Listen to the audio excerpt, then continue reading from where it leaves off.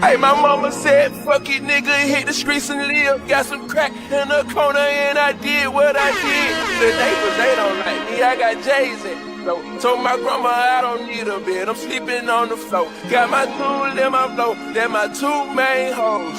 Me and all my walls stick together like the Zoes.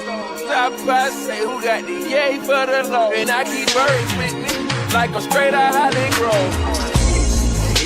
They itch for the paper. My fingers, they itch for the paper. I'm riding around the city and I got that calculator. I'm a motherfucking monster when they come to get that paper. Hey, my fingers, they itch for the paper. My fingers, they itch for the paper. I'm riding around the city and I got my calculator. I'm a motherfucking monster when they come to get that paper. I don't fuck with these niggas cause they shady. These bitches, they just wanna have my baby. Born in the 80s, crack baby. Mama, she was in the street, so guess who raised me? You motherfucking right, couldn't get it from my mama, so I got it off the block. Been working my whole life, but I ain't never punched the clock. 9 years old, I seen a nigga get shot. Damn.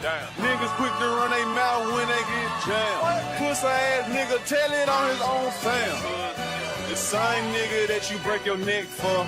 Be the same nigga that cross you out and wet you up. Supposed to be chasing money, but you chasing bitches. Real bosses don't talk, we just sit back and listen. Stack that paper up and then make boss moves. She like to argue, so I sent that bitch to law school. Keep it real with your dog, no matter what. Same bitch decline, she love you, she'll set you up. Out here in these streets, it ain't no such thing as love. The only thing I trust is this pistol and these slugs. It's the big dog.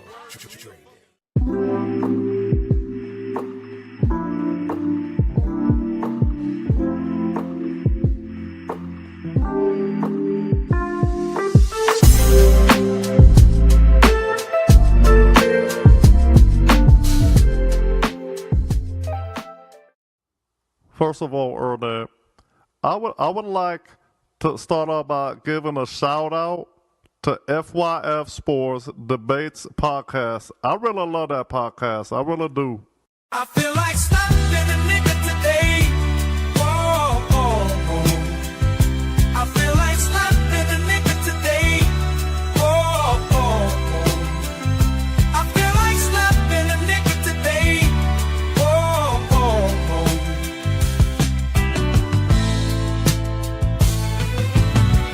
These motherfuckers on the road, where the hell they learn to drive. Jive turkeys at my job, about to get a cool, cold, mean five. Should've took the day off, might slap my boss. My own damn kids pissing me off, as if I hadn't had enough.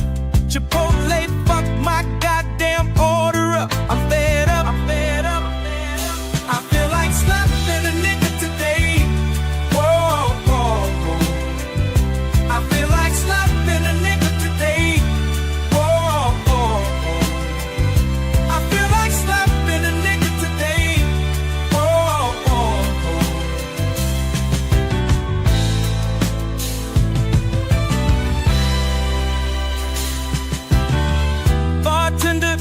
See me waving you down. This guy came after me, I was here first, but you serving him rounds. No, I bought the Uber here. My friends expecting me to buy it back tomorrow morning.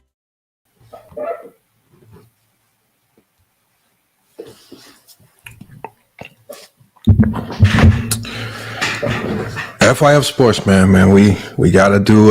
We had to do an emergency live. This is gonna be an open panel show. I'm not gonna waste no time. I'm gonna be dropping the link pretty quickly here. I think everybody knows why we here. And I think I did the same thing that everybody else did when they looked at their phone. And the first thing I said is real. Even though it said breaking news from ESPN, that's the first thing that I said because, you know, I had talked about it. I think A. Johnny had even talked about it. I said,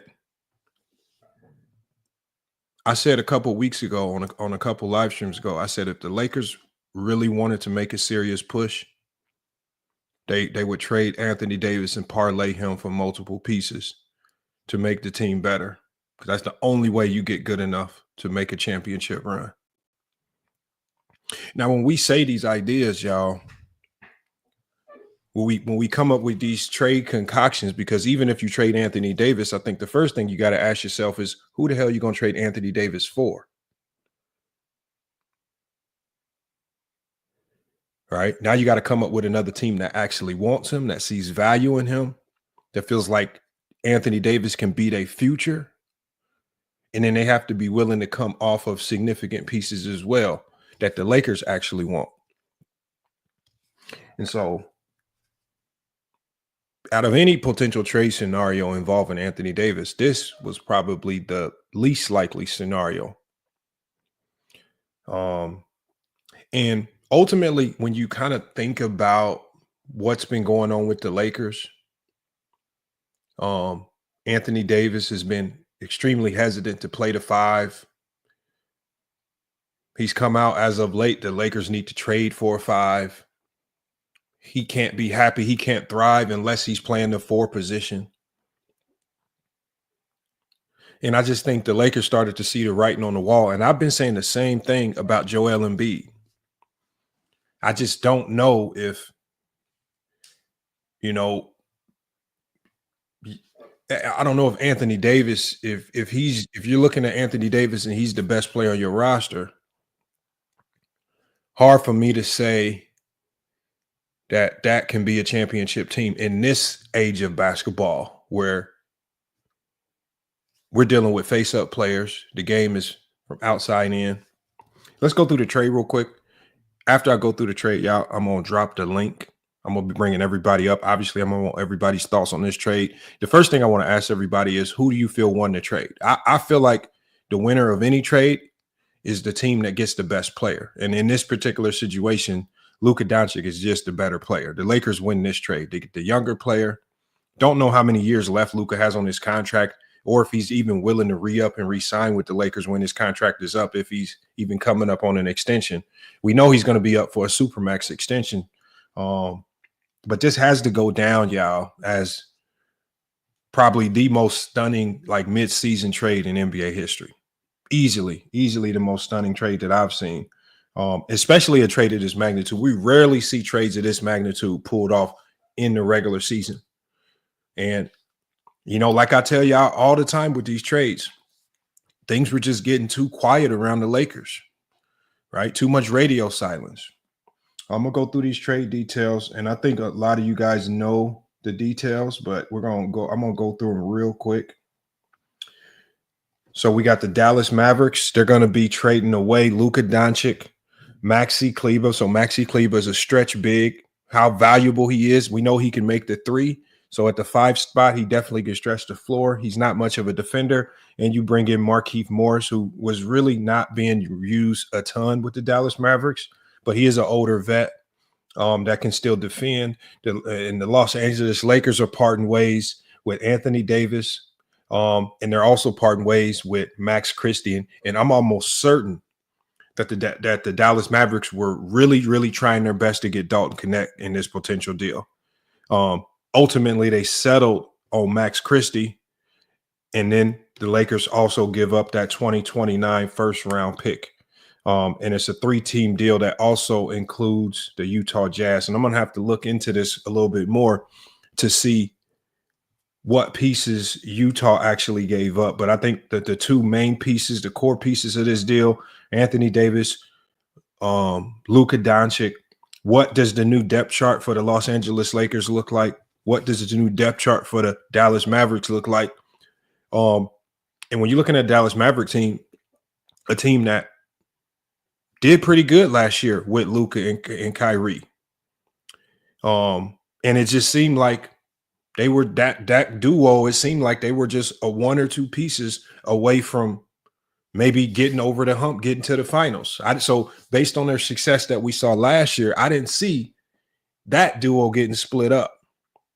So that's what surprised me with them based on their success. When you look at the Los Angeles Lakers, they've had significant trouble beating a team like the Denver Nuggets.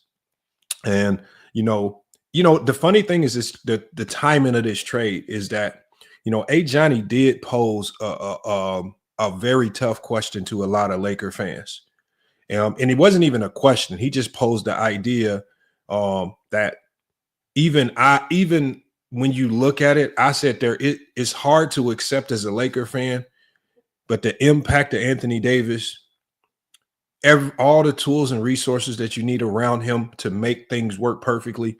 I just think that the Lakers were tired of trying to build around Anthony Davis to put that perfect big next to him. I think it was too hard. And then what you were getting back with the style of play, I just don't know, combined with others on that team, I don't know if it was really going to be a championship-laden team. So we'll now reanalyze this Lakers roster. Are they a championship contending team? Obviously, you got LeBron James, you got Luka Dončić in the backcourt. You talking about significant playmaking and scoring relief off of LeBron James.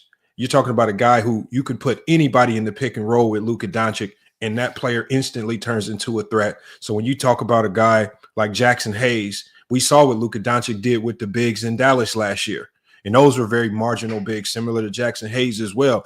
And they became instant lob threats. Derek Lively and Gafford, huge for the Dallas Mavericks down the stretch last year. And that was really due in part to what Luka Dončić was able to do out of the pick and roll. And you talk about one of the most talented players in the NBA right now, one of the most unguardable players in the NBA right now. And I think the only flaw in his game is his defense. And the Lakers, they give up their defensive anchor. They gave up what Johnny defines and what I define as their best rim protector, mistake eraser. But I think one telltale sign, when you get Dorian Finney-Smith and you have Rui playing like that, I think when we watched that Knick game tonight and we see before this trade happened, y'all, and I'm going to bring Johnny up, I called Johnny in the second quarter of the Knick game, and I said, Johnny, I said, I think the Lakers might be a better defensive team without Anthony Davis. I said, I think because when you look at how they defend with Anthony Davis versus without him, when you got guys like Vandy, when you got Dorian Finney-Smith, your switchability on pick and rolls, you still got the size to rebound. You're much faster on the perimeter. And with a team like the Knicks, like most teams in the NBA that are oriented around a perimeter attack, having a significant rim protector, yes, it's necessary, but this ain't the 90s. And that's no longer the gold standard of what you need to have a great defense. And I think to have a great defense in today's age, you really got to be able to get after it on the perimeter. Just like we saw tonight, the defenders out there, led by Dorian Finney-Smith and Rui. Rui did a hell of a job defending tonight, blowing up pick and rolls. They really stifled Karl-Anthony Towns, who was on a tear. They stifled Jalen Brunson, who was on a tear. LeBron was able to get off. The ball was moving, right? Without Anthony Davis in the game, what did we see? We saw a lot of 5-out actions. The paint is wide open. Austin Reeves was able to get off. Rui got off. Max Christie, who was traded, actually got off as well. But when you replace Max Christie's production with Luka Dončić, I mean, when you talk about highway robbery, I think the Lakers just continued that trajectory of just being able to finesse the NBA. How they finessed the Dallas Mavericks to this degree. Max Christie, you don't have to come off Dalton Connect. You almost essentially a straight up trade for Luka Dončić and Anthony Davis. And from what I'm reading and from some of the things that I'm looking at, y'all, I don't know if the Lakers are done making moves. They very well may be done making moves. But when you got contracts like Markieff Morris, when you got contract and Maxi Kleber, I don't think the Lakers are done making moves. I think there's another move to be made. This is easily one of the most shocking trades in NBA history. There's a whole bunch of, the implications of this trade are going to be crazy. And this is and when trades like this happen, y'all, all it does, and I'm about to drop the link, I'm start bringing everybody up. all it does is it just makes me double down on the fact that the NBA is the best league in the United States right now. And it's definitely, as far as American sports that have ventured outside of the US, definitely the top sport because of that. But this is crazy right here. So huge implications for Dallas. We got a couple people in the chat saying this is a bad deal for the Lakers. I don't see it. I think this is a great trade for the Lakers. This essentially makes them almost unguardable. If Luka is able to get healthy, and stay healthy, if Bron, when you talk, because the main thing is Bron has been great. Bron has been a hellified player, but Bron is he's run out of gas, right? Bron's only problem now is that he runs out of gas, especially in the playoffs, in the third quarter, in fourth quarter sometimes. And when he runs out of gas, AD is not the type of player where you can essentially just kind of give him the ball. He can attack from the outside in. He needs people to facilitate to him. And then you have a lot of people loading up on him. Now, if you run into the situation where Bron is running out of gas, now you're giving the ball to Luka Dončić, who's going to be a significant headache for defenses trying to defend him. And we've seen what Luka has been able to do single-handedly in the playoffs versus good defensive teams. Luka, we know, is thirsting to win a championship. And if he gets another championship, we know what it does to his legacy. We know that LeBron James is thirsting to add another championship to his belt. The implications for what that could do to his legacy. I think the LeBron James haters right now are all right now in war rooms trying to figure out what something else, because this is drastic right here. This is big time right here. And so as we proceed in this, y'all, and as we go throughout the week, you're going to hear a lot of bad basketball talk. You're going to hear a lot of banter about LeBron got AD traded. No, AD got AD traded. The Lakers made a great, and at the end of the day, who says no to Luka Dončić, right? Who says no to Luka at this stage in his career? And everybody has all the nicknames in the world for Anthony Davis. You know, they talk about how he's so injury prone, about to fall apart, everything like that. I don't care how AD got traded. I don't care who called the Denver Nuggets. I don't care how this trade got pulled off. You do not say no. And especially if you don't have to attach Dalton Connect to the trade. I mean, the way Max Christie was playing, you probably don't want to part ways with him because defensively he's been stellar. He's starting to make threes. He's getting confidence. He's looking like he can be an elite role player in the league.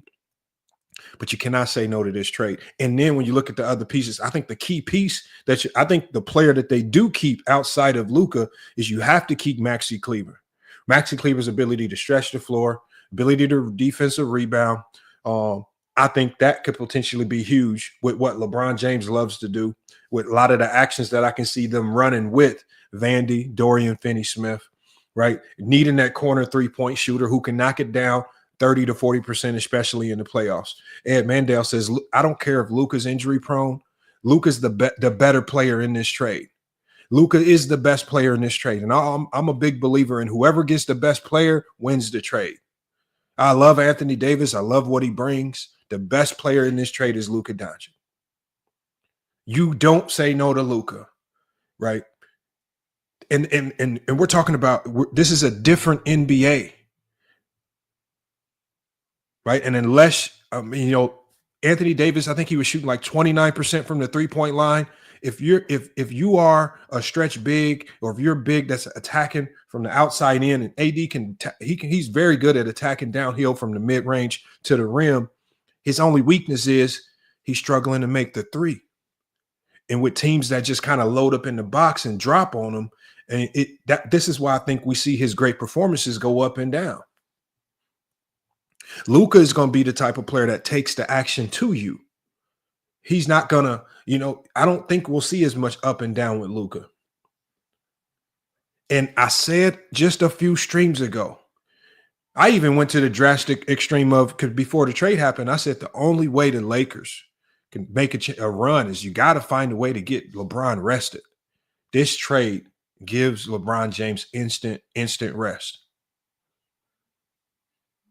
He no longer has to feel like he's the highest IQ player on the floor. He no longer feels like he has to be the playmaker making all the plays. He don't have to do all of that stuff. All right, but everybody, man, we got y'all here. I'm about to drop this link in the chat, man. Before I drop the link, though, and I know it's pinned up there, but it's a ton of y'all in here, a ton of new faces that I'm seeing in here. To support the channel, make sure you support the channel. Hit the Cash App to support the channel, please. Or if you have any direct comments that you want me, a Johnny, or anybody on the panel to address directly, you can drop it in the Cash App and I'll get to it immediately. And you can also do the same thing by dropping it in the PayPal as well. That's going to be getting dropped throughout the stream all night. The link to pull up, I'm about to drop it right now. And guys, the first question of the night to everybody, and I know it's probably going to be a lot of people trying to get in here. So once you answer your question, I'm gonna leave you on the panel. But if we got a ton of people in the back, I'm gonna try to bump people up and down so I can just hear from everybody, because I know everybody's gonna want to chime in on this particular topic right here. Link is in the chat, y'all. Let me go ahead and bring up Goat James Kingdom. Goat James Kingdom, man. Talk to us, man. All right, what's up? Bye, Anthony Davis. Bye. That's it. Gone. No more defensive liabilities. Bye. Gone. That's it. It's a wrap. Now the GOAT gets to play with a real basketball player, a real hooper, a guy who wants to play basketball 24/7. Oh, Lamont, this is great for the Lakers. This is great for GOAT James fans. We should be rejoicing right now. This is incredible. You know who's salivating right now? I'm not going to say too much because there's a lot of people who want to come up here and say a lot. J.J. Redick. He is salivating right now. You just gave him two of the greatest ball facilitators in NBA history. You know how great they're about to play? Oh, this is going to be phenomenal. This is phenomenal. Again, ladies and gentlemen, GOAT James. He does it all. He's the best player to ever play the game, and obviously the greatest GM. If you want to blame him for being the GM, go ahead. He just pulled off the greatest trade of all time. I said in 2023 that they should trade Anthony Davis away. Before that season started last year, I said, man, you should trade Anthony Davis now. Get whatever you can for him. I did never think they can get a Luka Dončić. This don't fall on Pelinka. This is all on Le GM, Le GOAT. LeBron James and Bronny James scored in Madison Square Garden. This is a great night for LeBron fans. Oh my God, this is great, Lamar. I'm just gonna sit back. I'm just gonna sit back and watch it. Yeah, all the haters are gonna show up and they're gonna have something to say. So we're gonna have some fun. All right? I just want to thank Rob Pelinka for not only getting rid of D-Lo, that trash guy, and bringing us Luka Dončić. Hello. We are rejoicing right now. We have no more D-Lo. I hear you. We hear you, Joe Young. Oh, we got fucking Luka, bro. And they not done. They gonna get Miles Turner. We gonna get somebody. We gonna get somebody else. Another big. We not done. All the haters. Hides of the field. Hold on. And I want everybody. Celtics. Give me your grade. Please. I need your grade for this trade. A+ for both sides. Because I don't think the Mavs gonna be back. Hey, like, Joe. Joe, you got some background noise, Joe. I had to mute you, Joe. You got something going on with your mic. They just got to stay healthy, bro. If they stay healthy, bro, if the Mavs going to be okay, bro. And we not scared of that smoke. We ain't scared of that smoke. Please bring us AD. Please bring us AD. We're glad to get packed the fuck up. You know what I'm saying? But the 80 pack in tonight, bro. The 80 pack is in tonight, bro. The 80 pack is hidden, bro. It's hidden. We ain't got to worry about that man being in the paint no more. Every time we go down, grimacing. We ain't got to worry about it. We ain't got to worry about LeBron putting all that miles on his body. He can play till he about 45. You know what I'm saying, bro? Like, he can do it if you want to, bro. Like, this does so many things, bro. This is what being an NBA fan is about, bro. Like, there ain't no NFL, ain't no baseball shit comparing to this, bro. How? Like, bro, I dropped my phone when I saw it, bro. Underdog, it dropped in my phone, bro. That's what I'm saying, Bro, they traded. Hold on, SB. Hold on, SB. We're gonna let me finish up. Let me wrap up. But we're not done. Yeah, wrap up. We want all the smoke. We definitely making the finals. If not this I year, doubt it. We gonna beat the Celtics. We want all the Celtics smoke. I really hope a Lakers Celtics 2025, 2026 finals happens. Jason Tatum, we're gonna send your ass home crying to your mama. Go James is the GOAT, bro. We got it, bro. They need to sign John Wall. I'm a John Wall fan. Sign John Wall, bro. That's my only request. And y'all gotta I'm bleeding that purple and gold, bro. Sign John Wall. Y'all need another playmaker. Hold on, y'all. Let me go. John Wall, yes. Don't sleep on John Wall. He's Hold on, y'all. Hold on, Kenny Mac. Hold on. Let's not talk about John Wall. That's his thoughts. We talk about that later. Let me go to rebranding. Rebranding. What's your thoughts on this trade? How do you grade it, and what are your thoughts?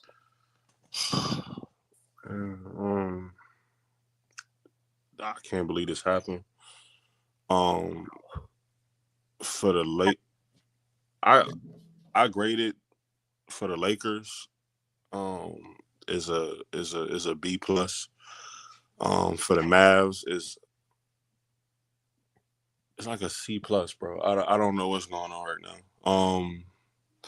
But just kind of looking at the reports, I guess they're saying that the Mavs were kind of, I guess, frustrated with Luka's conditioning and things like that. And plus he's going into, I think this year he could sign a supermax. I think there's like 2 years left on his contract. After next year is a player option. Yeah, I don't know what the fuck is. I don't know what the hell is going on right now. If I'm the Lakers, I do this trade 100 times.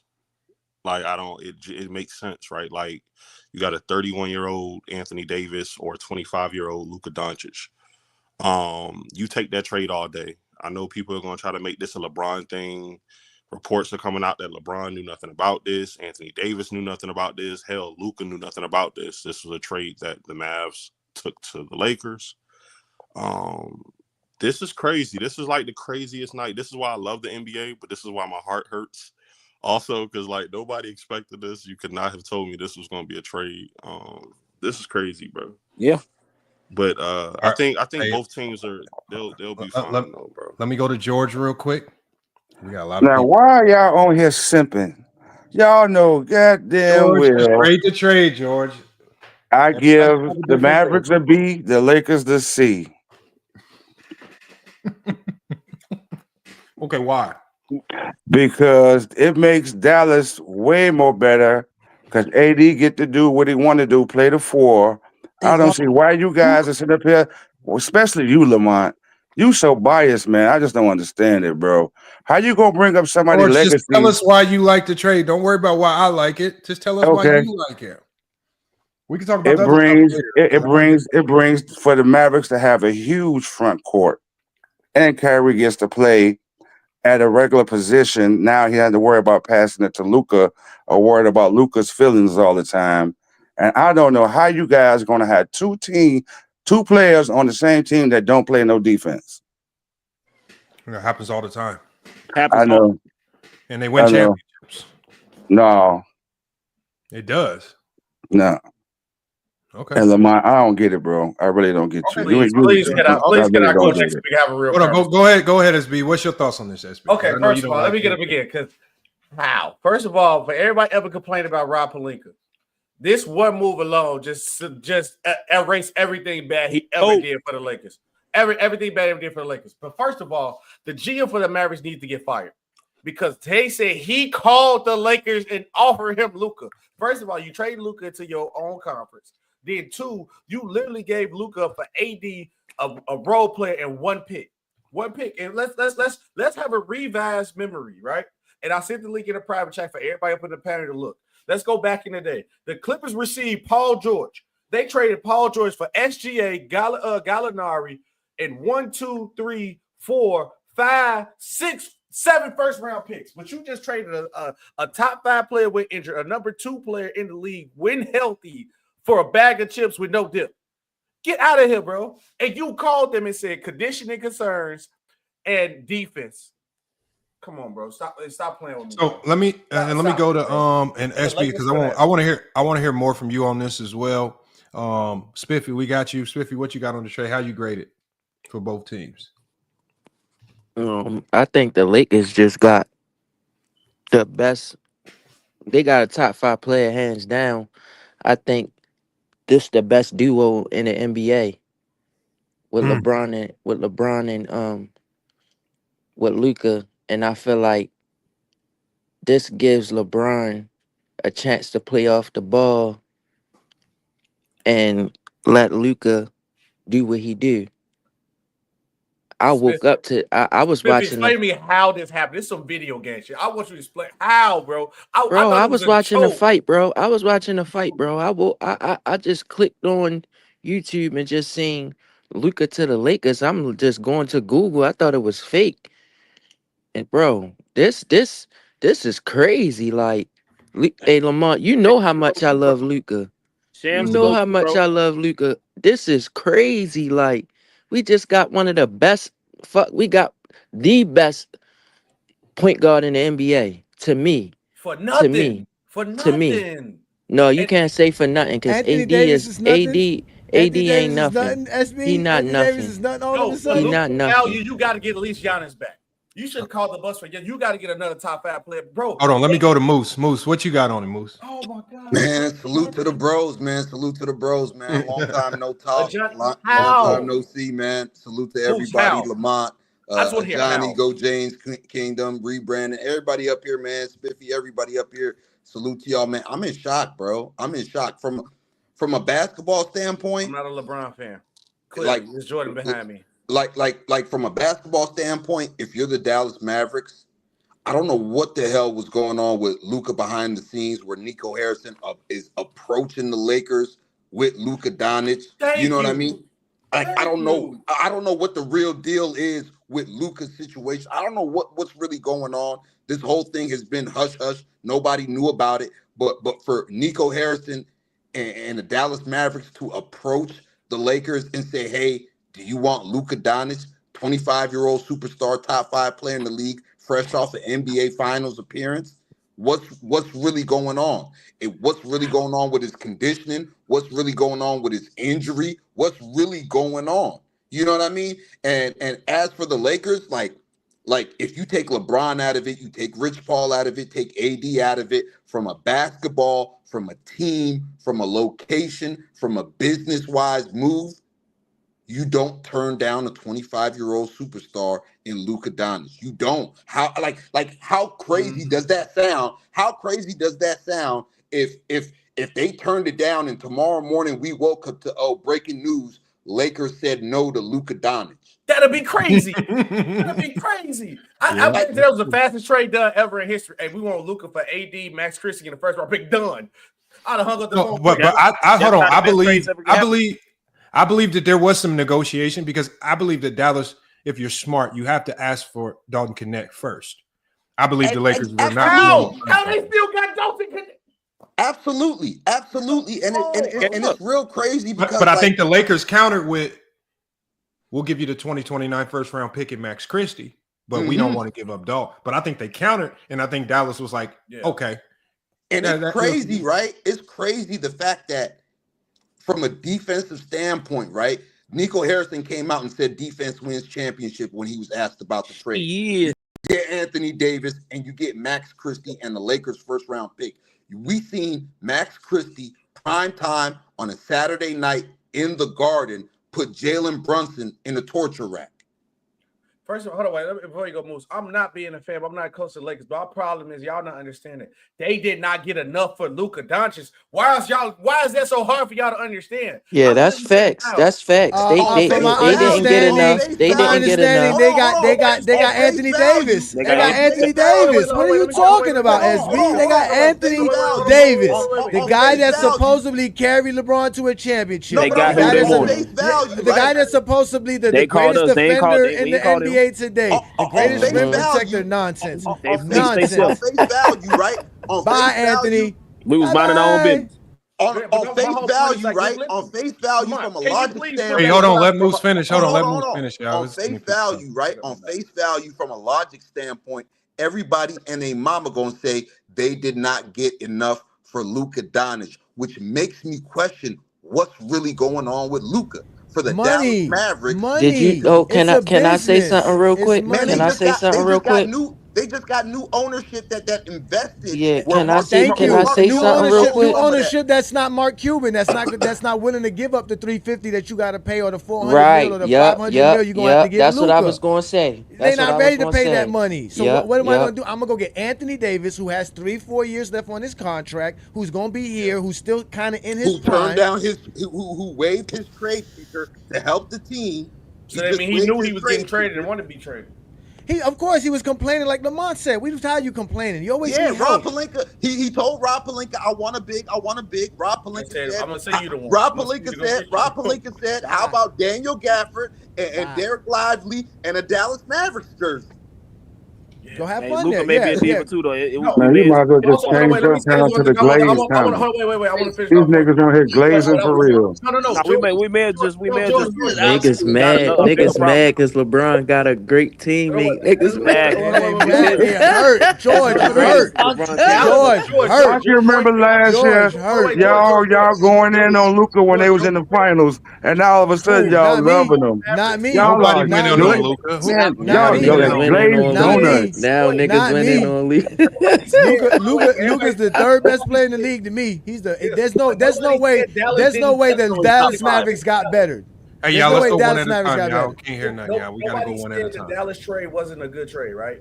Because it was good. All we're saying is that from what we see and from what we see other stars that get traded for, they did not get enough for Luka Dončić. And I literally, for everybody on the panel, go click that link that I put in the private They chat. got what they wanted. But they did what you wanted, but you still, for a player of that caliber, bro. Nah, You they called him. They called got him. AD. And I think that's SB. a once in a lifetime type of player. No, but And SB, he's I in think his what you prime at forgetting, 25. SB. But what you forgetting, SB, is You got one pick, Lamont. once that front office, once that front office has their eyes set on the player, and they 1000% believe in that guy, they'll trade for him and give up whatever they need to give up if they feel like that's their guy. And there's a ton of people. I mean, Anthony Davis is still a top 10 player in the league. Facts. Like, no matter what his weaknesses are or what his fit is, he's still a top. So you traded top 10 player for top 10 player with other pieces. And it's just what you value. Facts. That's facts. So, all they did, Dallas sees something in AD that they feel like they can exploit, that they can capitalize on, because you don't make this trade if you're Dallas unless you feel like it can help you win. You're really sold on Anthony Davis. Yeah. Yeah, they're sold on him. Now we might not be sold, but I'm sure they talked to Kyrie, and I'm sure there was other people that they talked to about this. And there was a lot of people, including the coaching staff, that was sold on this move. I didn't. And Lamont, you know, Jason Kidd. They talked to Kyrie, but nobody talked to LeBron. No, they didn't. Y'all are straight Lamont, glazers. you know, Jason Kidd was on that championship team with the Lakers. Hey y'all, I couldn't hear Spiffy. Y'all go ahead, Spiffy. You know, Jason Kidd was on the coaching staff when the Lakers won the championship, so he coached AD already. Absolutely, So, they got relationships. Nico Harrison, Jason Kidd, Jared Dudley, like they got a relationship with Anthony Davis, and he's surrounded by two good fives with Derek Lively and Daniel Gafford. AD could play the way he wanted to play. but it's no way that you give up Luka Dončić. That's crazy. One pick in the. It's absolutely insane, bro. Absolutely insane. It's like, hey Lamont, They still did not get enough, bro. Hey Lamont, it's like they just gave LeBron another couple rings. I ain't gonna lie. He's borderline. Y'all going back to the bubblegum machine? 12,000 points already. 28, 8 and 8 at the age. Hold on. The next question for everybody here is: Yeah. Will LeBron take a when back? you look at the Lakers depth chart, and I'm gonna tell you the depth chart, or at least the starting five and the sixth man for the Lakers and the Dallas Mavericks. And I'm gonna ask everybody: does this sound like a championship team? So for the Lakers, their new starting lineup is probably gonna be, just looking at what they have left. You're looking at them two white. Hold on, you're looking at Luka at the point. Yeah. Austin Reeves. Yes, at the two. Daddy, yeah. You got Rui at the 3, Bron at the 4, Jackson Hayes at the 5, and your 6 men, your bench guys are going to be Vanderbilt, Finney Smith, and Gabe Vincent. That's what you have And then you also have Dalton Connect as another bench guy. And then And what they Bronny. also added, hold on. They've also added Kleber. in the trade, they also added the shooter, Kleber. best shooter, Kleber. Maxi Kleber, and you got Markieff Morris. Nah, So that's your. Mark gonna stay his ass on the bench. So those are your rotational guys. For Dallas, you got at the point you're gonna have Kyrie. At the 2, you got Spencer Clay. Dinwiddie. Clay at the 3. PJ Washington. No, you probably have Anthony Davis at the 4. You move Clay to the and you 2. hold on one second, man. Hold on one second. I'm just reading off the names. You can mix them and throw them wherever you want. So you got Kyrie at the PG, Dinwiddie at the 2, Clay at the 3, AD at the 4, and then you'll have probably Daniel Gafford or Lively when he gets healthy at the 5. And I don't know if Lively will be back this year. On your bench, you got Dante Exum, Max Christie, Najee Marshall, and that's probably the depth. That's probably the PJ Washington. You have PJ Washington. LeBron James and Doncic, yo. Look, like So hold on one second, Frank. So y'all thoughts? Let me start, Frank. I'll start with you. Yeah. Are any of these teams like legitimate championship contenders now? The Lakers for sure are if they make one more trade. Yes. One more trade? What? For sure are. No, they need to Just need a big man. You just need one big man. I don't need that. Big man. We about to dominate. Be keeping it out. Miles Turner. Miles Turner might be a Laker too. I was just gonna say Miles Turner. They got to get after Miles Turner, and they got to get. How? Shit, I'll take Brook Lopez at this point. Frank, hold on. I'm trying to get to everybody. Frank, Yeah.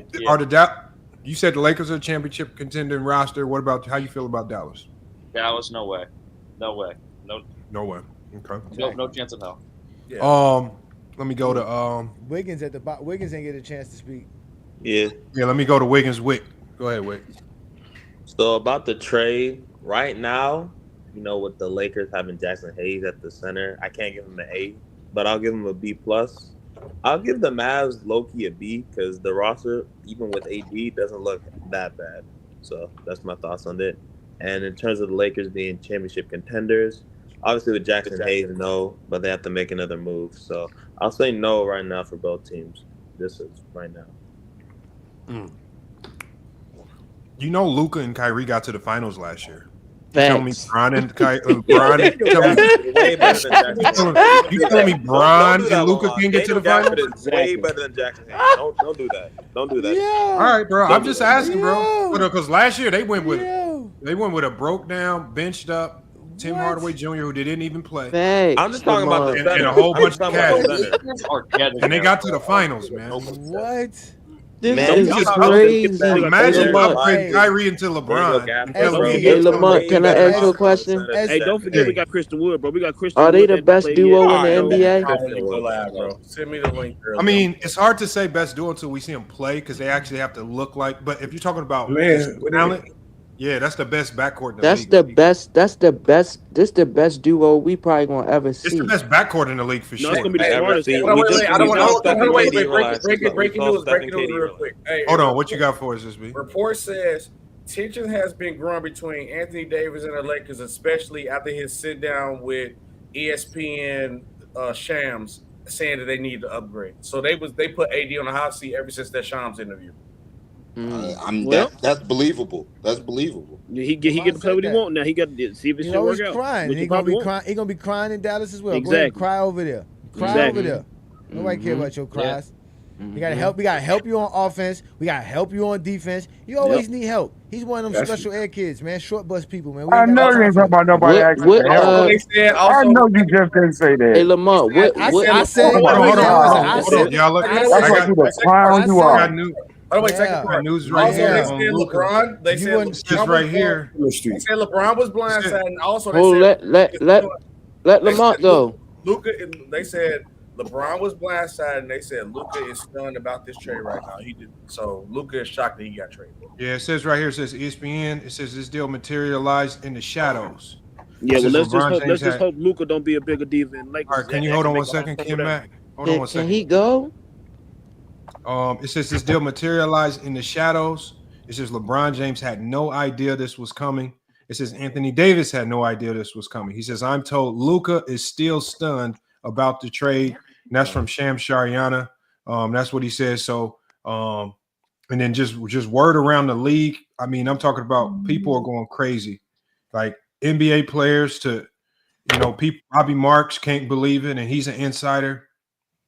We got Sam Venice. He's saying that the Lakers would definitely guarantee Luka a 2+1 extension this summer, but not the 5-year extension. Best way for him to maximize his money. But yeah, everybody's surprised for the most part. Did you see the reaction of the Phoenix Suns fans tonight? Hey Lamont, where's the Lakers in the standings right now before Luka? Fifth. 5 seed. Luka is going to leave and go play with the Joker when all y'all get through playing around. Bro, can you stop throwing salt on the parade? Can you stop hating? Another stat, right? Damn. The Nets. Remember the Nets. The Nets when the Knicks traded for Mikal Bridges, they got 5 first-round picks. The Jazz got 4 first-round picks. I put too much value on picks, but Luke, what you mean you put too much value? You put too much value. Yeah, but no, the problem, SB, is they weren't trading superstar for superstar. Facts. This superstar for superstar. That was just a whole bunch of random players for star. So of course you got to this is superstar for superstar. When you go top 10 player for top 10 player, what about the Paul George one? You got to pick the right pick, bro. SGA wasn't a superstar then. No, he wasn't MVP. He wasn't MVP. He was like, oh, he got a potential to be an all-star. Max. Yeah, but that's still, even with his contract, he's still just he hadn't even looked like an all-star yet. Yeah, he was still a baby. He was a baby.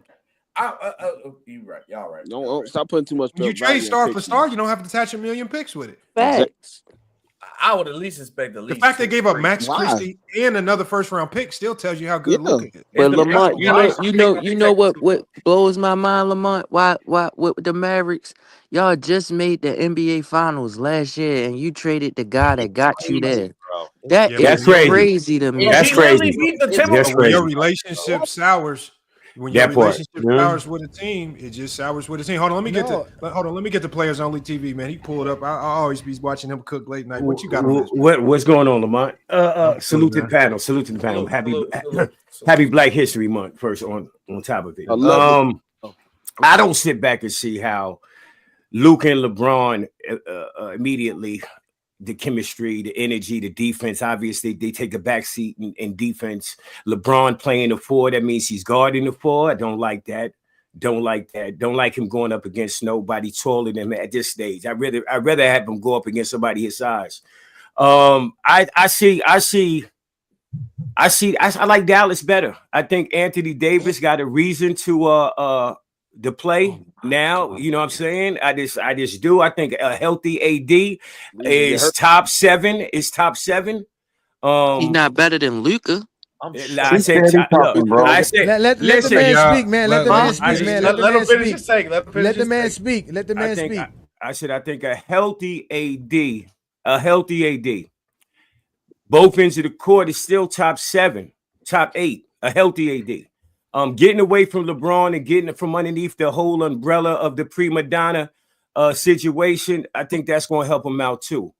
I think the relationship was ruined, like y'all said. I think that them not exposing the deal to LeBron or Luka allegedly, I think that's going to fuck with the chemistry too. I just don't see how the Lakers get better off the back. They got smaller. And LeBron is going to have issues with 4s. That's just what I think. Welcome to the non-Glazer community, bro. Welcome. He's been guarding 4s all year. You know, Luka's like 6'10".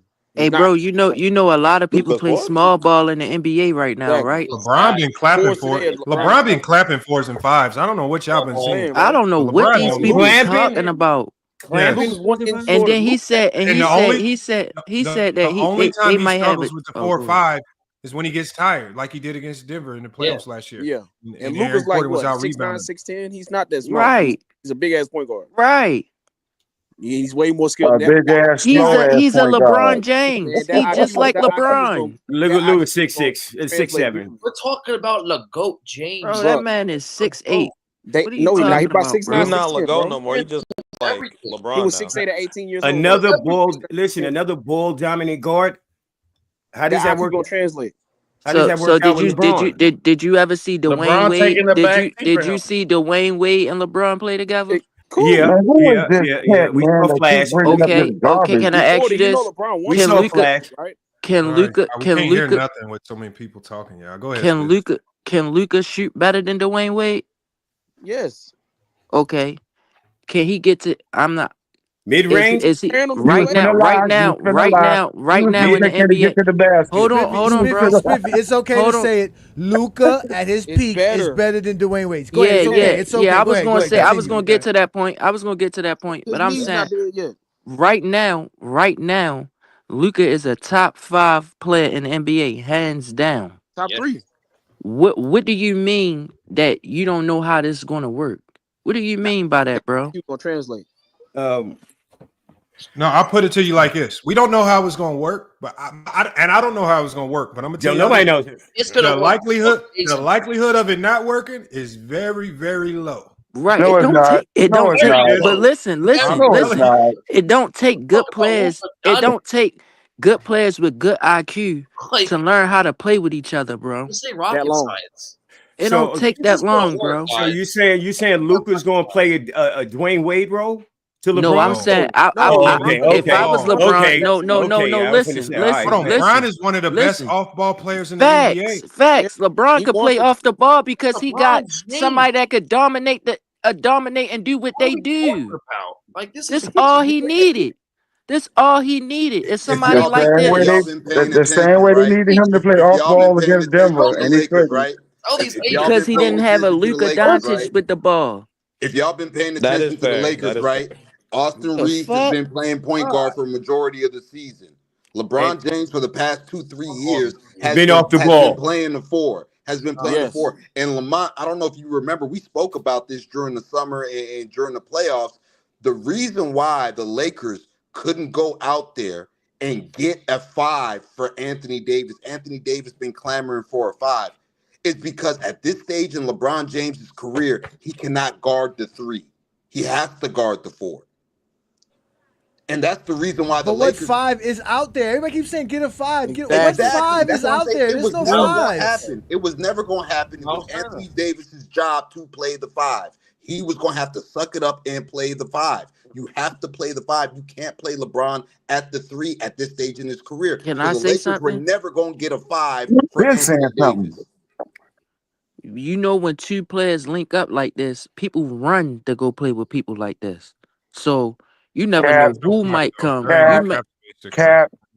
Okay. Yeah, Kyrie and KD, Luka. Okay. They had everybody signing to him. Okay. Can I ask Lamont a question real quick? Hey, Lamont, Yeah, something just popped up my feed. I didn't know you a bully. What'd I do? I don't know. Somebody made a laugh. It's about the video I told you about earlier today. Nah, look, man, I did a little. I did a spoof video. They getting in their feelings about a spoof video, man. I didn't even watch they live. That's what they do when you zesty. You get in your feelings. But let me ask y'all this. Let me ask y'all this. Is Lamont and I the only 2 people up here that think the Lakers defense actually got better? Y'all don't want to be glazing the most. I think they got better. I think they got better. Hold on. Hey Johnny, before this trade happened, hey Johnny, what did I call you and say? This was during the Knicks game. Yeah, you told me when you called me, you was like, yo, and I told you don't go make a video because I'm gonna make a video. Remember, I told you don't go make a video. And their defense has looked great without Anthony Davis. Because they honest. Without Anthony Davis on the court, LeBron James showed you how you anchor a defense. Around and playing hellified rim protection is not the only part of defense. So they saying their defense is gonna get worse is not true. I don't need to protect the rim if you can't get to it. Exactly. Bro, if you watch the Lakers play without Anthony Davis, they're flying around out there. Yes, they switch. They actually called stuff on the it's true. And they don't have to worry about wild, man. Y'all, this is the best thing that could ever happen for LeBron. Let me ask you a question. Hold on. Can I ask that one question? Go ahead, George. Who's the better team, the Knicks or the Sixers? The Knicks. Knicks. And what did the Sixers do without Joel Embiid? They cooked them. Come bro. on, man. Why y'all keep doing this to yourselves, bro? Anthony Davis not the best What player. are y'all doing to yourselves, Okay, bro? So George, by that logic, if by losing to a bad team, if it makes you a bad team, then that means the '96 Bulls were the worst team in the Oh, league. here we go. We ain't talking about the Bulls. Oh, Zesty Jeffrey. That logic, I'm just using your I didn't logic. hear what team he lost to. What team? I'm just telling you how illogical that is. That if you lose, Let me ask you a question, Lamont. If you lose When you to a first bad opened up team, the show, you said that LeBron and Luka's legacy and all this stuff, but you never mentioned Kyrie's and Clay legacy. Like they not gonna step up and try to win something. Now I'm just saying, what this is what Lamont does. Hold on, George. You a hater, they don't have the ability to do it, George. You think Kyrie Irving's going to lead the team? Why do you care about what I say, George? Who here You are the leader of the show, and you never show a biased side to the other team you're talking to. But you're not being realistic. For the Lakers. Luka is the reason that they got to the goddamn finals, not Kyrie. Okay, who here besides Who's George? the boy with the 12-year-old voice, man? What is he doing? Who here besides George think Kyrie Irving and Anthony Davis could lead a team to a championship? Not me. I don't. Not me. Not me. George, Not you me. think Kyrie and AD can go to a champion, go to the final? I said Kyrie, AD, and Clay. He said Clay. He said Clay. Yeah, they got Clay. They got Clay. That helps. Brag about 15 points. It help a little bit. Clay help a little bit. Clay help a little bit.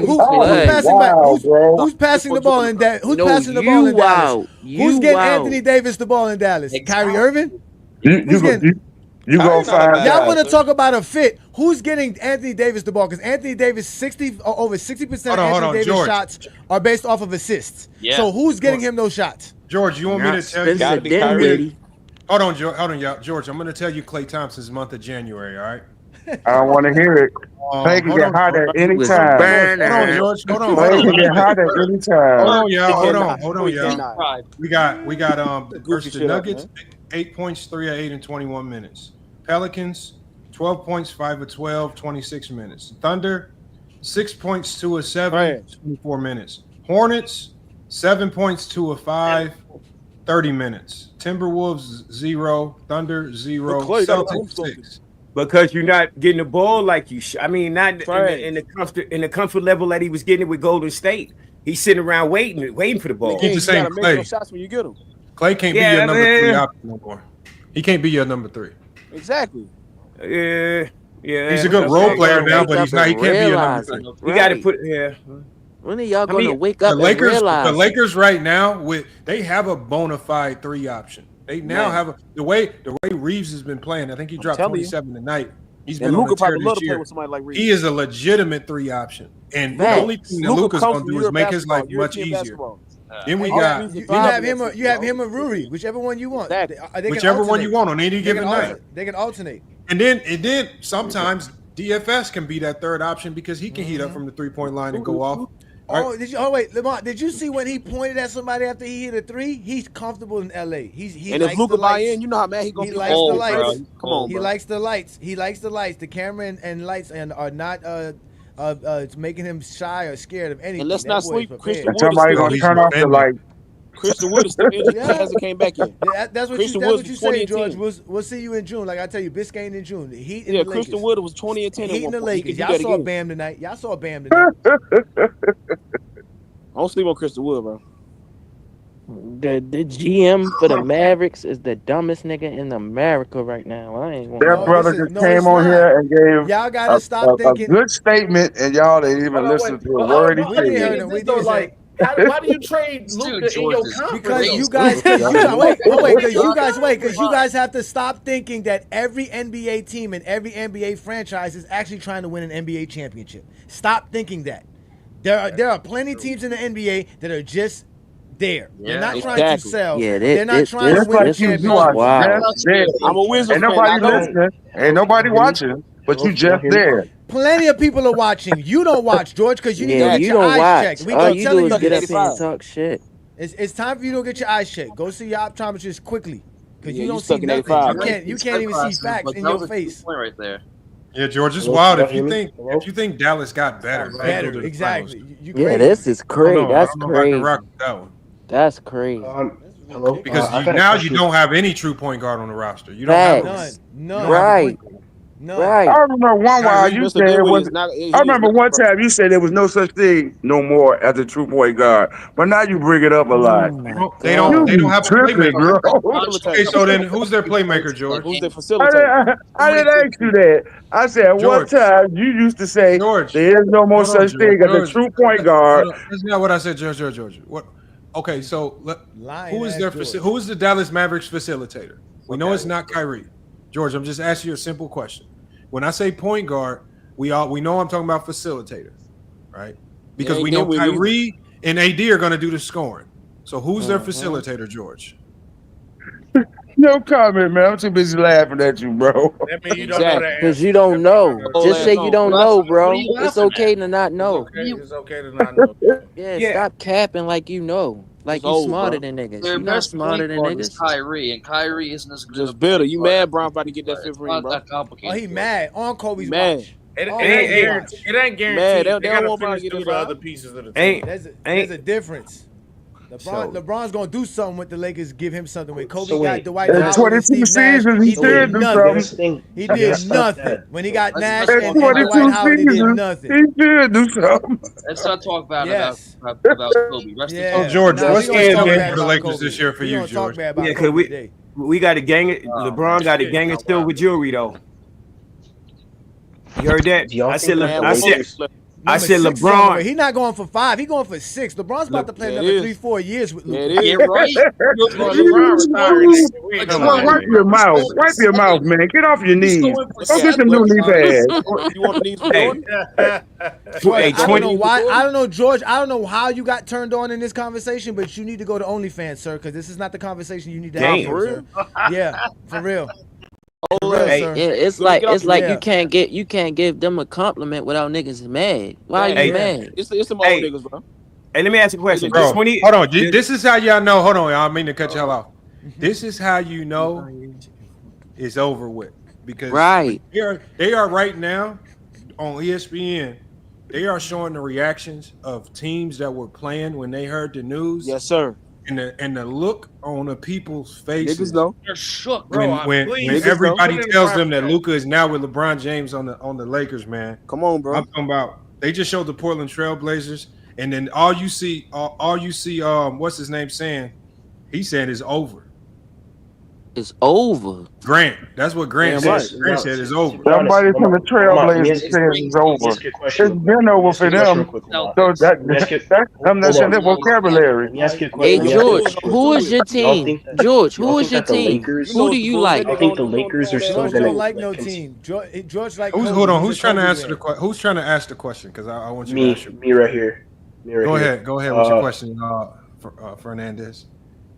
Do y'all think that the Lakers are even gonna keep LeBron? Yes. Because honestly, I think, in my opinion, I think that this is a signifier that I can't believe this. they're showing that the whole LeBron and AD experiment hasn't worked, and I think that they're gonna trade.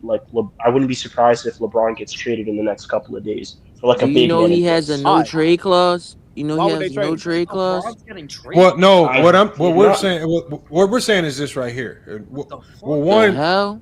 we know that LeBron's not getting traded. So that's Wow. it's just Yeah. it's I just just think very Be LeBron unlikely. realistic. Two, Two. He's selling nowadays. Like, You just thought this trade was unrealistic. I mean, I gotta kick people now. Bro, be Too many realistic, bro. All right, we got come on, y'all. We're trying to go one at a time. All I'm saying is,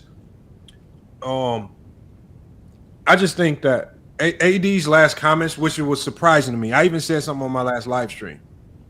I said, "There's people running around like Chris Broussard. They're trying to say that LeBron keep asking for more help." I said, I ain't heard LeBron ask for nothing.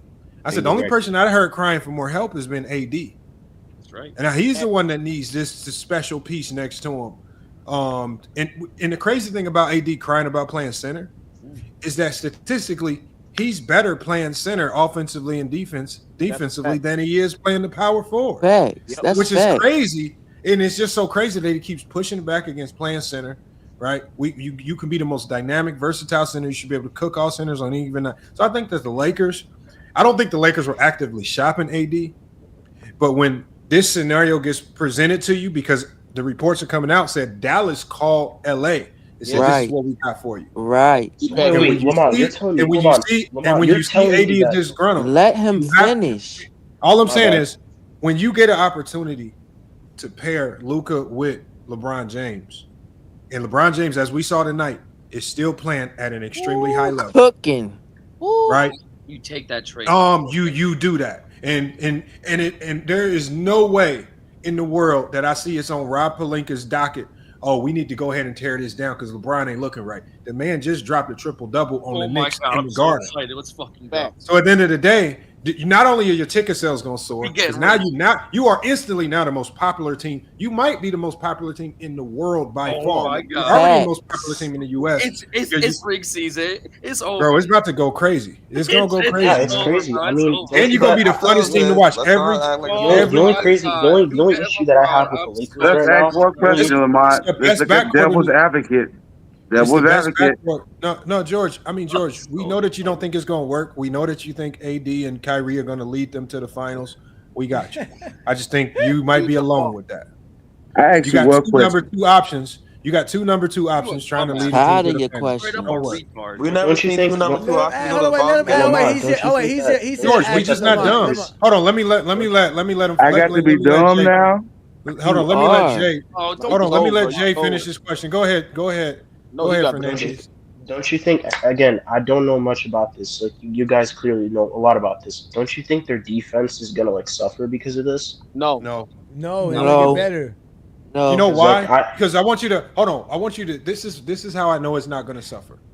All you're doing, based on what we saw tonight, all they're doing is they're taking out Max Christie and they're putting in Luka Dončić.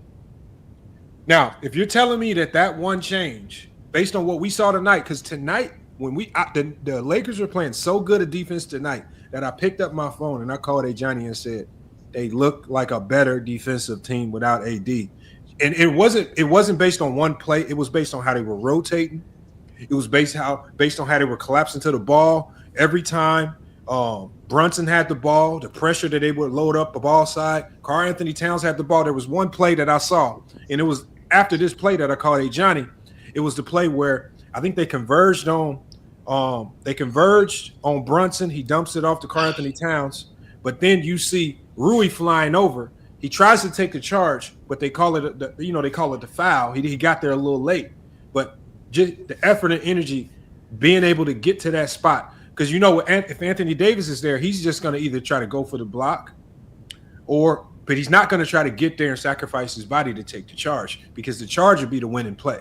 The blocks that don't really scare anybody at the rim no more nowadays. Guys are just too good at scores, but ability to get outside the lane lines and take charges. When I saw that energy, I'm like, They defend better without AD, and it to me is so hard, bro. It's just a fact. But now you got that same defense because you still got Vandy, elite defender. You still got DFS, elite defender. You still got Bron, who can be elite at times, right? I think Reeves is an underrated defender. People just don't give him credit because he's white. And I think you start building around that and building off of that. Ooh. I mean, so wait, Lamont, watch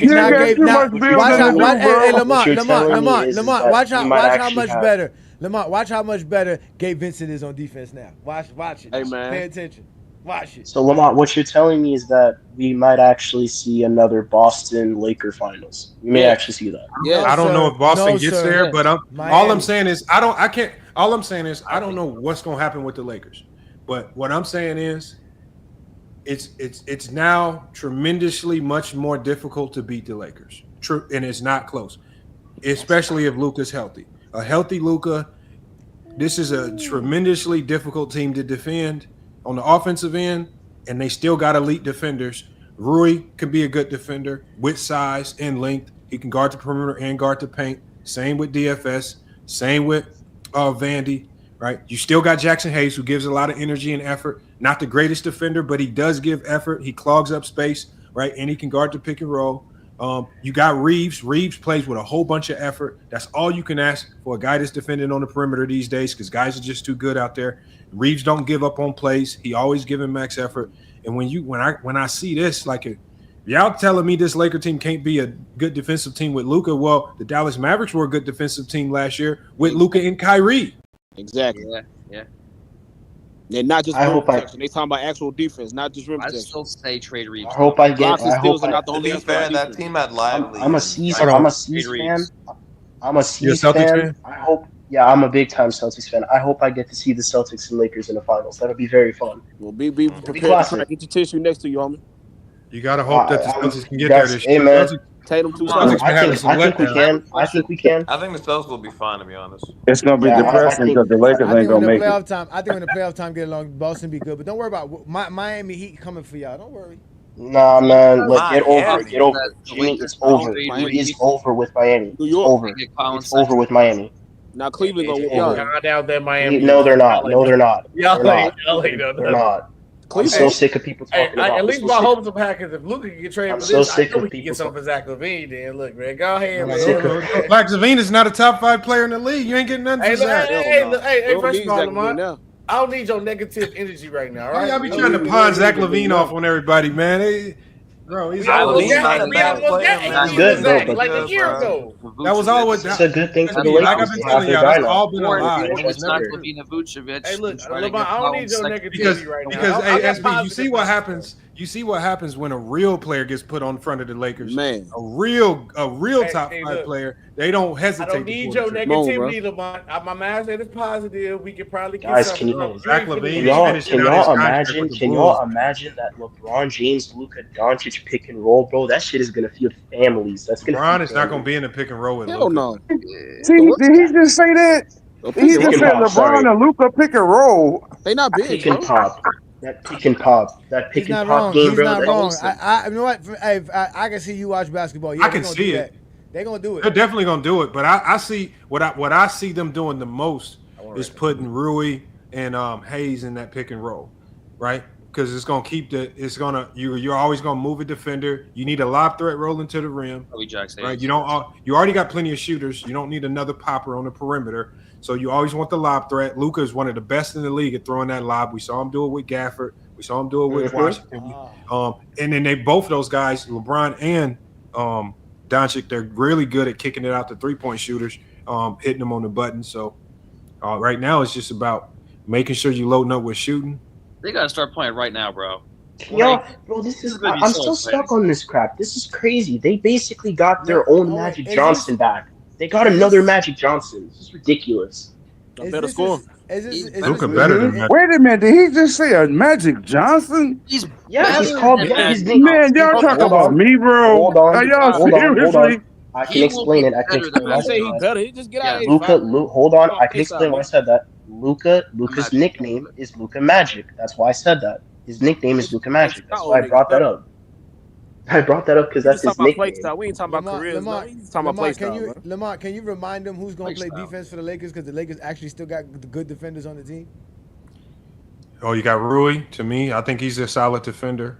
Vandy, elite defender, perimeter and in the post. DFS, elite defender, perimeter, pick and roll, and the post. Vincent can defend. Yep. If you don't put him in too many funky situations and drop coverage, he can defend. So I like him. I like Austin Reeves on the perimeter as a defender. I like Reddish. I think Reddish can defend in spot minutes when you're not asking him to do a ton. LeBron. And then Bron. I think Bron is. I think LeBron is an elite defender in moment. I don't think you can ask LeBron at 40 years old to be an elite defender for an entire game. But I know when you need him in the fourth quarter to get stops or to take out an elite player, LeBron is really good in possessions at blowing up plays and stopping elite players. And Luka, I mean, at the end of the day, what did everybody credit Luka with during the playoff run? He was playing better defense. Yep. So I think even with with a good team around him and with a reason to play, we've seen Luka play decent defense. So damn, we got Young African came back. Young African, man, we got to drop the link. Popped up in the Africa popped up. I thought Young Africa signing, man. But wait, I just thought about something though. How y'all think Luka not gonna buy in? That you don't think Luka pissed that he got traded? And he didn't. He may be a First dealer, of all, bro. You never know. Luka's favorite player of all time is LeBron James, sir. So let's leave that alone. I think this is. Oh, sorry. No, I'm gonna get up out of here, Lamont. I'm gonna get ready for tomorrow's sermon. Again, Go James Kingdom 12 noon. We're gonna be doing the Lord's work. We just exorcised the demon from the Lakers. Ladies and gentlemen, here You're gonna be comes preaching to Luka. yourself as usual. Stop crying. His prayers George, have what's your been beef with answered. it, Johnny? And bro? George, you'll be watching as usual. Trust me, you'll be watching. Have a great day, His sir. prayers Enjoy. have been. I'll be washing Peace. my car. I just think, honestly, like what this is gonna go down as one of the biggest f ups in Dallas Maverick history. I think so. Bro, they It'll be traded Dirk. They traded Dirk in his prime. They literally just traded Dirk in his prime. I also still think that moves are definitely still coming. I think the Lakers will probably trade Reeves now.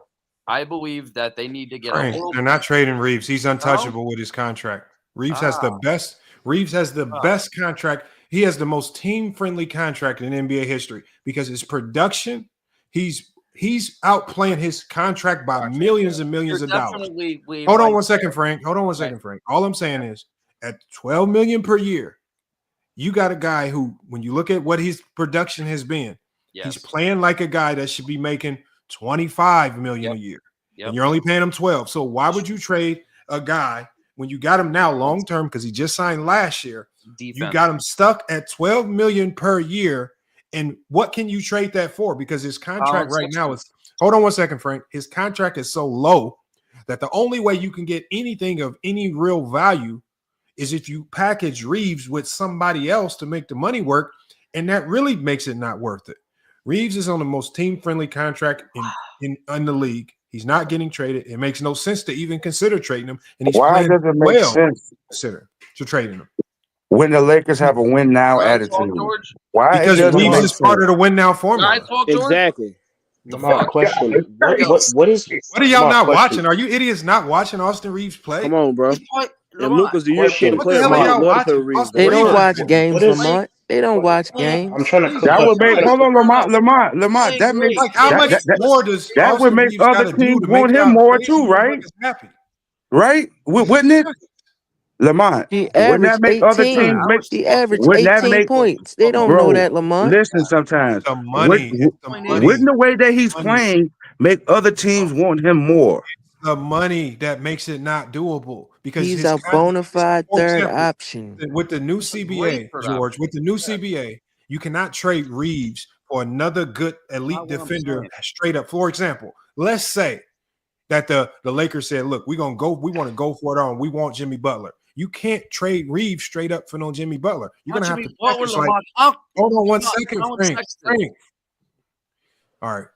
First of all, y'all, we're talking about the business of basketball. It starts with the money. If the money don't make no sense, there's absolutely no trade happening whatsoever. I mean, It's the business of basketball.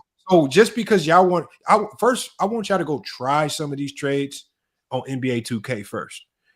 I want you to see that they don't even work on a video game first, and then actually go study the CBA and see how these trades. The money, Reeves is not going to get traded because he's outplaying his value. He is the best, most team-friendly contract. That would be like the Warriors trading Steph Curry when he was on that team-friendly deal, and they were building around Steph Curry. Why would you trade a team-friendly contract? You don't do that. You keep. What about a good player on the rookie deal? Like, you know what I'm saying, Walker Kessler, or like a young big like that. Shams already came out and said the Lakers can't do business with the Jazz on Walker Kessler because the asking price has been too high. Okay. Because they're probably asking for Reeves. You're right, Danny Ainge. Lamont, question. I have a question about a player's contract. I'm trying to cook up here for the Lakers. I could be completely wrong. I don't know what his contract looks like. What is Herb Jones' contract looking like right now? Is that too expensive? I don't know. If his contract is too expensive, like maybe they could make a move for him. Right now, today, Austin Reeves is a far better player than Herb Jones today. Fuck yeah. And it's not close. Well, I'm not going to downgrade for another defender when I got an elite scorer and a guy who gives me a whole bunch of energy and effort on the defensive end. For a Herb Jones, who you haven't seen one Herb Jones highlight all year.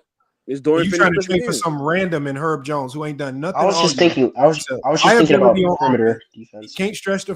Hold on. He's the same thing. You got plenty perimeter defense. You got Vandy. You got DFS. You got Gabe Vincent. You got Rui Hachimura. How much more defense you need? You're gonna need people to score the ball when it's time to score the ball. And one thing Rui can do is he can score the ball with the best of them, and he can do it on limited touches. We know Herb Jones can't score the ball like no Austin Reeves. Yeah, we just need a backup point and the actual big. So that's really all I think Lakers need.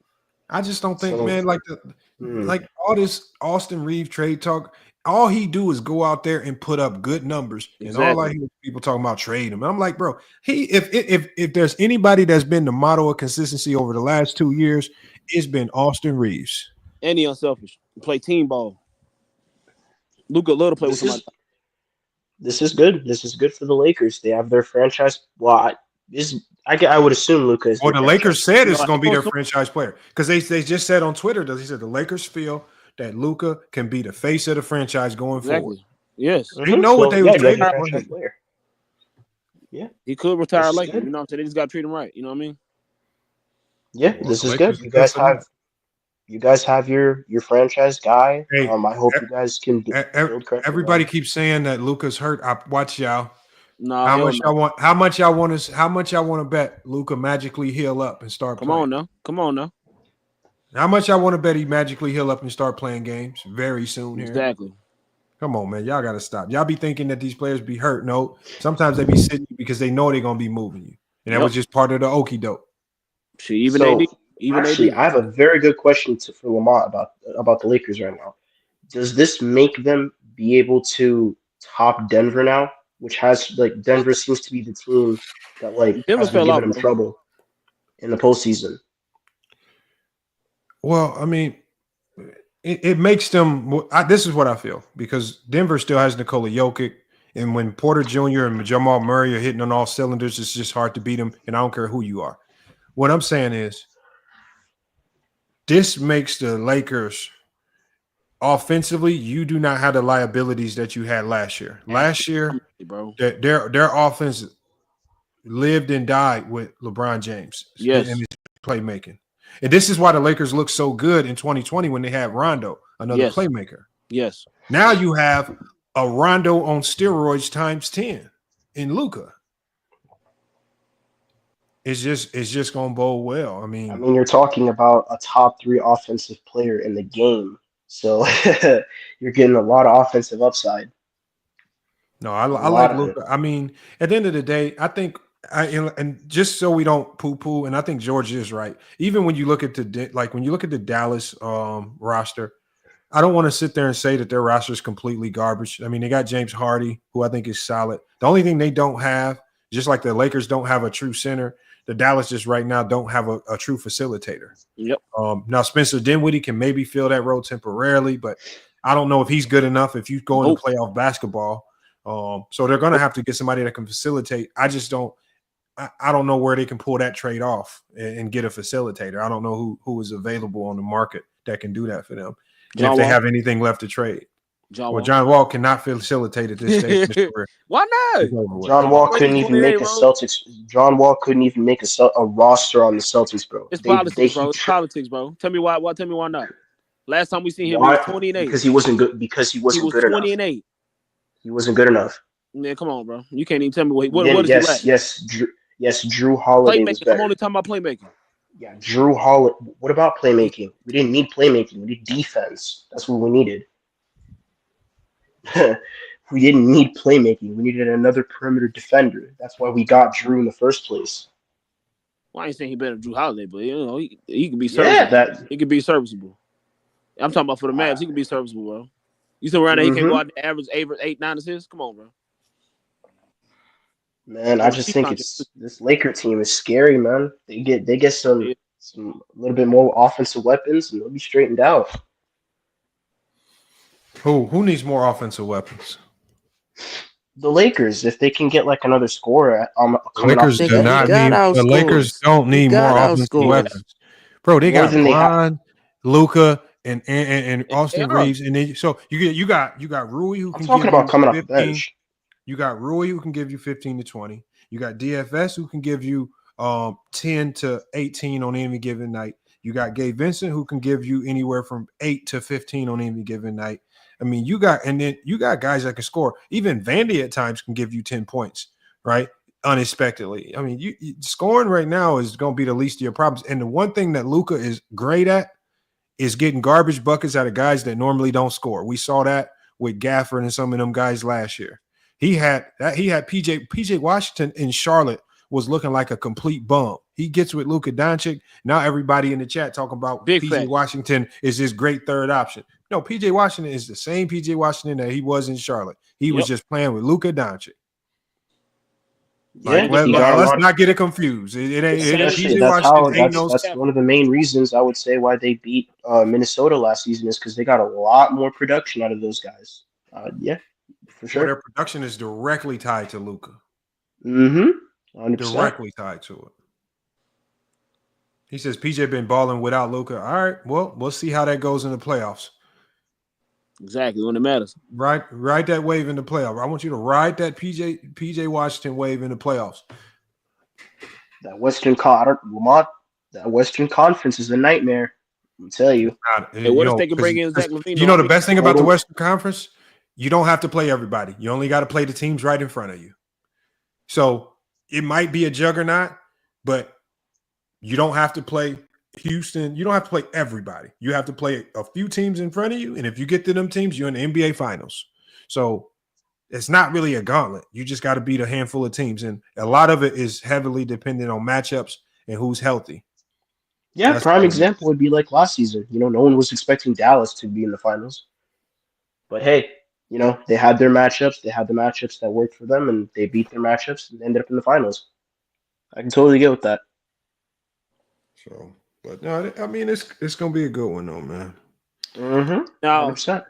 and this also answers the Lakers did need just a one-on-one score. Like that was the only thing they really lacked. Like in the half court, just that. Well, you talking about a guy? Now you're talking about a guy that can go get you a bucket late game anytime, and that's Luka.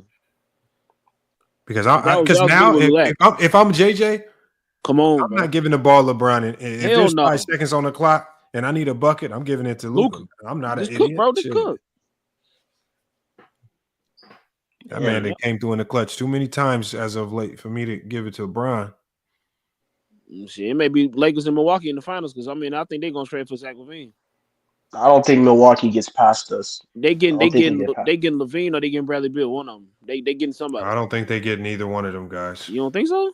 No. Nah, I think Milwaukee's sticking to what they have now. Aren't they screwed cap-wise? You think they're gonna keep Chris Middleton? He can't even stay. I mean, but the reason why the only reason why I'm saying this is because the new CBA is making these trades extremely hard. And Jimmy Butler's making a ton of money.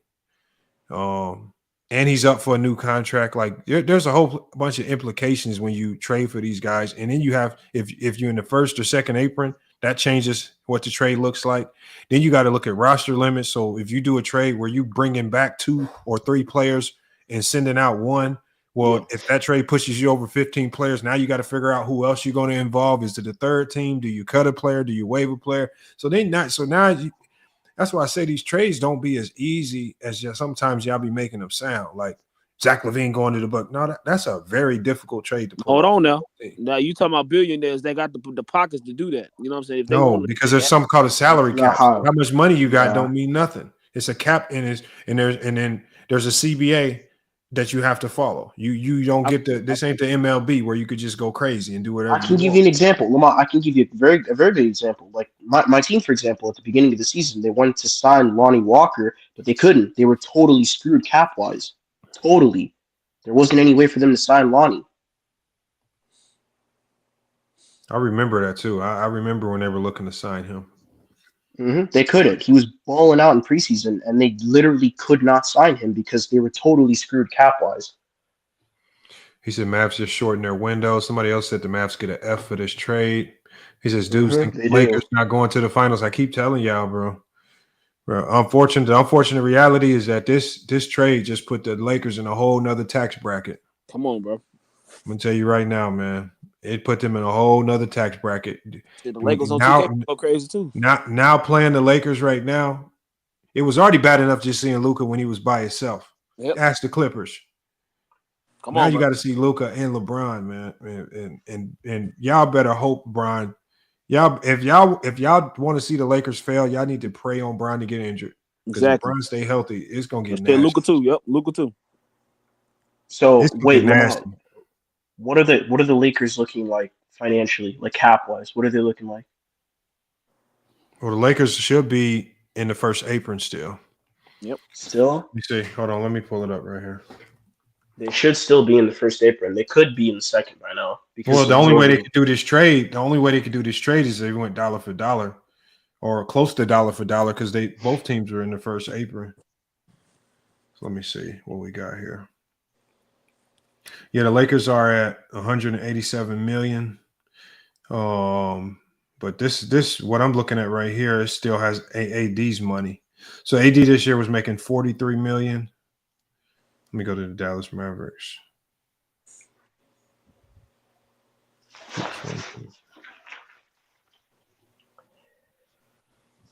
And then for Dallas, Luka's making 43 million. So see AD's money and Luka's money perfectly lined up. Yep.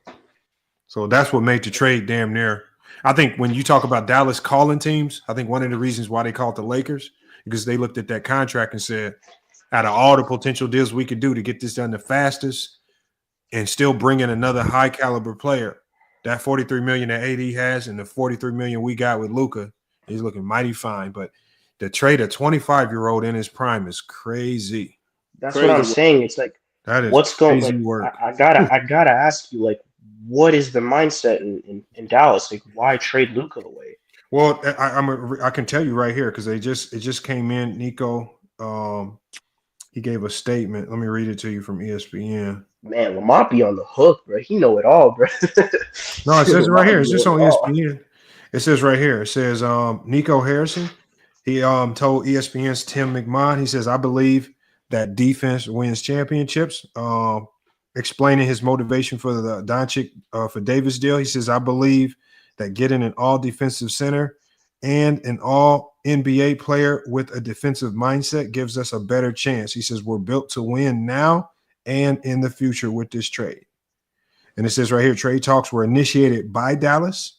The league sources told ESPN and began a few days ago. Yep. It says Harrison and Pelinka, the vice president of basketball operations and general manager, have a long-standing relationship dating to when Harrison and Kobe Bryant's marketing manager at Nike and Pelinka was Bryant's agent. Yeah, it is. This Lakers front office, ownership group, and coaching staff were in alignment. So it says the Lakers front office, ownership, and coaching staff. I want y'all to be mindful of that. Were in alignment on the deal, decided to acquire a young superstar in Doncic. So and looks like JJ Redick definitely had to say something on this as well. That's I'm not gonna lie, Lamont. That's concerning. That's concerning. It's not concerning. It's smart. I mean, if I know. JJ Redick is not boo boo the fool. Give me Luka all day. Oh, 100%. I'm just talking about Dallas. I ain't gonna lie to you. It's concerning that Dallas would trade away someone like that just because of defense. It's concerning. No, it's not concerning. No. Dallas, if Dallas feels that their pathway to winning the championship is through defense, let them attack it in their own. And that's the beauty of basketball. And I try to tell people this. Everybody sees it different. Everybody has a different formula for how they think they can win. And the best thing about basketball is we then can see your strategy versus my strategy. Your roster build versus my roster build, right? How you see the game versus how I see the game. Denver's doing it by way of defense, right? They feel like AD can anchor a defense that's going to win them a championship. The Lakers right now, they got to find a way to take some of the low management off of LeBron as far as the playmaking duties. Yep. And allow him to get rest, operate off ball, and then somebody just go get a bucket when things get nasty. Because we seen when things get ugly for the Lakers, it just seemed like nobody can go. The one thing Luka can do is he gonna go get a bucket. He gonna get to the free throw. D'Lo do that cross between to put that bullshit up in the air. Yeah. And so that's the beauty of having a guy like Luka. That's what you didn't have in AD. Because there's only one thing that's generally happening when you dump the ball into AD. He gonna be looking to score. Defenses know how to load up on it. Yep. When Luka get the ball and he called Jackson Hayes on a pick and roll, you really don't know what the hell he gonna do. He got options. He got too many options, and he gonna turn something into a good option, including himself, which is an elite scoring option. So, I mean, Of course. I mean, I think he's the second best passing playmaker in the game, man. So, like, you guys are going to get a lot of offensive production from that guy. we got Wow. Serge. Serge says 3-point BS ruined the game. Three pointers have not ruined the game. No. It only ruined the game to people that want something to complain about. Exactly. Like the people that are desperate to just say something's bad are just looking for something bad to say. So you're just going to point to threes because the threes is what makes this era better than any other era. Yep. It's the one thing that you guys can't truly understand because most players from past eras were not good 3-point shooters. Yep. They had the same line we do. So that's the people. Like, here's the funny thing about the 3-point shooting. 3-point shooters love it. You've never heard a great 3-point shooter from the 90s or the 80s talking about they shoot too many threes. Hodges. Yep. Mm-hmm. All the 3-point shooters love it. It's all the non-shooters that you run across saying that you hear them saying, "Oh yeah, Michael Jordan fans." No, Lamont, I'm gonna ask you a question about this. What do you think then is contributing to the NBA losing ratings then? It don't matter. Who the cares about NBA's not. No, the NBA is Not. not losing ratings. TV I was overall trying is to losing ratings. Or viewership. I heard something. No, else. they're not losing viewership. They're not. This is all a big myth. Yes. It's all It's the not biggest real. myth so what I'm saying is this: the NBA has thinned themselves out by putting the product. So what's happened? They put their product on so many different platforms: Playback, Netflix, almost any local TV, any streaming site. You not only can watch live NBA games, but you can also replay and watch games that have already played. You can go to NBA.com. You can watch games right there online on NBA.com. The HBO Max got something. Yep. And so what happens is there's so many different ways you can watch the game. Not all of these ways you can watch the game are counted in what you define as Nielsen ratings, which is cable TV. And I'm almost betting almost everybody on this panel, the majority of us don't have cable TV anymore. Nope. Right? Oh, so what you're saying is like the viewership hasn't diminished; it's just spread to other forms of channels. It's spread to other platforms, and so this is how we know it. So, for example, when the NBA counted their Christmas Day viewership, for the first time, they decided to count their playbacks because the NBA is so popular. When everybody in China wakes up, you know what they're doing? They're watching the NBA games from last night. They're going straight to NBA.com and they're watching the live replay. So the NBA, for the first time on Christmas, said, we're going to count the replays, not just the people who watched it live, but for the people that wake up in other countries, because when we play games over here, it's night for them. They either in bed or it's early morning, they working. So they counted the replays, and you're talking about 500 million views. Yep. And it's just like, and so the NBA would be suffering if the money started to decline. But with the money keeps going up, this is what I asked Ticket on his channel yesterday. I said, Ticket, how does the money keep going up? And you got all these companies doling out more and more money, but viewership is going down. Like how is the NBA able to go to big companies, Roku, Netflix, Sling TV, and say, we need billions of dollars from you guys to play our product, but viewership is down? These companies see that there's some type of value in the NBA by way of viewership, so they're paying the NBA exorbitant amounts of money so that they can showcase their product. If there was no viewership, that'd be like on YouTube, right?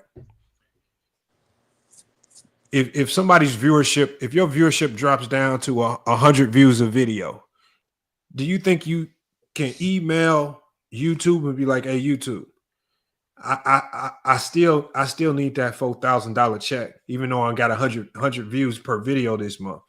Like if your viewership truly go down, your money's going to go down. If your viewership is up, and then your money gonna stay up. It's just business. So ESPN was being disingenuous then when they were making. No, the reason why they were being with the ratings. I'm gonna tell you why they were being sneaky, and I hit Ticket with this as well. And Lowe is the one that introduced this to me. when you listen to people say viewership is down, they say it in a sneaky way. They'll say viewership is down 48% since 2012. The reason why they use 2012 is because 2012 is the biggest spike in NBA viewership in NBA history. So what they do is they take the biggest spike in viewership in NBA history, and then they try to say, oh, viewership is down since 2012, when we never saw a spike in viewership since 2012 like that. All the numbers did was go back down to what they were when Kobe played. When Kobe played, wasn't people running around talking about viewership is down and people not watching. The numbers that we have now are exactly the same numbers from 2001 when Shaq was going crazy, 2002, 2003, 2004. It's the same numbers. There was just a humongous spike in 2012. We've never seen a spike like that. Things leveled back out, so things are just even keel now, back to where they normally are. So when people talk about this viewer, it's down 48% from the biggest spike in NBA viewership history. Bigger than the 90s, bigger than the Jordan era, bigger than any. It was the biggest spike. Oh, so that's why people say 2012. They're being disingenuous. And that's what I told Ticket. I said, y'all hear, like, it's ESPN's job. They come up with these spicy things, and it really stems from the old heads. Because the old heads they're so desperate. Hold on, he is. The old heads have so much animosity towards this new era of basketball that they are thirsty and desperate to say that there's always something wrong, right? And I told Ticket, I said, the NBA product that we are seeing now is not meant. If you're 30, if you're over 35, if you're over 40, in your 50s, the way the NBA is marketing their product is not for you. They're marketing their product for 15, 16, 17, 18, 19, 20-year-olds, because over the next 20 years, that's going to be their primary fan base, right? The people that are 30, 40, and 50 now, they getting aged out. The NBA is no longer marketing to you. So the reason why these old heads aren't connecting with what they're seeing now in the NBA is because they're not getting marketed to. But I went to a G League game, y'all, and I watched Bronny James play at the Valley Suns. The game sold out. Bro, there were so many kids there. I'm talking about, I thought JDRs was rabid fans. These little kids is about to be some super fans for Bronny James. Because every time he touched the ball, hey, Bronny, I'm talking about going crazy. And it's rows and rows of them. Valley Suns never sell out a G League game. They sold out when Bronny walked in. So that's a fact. It's a different fan base. It's a different day. They marketing to different people. And if you like, and I said, Ticket, don't expect to connect with what's being marketed now because it ain't for you. It's for the youth going into the next 20, 25 years. And Adam Silver is just thinking forward. And that's what happened to baseball. Baseball stopped marketing to the youth. They kept marketing to the old heads, and the game became boring. So now, as people get older, kids now, unless you are just a super baseball fan, nobody's really watching or looking out for baseball like that. And it's starting to slightly come back, but it still ain't really came back all the way. But no, not really. Yeah, baseball is already the one sport. So there's a lot of people that lie to you about the viewership, starting with like people that are just thirsty to say something bad about the league. And they all try to hinge on this viewership thing. None of them understand Nielsen ratings. They don't understand the numbers.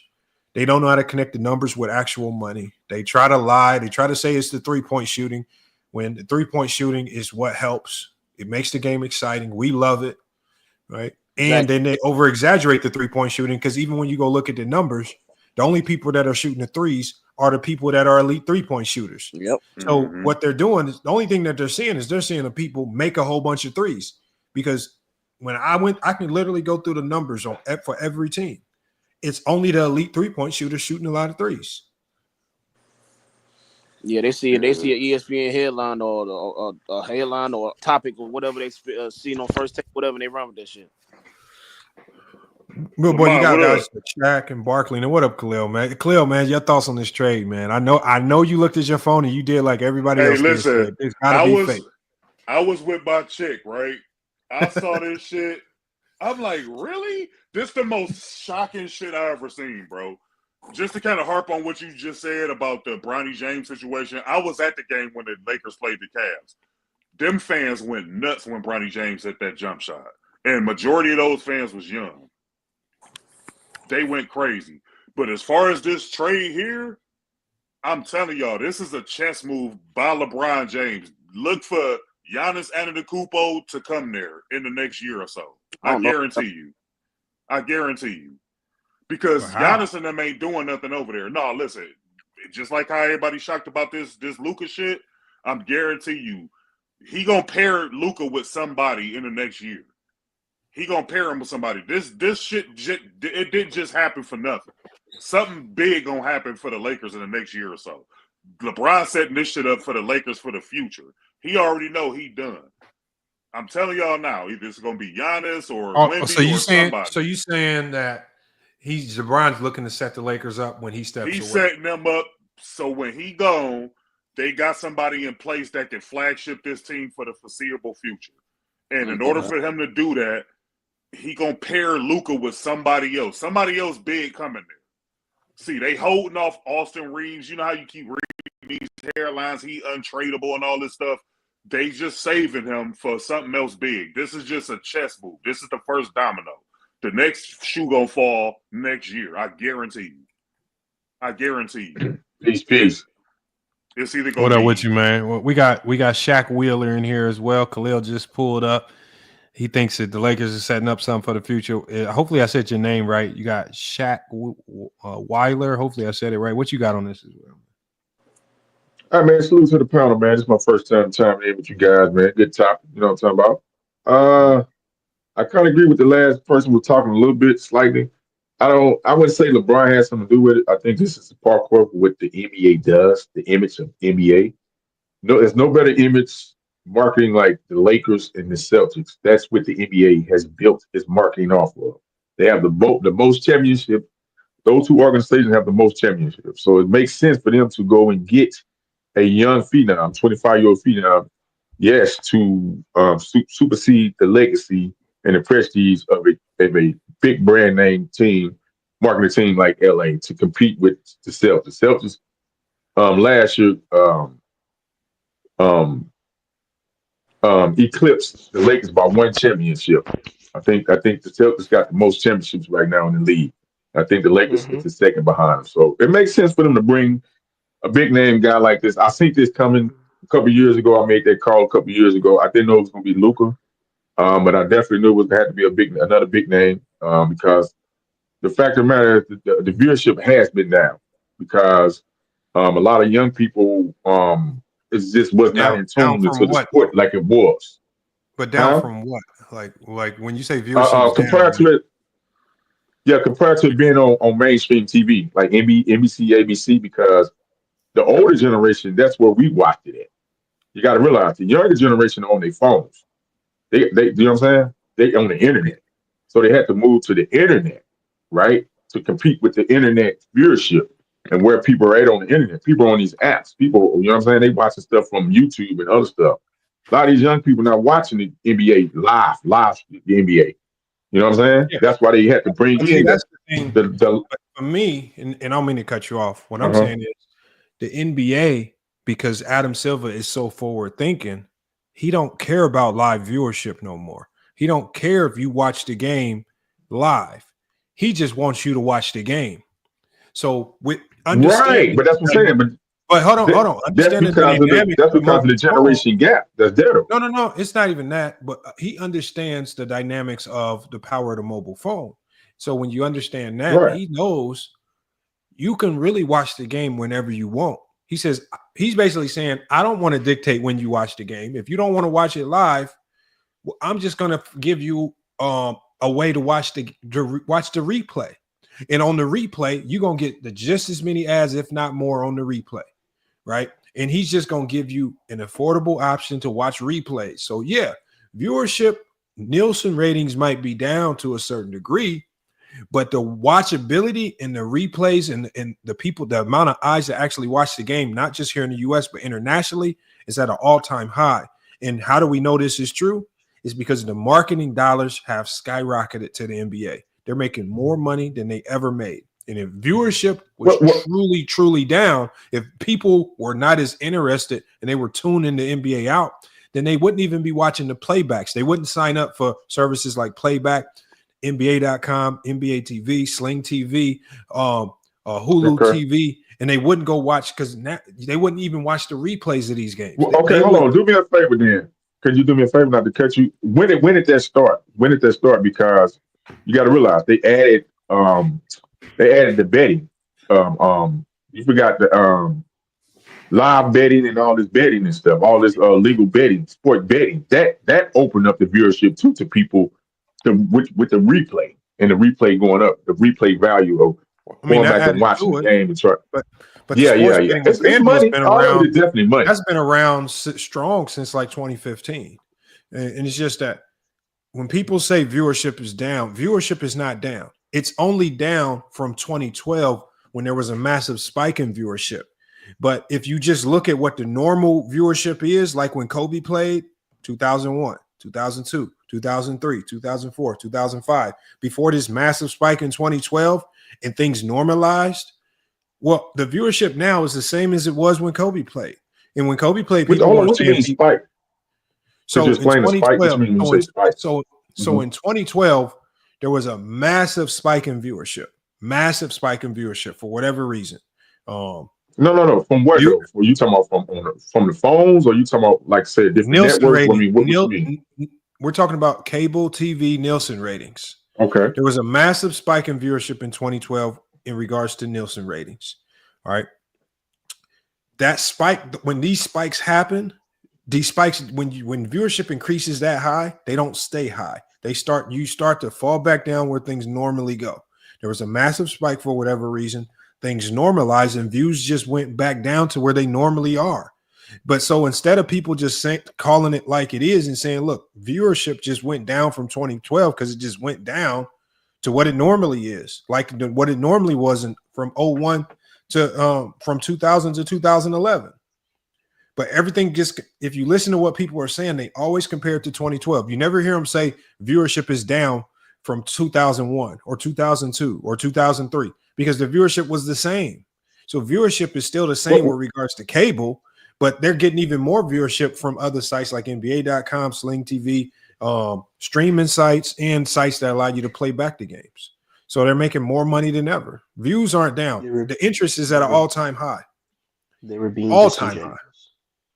It's just not true. Viewership is just that when people say viewership is down, it's just not true because the same people that complain about viewers, for example, I was watching, and some of you guys might know the channel by the name of Angry Old Hoops or something like that. Well, he's on a mission to basically his mission is to tell the world of how bad LeBron James is for basketball. But the one thing he did was during tonight's game versus the Knicks, when LeBron James, I think, had a turnover and dribbled the ball out of bounds, he clipped it and put it on his YouTube channel talking about, look how bad LeBron James is. And the first thing I'm saying to myself is, you watching the game. You for all the people that say they hate the game and they always talk about how bad the game is, y'all sure enough do spend a whole bunch of time watching NBA basketball.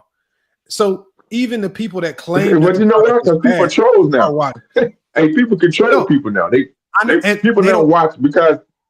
But hold on, let me say because it's the introduction of social media, and people can now they don't have to listen to ESPN per se. They can be their own ESPN commentator now, like what y'all doing. Y'all are commentating on sports on a different level in the live time, and people watching y'all back on playback. People probably watch a lot of y'all doing your live stream and on the playback. So you got people now, regular people is becoming their own NBA sports commentators. So yes, people are tuning in and doing it because they're making their own content now. You know what I'm saying? So the market is so wide open now. No, right? My whole point in saying that is the very people that claim that the NBA the viewership is going down and the players are shooting too many threes. These are the very people that spend their time all day, every day watching NBA basketball, watching NBA clips on YouTube, watching the games, even if they going to go watch LeBron James, the player that they hate. All they do is watch, and they have channels revolved and built around NBA basketball. Yet, even with Shaq and Charles and them, they have a NBA show, pregame, mid-game, and post-game. All they do, as much as they want to cry about the NBA being bad, all they do is participate and watch NBA basketball as much as they want to cry about. And so, but NBA is bad to me. At my point, I'm 43. And like you said, they did a bad job, you know what I'm saying, with the NBA over the last probably since I think they've done a great job. NBA basketball is still elite. Guys are still playing basketball. Defense. What's not basketball? No, it's not basketball. It's not basketball. It is basketball. Them just coming out and pulling up 3-pointers is not basketball. That's a facet of basketball, but it's not part of it. Hold on. I just watched. They're not even building dynasty teams anymore. They're not even building championship teams anymore. Hold on 1 second. I get that. What I'm saying is, right. You say, I just watched the Lakers play the Knicks. Can you tell me how many times you saw a player just walk down the court and chuck up a three? And tell me the name of that player. But tell me how many threes were shot in that game.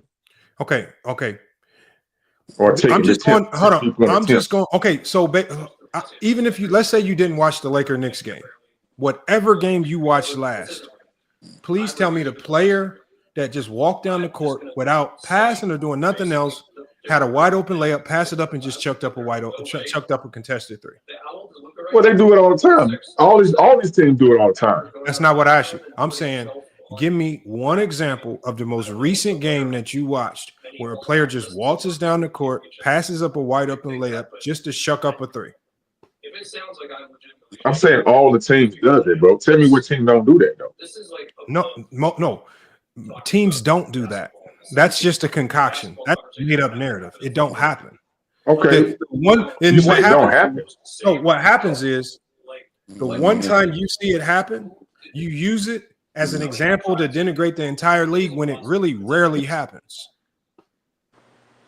You said it rarely happens. Yeah, it rarely happens. This is why you're struggling to come up when it actually happened last. Bro, the number one shot in the game right now is a three-pointer. People do pass up a wide open layup to shoot the open three. Who are we doing? Hold on, but when we watch film, because we don't just talk about it over here, we actually watch the film. See, what happens is, and what y'all don't like to give credit to is when teams are forced to shoot threes, when are you guys going to actually give the defense credit for holding the fort down, forcing these teams into late shot clock situations where they have to take bad shots, like contested threes late in the shot clock?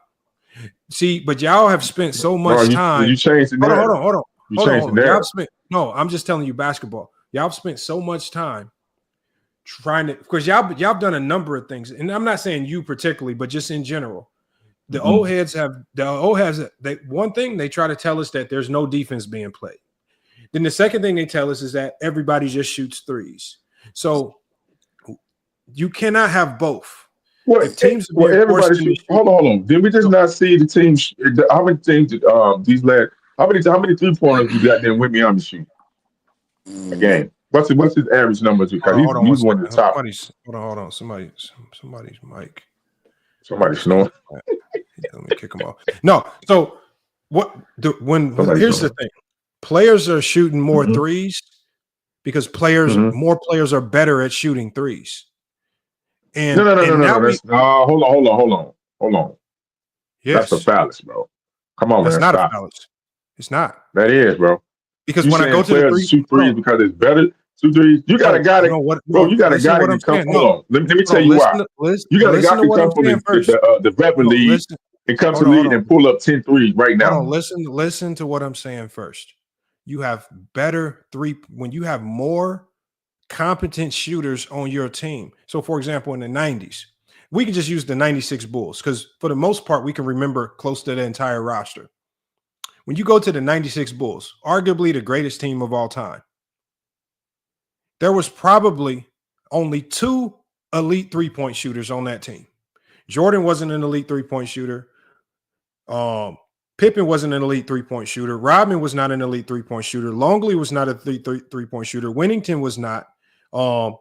Dickie Simpkins was not an elite three-point shooter. Really, the only two elite three-point shooters on that team, it was not even Jed Bushler, was Steve Kerr and Tony Kukoc. So you only had two elite three-point shooters. It doesn't surprise me that the 96 Bulls didn't shoot a ton of threes. It's because they didn't have a lot of three-point shooters.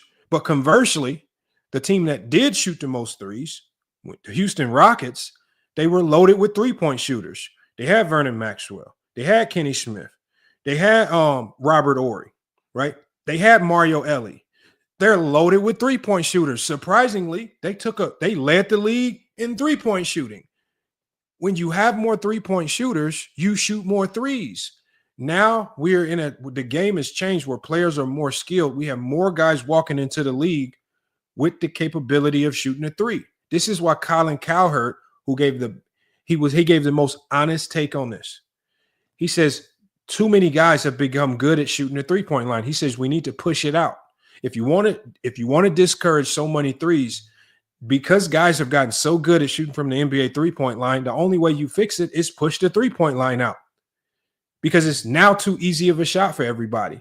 Because when I go through the list of percentages, do you know how many guys in the league are shooting over 40% from the three-point line? More than ever before, because you got more elite three-point shooters, right? That's all it is. It has nothing to do. Like these shooters did not exist in any other era. There was no shooters like it's no other era. I like your breakdown, but there's one aspect you forgot too. That was not the game style play. That was not basketball, because you got to realize the 3-point was get added into the NBA. Why was the 3-point shot? Why was the 3-point shot the Houston Rockets game style? Why did they utilize the 3-point line more than any other team in the league? Because it was the Rockets game style. Shooters. So when you have shooters, you revolve your game around shooting. Because okay, that's what I'm saying. Hold on. Go back. Especially when you got Hakeem sitting in the paint, you space the floor with shooters. Now Hakeem can go to work on anybody. Right, that's fair. But go back to the Detroit Pistons in 1990, like the championship Detroit they didn't have no shooters. Slow down, because I'm going to break something down to you. People try to give D'Antoni the credit of the spread offense, and it actually was Chuck Daly, and they don't give him enough credit for that offense. He started. Nobody gives D'Antoni credit for spread offense. Yes, they do, and because a matter of fact, your boy, the big guy, Lambert can step out there and shoot that 3-pointer, and that helped. That's what helped them in that offense. They all can shoot the three. But go look at the play. Go watch the game, baby. That's what they did. That spread offense. He can step out there and shoot that big 3-point shot, bro. What's the name? They was the one who orchestrated that spread offense like that. No, it was the Chicago Bulls that started the spread. It was the Bulls with Phil Jackson that started the spread offense first, because they played. No, small it was not. He started the triangle, but that spread where you spread out like everybody on the three like that. That was not the Bulls. Who started the small ball? Who started small ball? Who started the Detroit Pistons, bro? You saying they played small ball? The small ball lineup that's revolved around. The Bulls. Remember when the Bulls would put Rodman at the center, Kukoc at the 4, Pippen at the 3, bro, Jordan at the 2, Steve Kerr at the 1. They play small. Dennis Rodman came in the late 90s. Dennis Rodman came in the second 3-peat. We tell even if I go to the first Detroit Pistons in the early 90s. Who was? Hold on. No, Dennis Rodman came in the last 3-peat, bro. Yeah, he came in the last 3-peat. And they weren't shooting threes. They didn't have no 3-point shooters. Who were these 3-point shooters? Joe Dumas was a 3-point shooter, sir, and he played defense. He was a great wing defense, and he was a small guard playing wing defense. He's saying a small ball. He was a small guard, shooting guard. I got the percentages right here. Bill Laimbeer shot 30% from the 3-point line in 1988. He was the best 3-point shooter on the Pistons at 30%. The next best 3-point shooter was slightly below him. Isaiah Thomas shot 30%. The next best 3-point shooter was Dennis Rodman at 29%. Joe Dumars shot 21% from the 3-point line. He shot a worse 3-point percentage than Dennis Rodman. The next best three-point shooter, Vinnie Johnson, at 20%. After that, it was Adrian Dantley at 0%. Ralph I Lewis. said, well, what point you trying to make? So what the point I'm trying to make is the Detroit Pistons in the 80s did not shoot threes because they did not have any I three-point said shooting. the 90s, bro. I said 90s when the boys won their championships. I said the defending championship, that The off that Pistons spread did not offense, win any where they can championships. kick the ball out to the who? The Pistons did not win any championships in the 90s, other than The 89. Pistons 90. won the. That's 90s, bro. What are you talking about? So you telling me if I go to the 89-90 team, they got three-point shooters? I'm on the 89. Bro. I'm here. I'm on it right now. So we're looking at the 89-90 team. Let's go to their three-point shooting. I know they didn't have any, but let me help you out. No, So we said the league was not a 3-point shooting league back then. You can't. You trying to inflate them, allowing them guys to shoot more threes. No, hold on. In First of in all, this hold on, current hold on, era hold on, compared hold to on, back hold and forth, it's a Check, big man check, game. check. And the There's no Pistons such did play a thing. small ball game, bro. Hold That on, was a check, smaller team than any Hold other on 1 team. second. Hold on. You got to listen. There is no such thing as a three-point shooting league. Teams dictate their style of play based on their personnel on the team. For example, just a couple of years ago, when the Los Angeles Lakers had Russell Westbrook and absolutely no shooters, they were not a three-point shooting team, and teams could just load up the paint to guard Bron and Russ because they had no floor spacing and no shooters. So the Lakers, as much as they wanted to make threes without shooters, they were stuck in their style of play, which is transition, trying to play fast, and playing a half-court offense, trying to funnel the ball into the paint, and it just wasn't working because Russ couldn't make threes, and none of the other guys there could make threes. They had no shooters.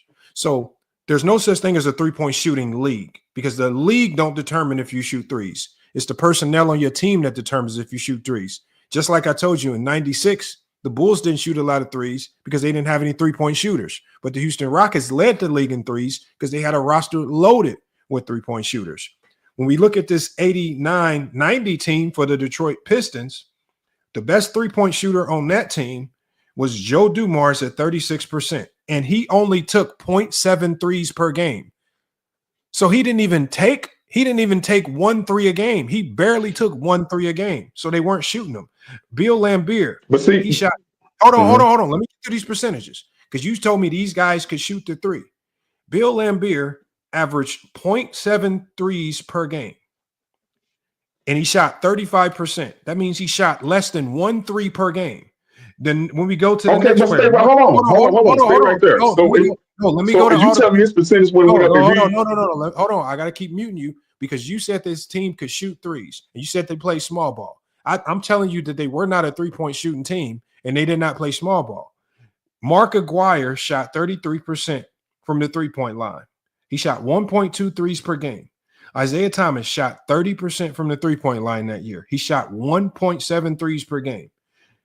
Nobody else on the team nobody else on the team had took a three in that season. None from John Sally, Scott Hastings, William Bedford, Vinnie Johnson, Dennis Rodman, James Edwards, Dave Greenwood, Stan Kimbrough, or Ralph Lewis. None of them took a three. So you cannot be a three-point shooting team if you don't shoot threes. And you are only a three-point shooting team if you have the personnel to make the threes. That's what makes you a three-point shooting team. The teams in this league today that can't shoot threes very well shoot the least. The teams that have a lot of good three-point shooters tend to take the most. There's no team in this league running around shooting 25% from the three-point line and just still chucking up threes. That's false. The numbers show it. There's not a lot of guys that are poor three-point shooters taking 7 threes a game. They are all elite shooters for the most part. All of this is just made up narratives. This is why you can't get. It's not made up narratives. It's not made up narratives because we keep talking about a lead when they guys were heavily defense. Guys played a lot of defense. This game is different. You can't even hardly double team, bro. In the league now, it's a different set of style players of basketball, brother. So if you can hardly double, do you disagree with that or not? No. So if you can hardly double, well, I'm a coach and I coach at a high level. And all I do is coach defense, and I can show you my defensive numbers. So I know what players of this era actually do and don't do because I'm a defensive What does that coach. have to do with the Detroit Pistons playing deep? The way they style Hold play. on. Listen to what I'm saying. First of all, the defense that the Pistons were playing in 89 and 90 with the illegal defense is not comparable to what teams can do today now that they're not handicapped with illegal defense. They're no longer handicapped. So now they have the full tool book of defense. They can load up ball side and make it tough, right? They can run zone actions. They can go man-to-man zone actions. They can do whatever they want. In the 80s and 90s, every single defense had a significant handcuff. Legal defense was the handcuff. And you can sometimes get away with some zone looks if you had a bad referee crew that night. But for the most part, you were significantly handicapped as a defensive team because of the zone defense. This is why they had trouble with the elite scorers.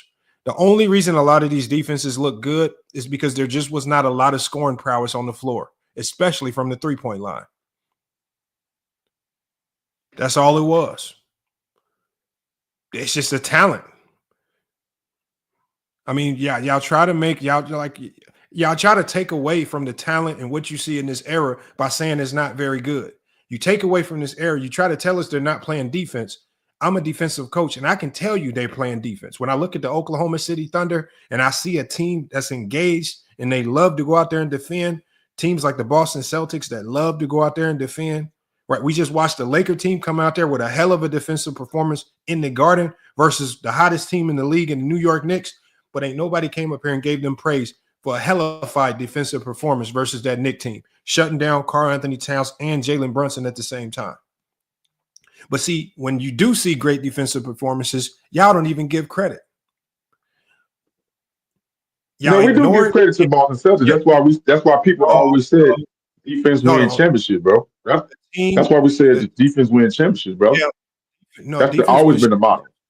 Defense wins championships. We agree, and it's still the model because the teams that play best defense generally get to the finals and win championships. And it's been like that. And so at the end of the day, in the 90s, the bottom of the barrel teams were trash at defense. Y'all try to make it seem like every team in the 90s or the 80s were great defense. First of all, the pace of play in the 80s was too fast for there to be any significant defense. They were scoring recklessly in the 80s, yet nobody complained about the lack of defense in the 80s. Y'all applauded the offensive explosion. Then in the 90s, when everything slowed down, right, and was more one-on-one basketball in the half court, I didn't hear y'all complaining. Y'all just applauded what y'all saw. In the 2000s. Well, it's the same for like the 70s, because people they talk about like the era, like the Wilt Chamberlain era. Those guys would average like over 100 points a game too. Okay, so because it was not a heavy defense league like you said it was more like just move your feet and just keep your hands up. It wasn't no like you said, no defensive specialists out there. I'm talking about the 80s. So those guys were scoring a lot of points. I'm talking about the 80s. I remember even said like the 70s, 80s. I'm not going that far. I'm just talking about the 80s. In the 80s, overall, it was a high-paced era, one of the highest paces in NBA history. Not a lot of defense. Well, yeah, you know why? Because by that time they had converted a lot of guys from the ABA over to the NBA, too. So those guys were scorers over in the showman's in the ABA ball. You know what I'm saying? Hold on. I think you're still missing my point. My point is this: 80s basketball was different from 90s basketball. Yet we found a way to appreciate 80s basketball, even though it was higher pace, more scoring. 90s basketball, lower scoring, slower pace. Yet we still find a way to appreciate it. We go into 2000s with illegal defense gone. Now we have another defensive explosion. Whole bunch of defensive teams scoring is down, yet we still find a way to appreciate it. Right? Now teams have adjusted. Now we see the offensive explosion kick in. How come when the game is now shifted and changed and we have to give these younger guys they just due, why can't we just give them their just due? Because we gave the 80s they just due, even though it was different. We gave the 90s they just due, even though it was different. We gave the 2000s they just do, even though it was different. But when it comes to these young players, all of a sudden, when they do these same great things, we want to find a way to minimize it. We want to find a way to say, oh, it wasn't as impressive. We want to find a way, oh, they only did this because it ain't no defense. We always got something to say. And I just think I'm just at the point where I believe that the 35-plus-year-old crowd, 40-year-old crowd, 50-year-old crowd have just now started to turn into grumpy old men just wanting to complain about something because we have a right to critique everybody. This is we watch sports and competitive games where we just make critiques. Obviously, we all don't agree on everything. You know what I'm saying? It's cool. We do give credit to the young guys. We talk about Bobby Knight said it best. He said it best. What's that? He said a basketball is a game that can be watched by many, but understood by few. He said everybody. Bobby Knight, tell Bobby Knight to come up. I know Bobby Knight. Tell Bobby Knight to come up. That's my guy. If he wants to. He'd go. My bad. I'm thinking you're talking about the guy in the chat. My bad. You're talking about the guy from Indiana. I'm talking about Bobby Knight, one of the greatest college coaches of all time. He said basketball is watched by many, understood by few. And when he said, Bobby Knight from Indiana, right? The one thing that I'm noticing is the basketball is the only sport where anybody can pick up a basketball, go into LA Fitness and play it and pretend and act as if they Jordan, right? You can't do it with football. You can't just walk and there ain't really a lot of pick up football runs or pick up tennis runs or pick up baseball runs. But you go to any LA Fitness across America, you can go in the gym and you can live out your dreams. You can try to redo and do all the old moves from the 80s, 90s, whatever you want. You can live out your dreams. Everybody think they know basketball. And it's just like, and I'm not even gonna lie, even I thought I understood basketball until I started coaching. And then even when I had success coaching, right? I had won a national, I don't even know how I did this. I won a national championship at the club level. I didn't know what the hell I was doing. Then I come out here to GCU. Now I'm working under another elite coach. The first thing I realized is I don't know nothing. Now I'm learning. Yeah, you know what, brother? It's different levels to everything. Because I coach basketball too. I played and I coached it. So it's definitely different areas and different levels and different, like I say, evolution of every sport. You know what I'm saying? It's definitely that for sure. No, I got you. But I just know that, I just know that. So you're saying with this unit that the Lakers got now, they go into the finals, and who can they beat again? No, what I'm saying is the way this team is constructed, because everything's about matchups in the playoffs. The way this team is constructed, offensively, if they're healthy, they're a matchup nightmare. If they can shore up their defense and continue to play defense like they played tonight consistently, because they played tonight what might have been their best defensive performance of the season, and they did it without Anthony Davis. If they can replicate that energy, and I think bringing in a guy like Luka will definitely energize you, but if you can replicate that energy on a night-to-night basis and you get guys like DFS, Rui, Vandy, and all these guys defending as a team, not as individuals, but as a team at a high level, then it's gonna be problems to beat this Laker team in a 7-game series. I mean, if it was the NCAA tournament and you just have to go one and done, okay, maybe you got a shot. But in a 7-game series, and Luka is one of the best in these series, because we've seen him single-handedly take out elite teams like the Clippers at times.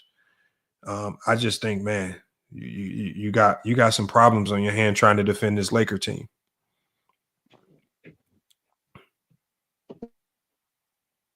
We got King KO. He says the Lakers are cooked. And King KO, the Lakers very well might not win, but at the end of the day, I'm just saying they're not going to be an easy out. Right? Yeah, I think it depends. What's they standing now? Not to cut you, brother. What they looking like now? They are 5th in the West. Right on the fringe. What is your prediction? Say it again. No, I said they're 5th in the West, right on the fringe of being in 4th place. Okay. Now, see, we will have to see how this work out because, like you said, you got Luka, you got LeBron James, you got an aging LeBron James. So we will have to see how this work out because But you know, the reason I why can't. Anthony Davis worked out so well. Not Asian. I You mean, say what? he just. I mean, You say who? we can say Asian LeBron James, but the man just dropped a 30-point Mhm. triple double. I mean, that Okay, but Asian stuff can only go so far. I mean, the man just got kicked out of the league. The man just got beat, damn near swept the last 2 seasons, bro. So his individual performance definitely, we salute that. We're talking about NBA. NBA is a basketball game, basketball team, a team no, effort. no, I'm So his talking about individual LeBron is James. I'm talking about LeBron James as an individual player. If we're going to use his age, that has nothing to do with team. If you're going to say LeBron James is aging, that means you're telling me something about him as an individual. Oh no. What I'm saying is, Yeah. what I'm saying is, LeBron James at 40 is still better than Mhm. 95% of the league. So No, it don't matter if he's 40. you said LeBron James at 40 is what now? He's still better than 95% of the league, if not more. And he proved it tonight. All right, bro. I mean, hey, So the 40 okay. don't But mean he ain't nothing. the fact of the matter, the Lakers ain't won nothing since they only got one championship with this legendary great superstar guy. Yes, he get his numbers. Obviously, we see that he can get his numbers. There's not transition at the team and them winning Yeah, championships. but That's see, why they had to when make this move. but did you hear what you just said though? You What? said all they got is one championship. I want you to ask Yeah. yourself. Let me ask you a question.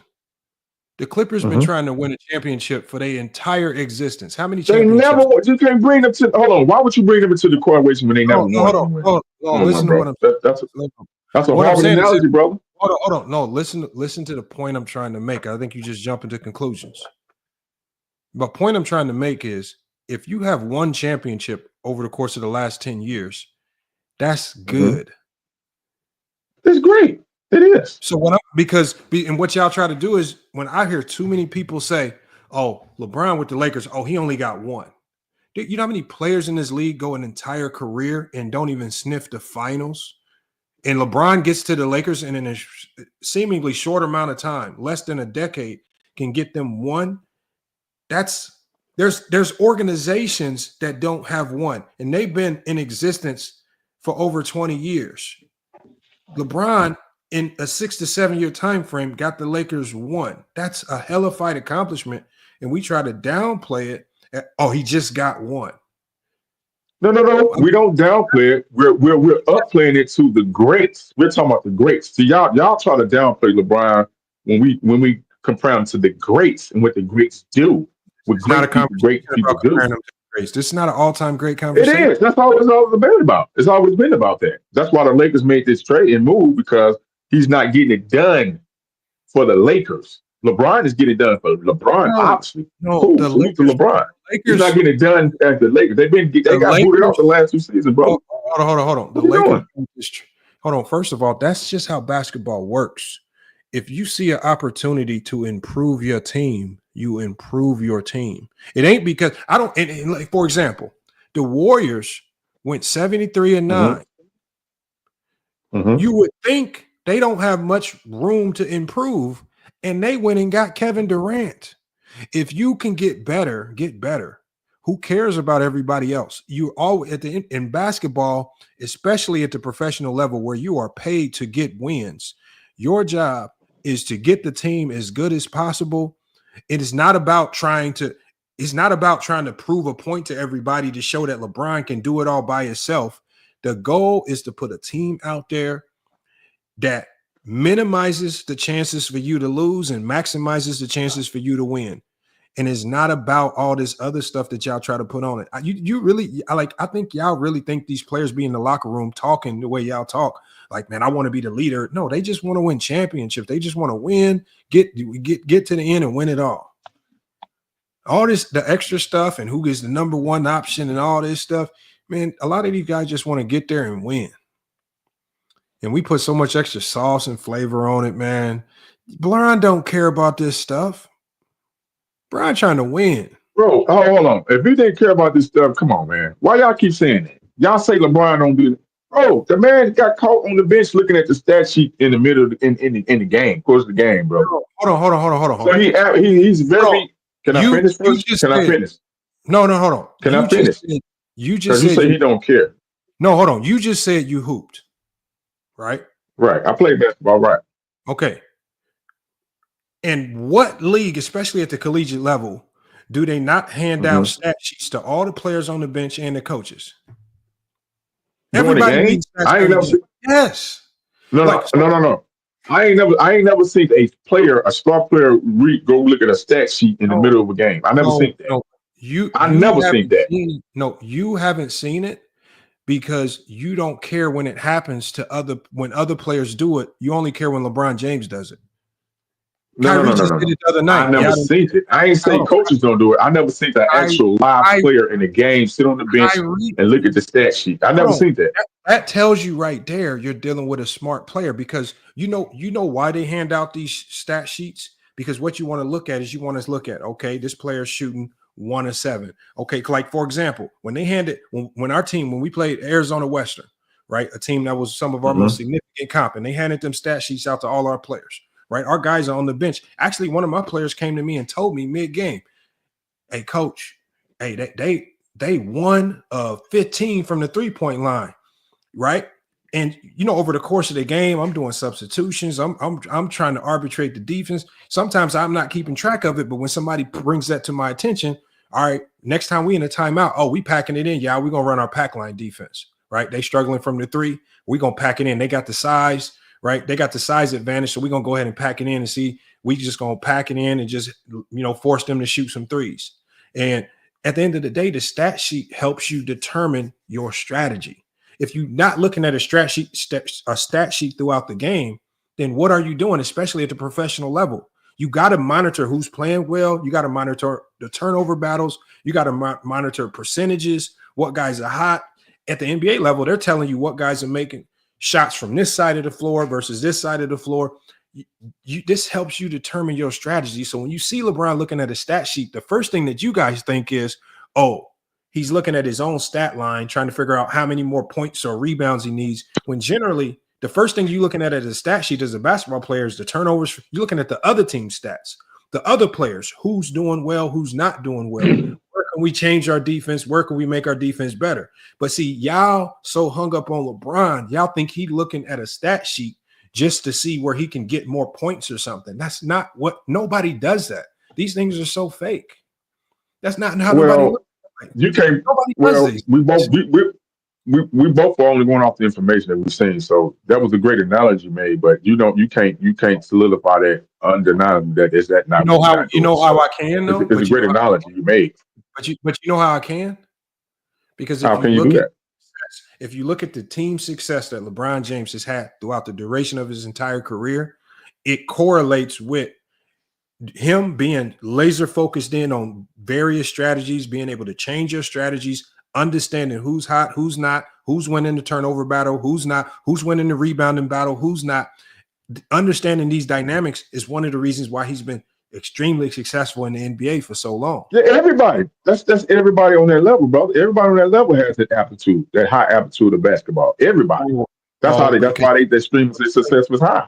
You just told me that the only person you see looking at stat sheets is LeBron. So you telling me he the only one? LeBron was the only guy got caught in the NBA, from my knowledge. I ain't seen nobody else star player in the middle of the game get caught on the bench. What do you mean get looking caught? at stats? I've never seen it. Well, hold on. That's because you don't care when other players do it. No. I'm saying we never seen nobody get caught doing it. I ain't seen nobody doing it. He got caught. Do you think people are sitting on the bench? Name somebody else who got caught looking at stat sheets in the middle of the game. Do you think players are on the bench hiding the fact that they're looking at stat sheets? You think they're hiding, like the cameras might be looking at me? Let me tuck this under my shirt and look at the stat sheet. They don't care. You're supposed to look at stat sheets when you play basketball. I'm gonna ask you again. Name another star player like that just got caught on the bench looking at the stat sheet. Hold on. No, but you saying that? I watch this. Hold on. Watch this. I can You bet. saying You can that? come back tomorrow. Hold on. We can come back tomorrow. We can bet $100 cash app right now, right? And we can watch. And the reason why I say we got to watch the NBA. I don't know if some of y'all who have like Sling TV, they have something called NBA from up above, where the only thing they do, no sound, there's no commentator talking. You just see the game playing, and then you got two smaller cameras that's on completely on the benches the whole time. I will bet you $100 that throughout the duration of the game, we will see both players. We will see most players in the rotation on both teams, including the coaches, looking at stat sheets during the game. We can watch it live. You keep saying it again. Once again, up until this moment now, we haven't seen any other player hit on his bench. Yes, we have. It looking at the stat sheet in the middle of the game. It happens. We ain't seen it. Game. Why? Hold on. You saying it, but we ain't seen it. Bro, hold on. That's what I'm saying. See, this is what you say you coach and you say you played, yet you say you never seen a player look at a stat sheet in the game. That don't go together. We never seen the star player go sit down on the bench and look at the stat sheet in the middle of the goddamn game. We never seen that, bro. There is 0% chance that you've actually ever played a high school or collegiate game and sit here and say you've never touched the stat sheet. You either were a bench player. I've never seen the star player. I'm telling you what I'm saying, bro. You could be right and I could be right. No. How am I lying, bro? You've never seen a star player do it because you probably were never on a real team. That's because in high school, I never seen this. Brother, I'm not saying it didn't happen, bro. I'm saying I never seen it, brother. What college did you hoop at where they were handing out stat sheets? I didn't play college ball. I played up to high school ball, brother. I didn't go to college to play ball. That's what I said. I never seen it. I'm not disagreeing with you saying, bro. You trying to disagree with what I'm saying. We on two different sides. I'm saying I never seen it. They hand them out. You're trying to prove me that that what I'm saying is wrong. No, I'm not trying to prove it wrong. What I'm telling you is that it's normal. Nobody, you see, the thing is, what happens is it's just like a month ago. LeBron James took like a pill or something on the bench because so many people, especially the haters, who just love to just come up with anything negative about LeBron. You have idiots make like Carcino for Life making videos saying, "What's that pill LeBron taking on the bench?" I'm like, Carcino. Players during game, my players now keep bottles of aspirin and Aleve right there on the bench because they take Aleve and stuff during game or before game, whatnot. It's very normal for athletes to take aspirin, anything like that during games and have that bottle with them. And when you see LeBron James do it, now all of a sudden it's this big conspiracy theories. It's the same thing with the stat sheet. Y'all see LeBron with a stat sheet. So instead of just looking at it as normal, because it happens every single game with almost every single player, what you guys do is, oh, he looking at his stats so he can pass stats because you're just trying to propagate and push something negative when it's actually something that's normal. Taking an aspirin on an NBA bench is normal, right? Eating candy on an NBA bench is normal. Looking at a stat sheet on an NBA bench is normal. You only try to hyper sensationalize it when LeBron James does it. And you have to pretend that it's not normal. I'm just saying I ain't never seen it. I mean, that's all I'm saying. I've never seen it. No, I haven't. Just don't care. How you gonna tell me what I have seen, brother? You're telling me if I pull up a video of another player doing it right now, are you gonna vilify that player? Are you gonna tell us about how he stacked pads and how trash he is? Well, pull it up. Pull it up and prove me wrong. That's what I'm saying. I'm not disagreeing with you. You trying to disagree with me. Pull it up and prove me wrong. I say I never seen it. Hey, and everybody in the chat. Pull the video up. Everybody in the chat. This is coming from somebody that says he actually played. See, this is why I say y'all. Brother. Pull it up. You just said you got the video. Pull it up. Pull it up. Pull the video up so you can prove me wrong, brother. I mean, that's it's all not I'm saying. wrong. All you have to do is just watch a game tomorrow. You could prove yourself wrong. But you see, we know that you don't care unless it involves LeBron. When LeBron does it, you try to turn it in something like it's wrong. No, y'all make us care, and then when we care, and then we have a critique about LeBron, y'all call it hate. No, we're just having a critique. It's like we critique everybody else in the league, brother. What? Hold on. We critique. We critique Kevin Durant for going to Golden State, right or wrong, right? I don't have and not stand for OKC, correct? I don't have any issue with people critiquing LeBron, but you saying LeBron was looking at his stat sheet is not a critique. That's just you being petty talking about That's something. a critique. That's my critique. You can't tell me how I critique. Hold on. Yeah, hold on, bro, my guy. You watching LeBron on a camera from your couch, and you see on your TV screen LeBron James looking at a piece of paper on the bench. You don't know what that piece of paper is. You don't know what's on it. You don't know if it's defensive metrics. You don't know if it's defensive analytics. You don't know what it is. You're just taking a wild guess that LeBron is looking at his stats, trying to find a way for him to stat pad for his own numbers, as if he's not trying to win a basketball game. Nobody does that. Nobody grabs stat sheets mid-game, trying to win a game, looking at their own stats, trying to say, oh, how can I stat pad? LeBron's good enough to get stats without even trying anyway. He don't have to stat pad. His game is just good enough for him to get an assist, steals, blocks, and all that stuff. He don't have to chase it. And even if he did chase it, it's on the other team to stop him from doing it with defense. So it's still not even a given. I think y'all just make this stuff up, man. And don't be knowing what y'all talking about. And then y'all will get on platforms and spew it as if it's fact.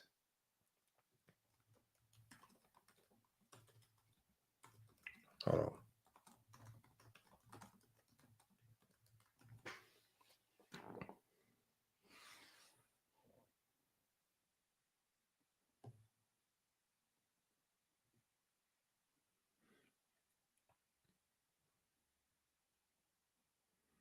It's ridiculous.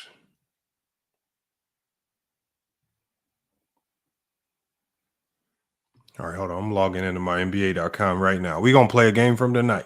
We're gonna replay a game from tonight. People just be talking, man. I think when we have critique against LeBron, y'all call it hate. I think we have a right to have critique, just like we critique every player in the league, sir. What I'm real big on over here, because I've critiqued. LeBron fans got on me because I gave my harsh critique on LeBron at the end of last year, but I talked about basketball. I don't run around talking about a player sitting on the bench holding a stat sheet as if that has anything to do with winning. Hold on. That has nothing to do with winning and losing a basketball game. If anything, a player on the bench looking at a stat sheet shows me a player that's trying to win the basketball game even harder.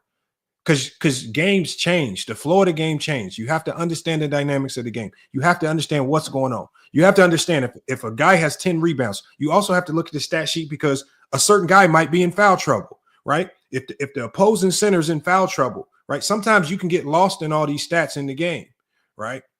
You might forget that this opposing center has 5 fouls. Looking at the stat sheet, you might refresh it. You might remember, oh, on this play, okay, we're going to go your way. We're going to allow you to attack him because he got 5 fouls, right? We're going to attack him. But you use the stat sheet to change your strategy. If you're not looking at the stat sheet, what type of strategy are you deploying? You need the stat sheet as players and coaches to be advised on how to approach the game from the first to the fourth quarter. That's how basketball works. That's what you're supposed to do. Y'all try to turn players, yeah, and y'all only do y'all. I'm not even gonna say players. Y'all try to turn LeBron looking at a stat sheet into something bad when it's actually something you're supposed to be doing as a player. I don't understand. Bro, we just giving out. We just giving our critique, bro. People critiqued it. Kevin Durant. A lot of people, fans and people critique Kevin Durant. Don't critique what you don't know or understand. That's the whole point of critique, right? That critique, you can get away with that level of critique on Ticket TV or Casino for Life, but you can't come over to FYF Sports where we try to talk real basketball. People critique Kevin Durant for leaving OKC and going to Golden State. Did we not? Opinion. Y'all try to make it seem like when we give harsh critique to LeBron, that is hate. No, we just critiquing it. I don't have no hate toward no player. We critique. Like I said, I played the game, so I can give a critique because I played the game, bro. Critique the game of basketball. If you're sitting here telling me about LeBron on the bench with a stat sheet, that's not a critique because you know nothing about players with stat sheets. It actually is a critique. It just might not be your critique, bro. Okay, so what we doing?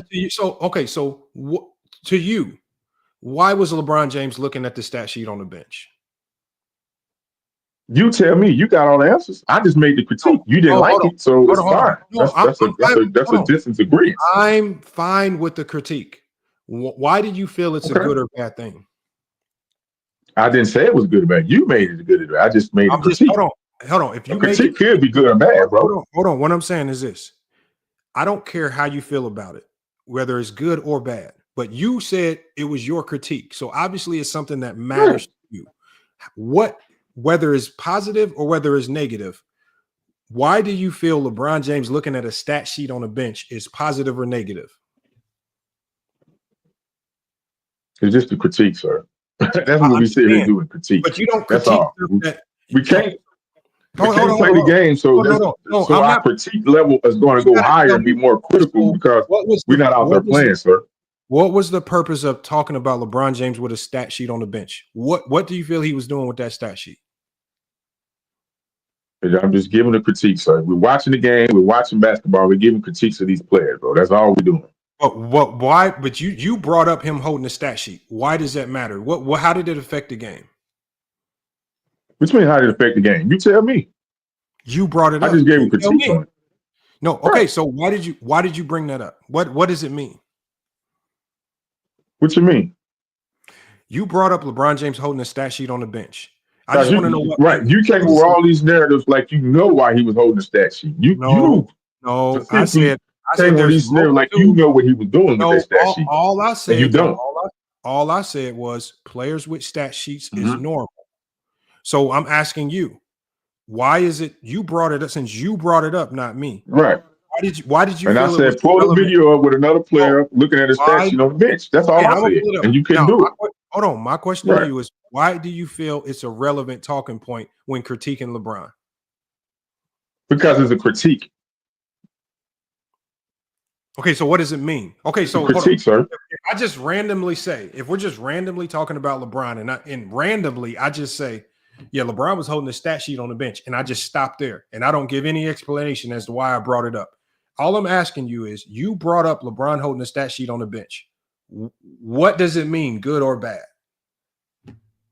It don't have to be good or bad. It's just a critique, sir. We're having a conversation about basketball. We're having a conversation talking about basketball. We're talking about basketball players. Okay, so why did you? The problem? Y'all always think just got somebody make a critique toward LeBron James. Bro, I get and that. We critique all players. Hold on. Listen, I want you to listen to what I'm saying. I understand that it's a critique. All I'm asking you is, why did you bring it up? Why did you feel it was relevant? We're talking about LeBron James. We're talking about the NBA. We're talking about what they can do, what they can't do. Okay, but it's a critique, sir. I'm asking you specifically about the stat sheet. Why was it relevant? What does it mean to you? In the middle of a game? In the middle of a live NBA game? Yes, he was on the bench. You still haven't pulled up another player doing it. Then I want to see that. That's why I said my initial statement. Can I finish my initial statement, sir? I know this is your panel. My initial statement was we haven't seen the NBA player on this type of level pull up a stat sheet in the middle of the game. Look at the stat sheet in the middle of the game. I understand that on video. Get caught. Hold on. I understand. That was my point. I understand that you've never seen it before, nor do you understand it. Right. Why? No, I didn't say I don't understand it. I said I never seen it. Okay, hold on. Pull it up, bro. And you still haven't pulled the video up yet. All right, hold on. Okay. I'm asking you one simple question.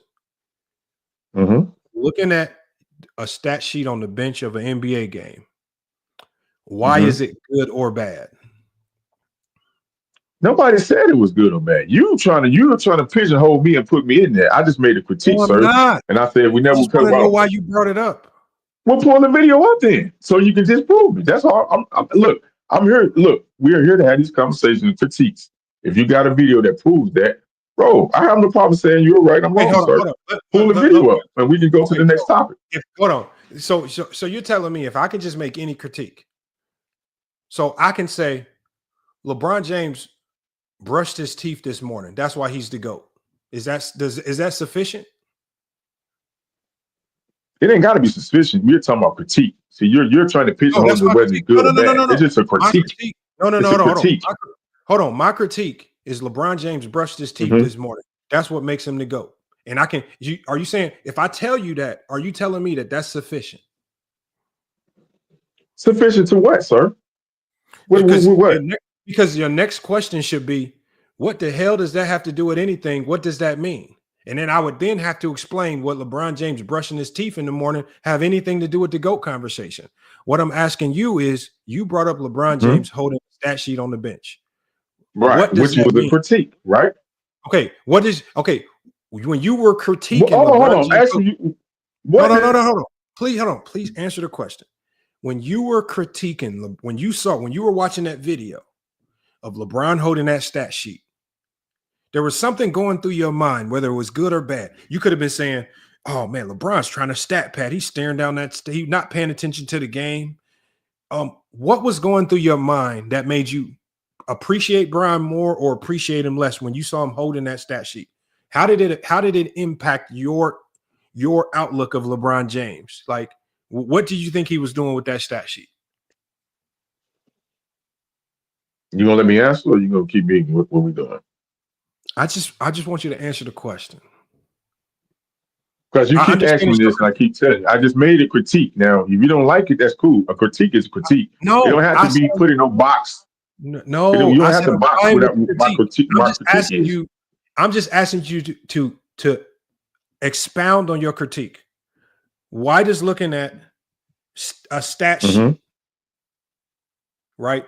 Why was that a part of your critique? Why did that stand out to you? You said, why did it stand out to me? You keep asking me this same old stuff. It was just a critique, sir.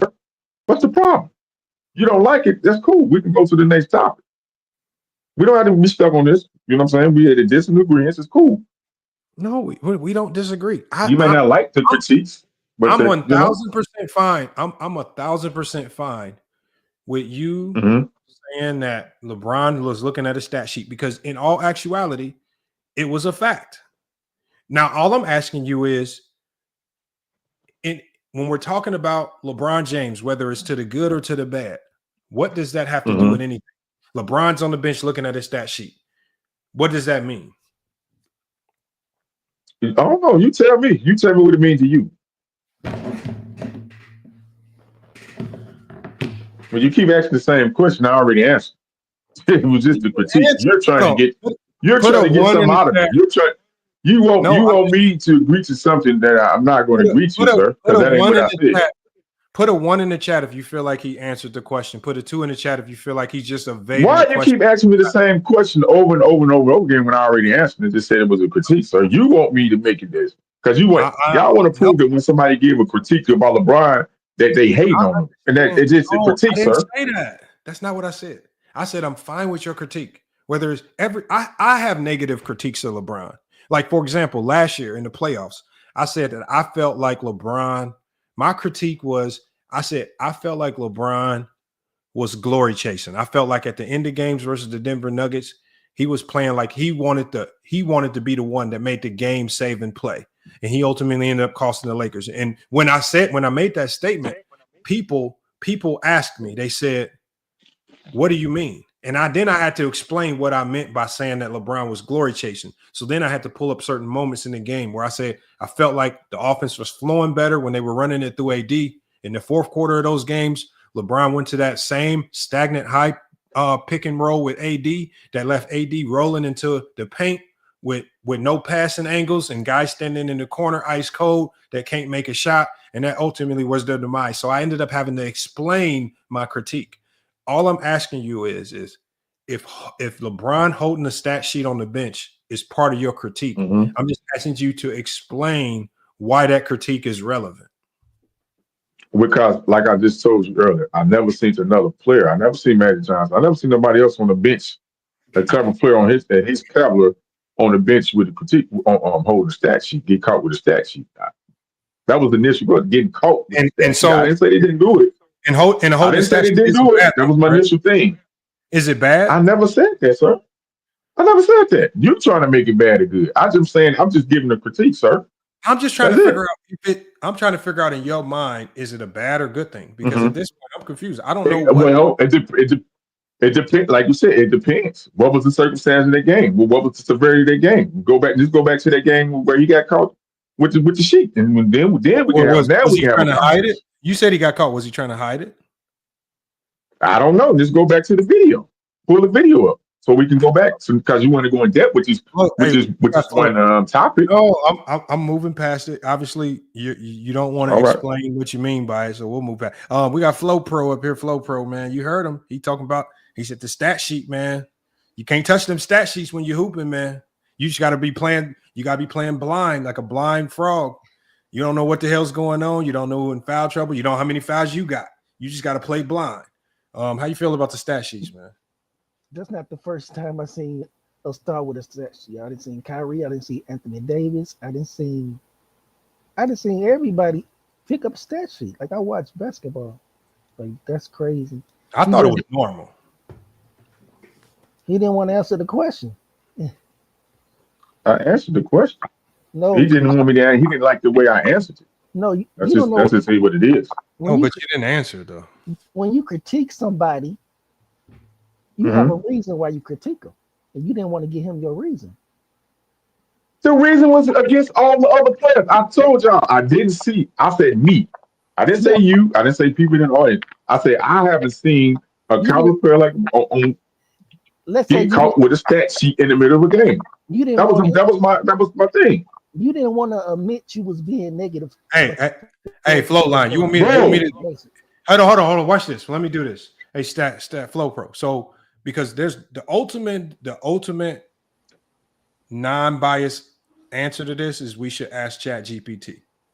ChatGPT will give us an answer. Is looking at a stat sheet during the game normal or not? So let me pull up my ChatGPT.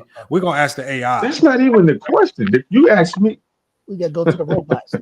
We gotta go to the robot, man. Right? I can swear. Because I can swear. Look, we just played a game the other day. We played that game the other day. We won 87-43, and even in the blowout, me and my players was looking at stat sheets.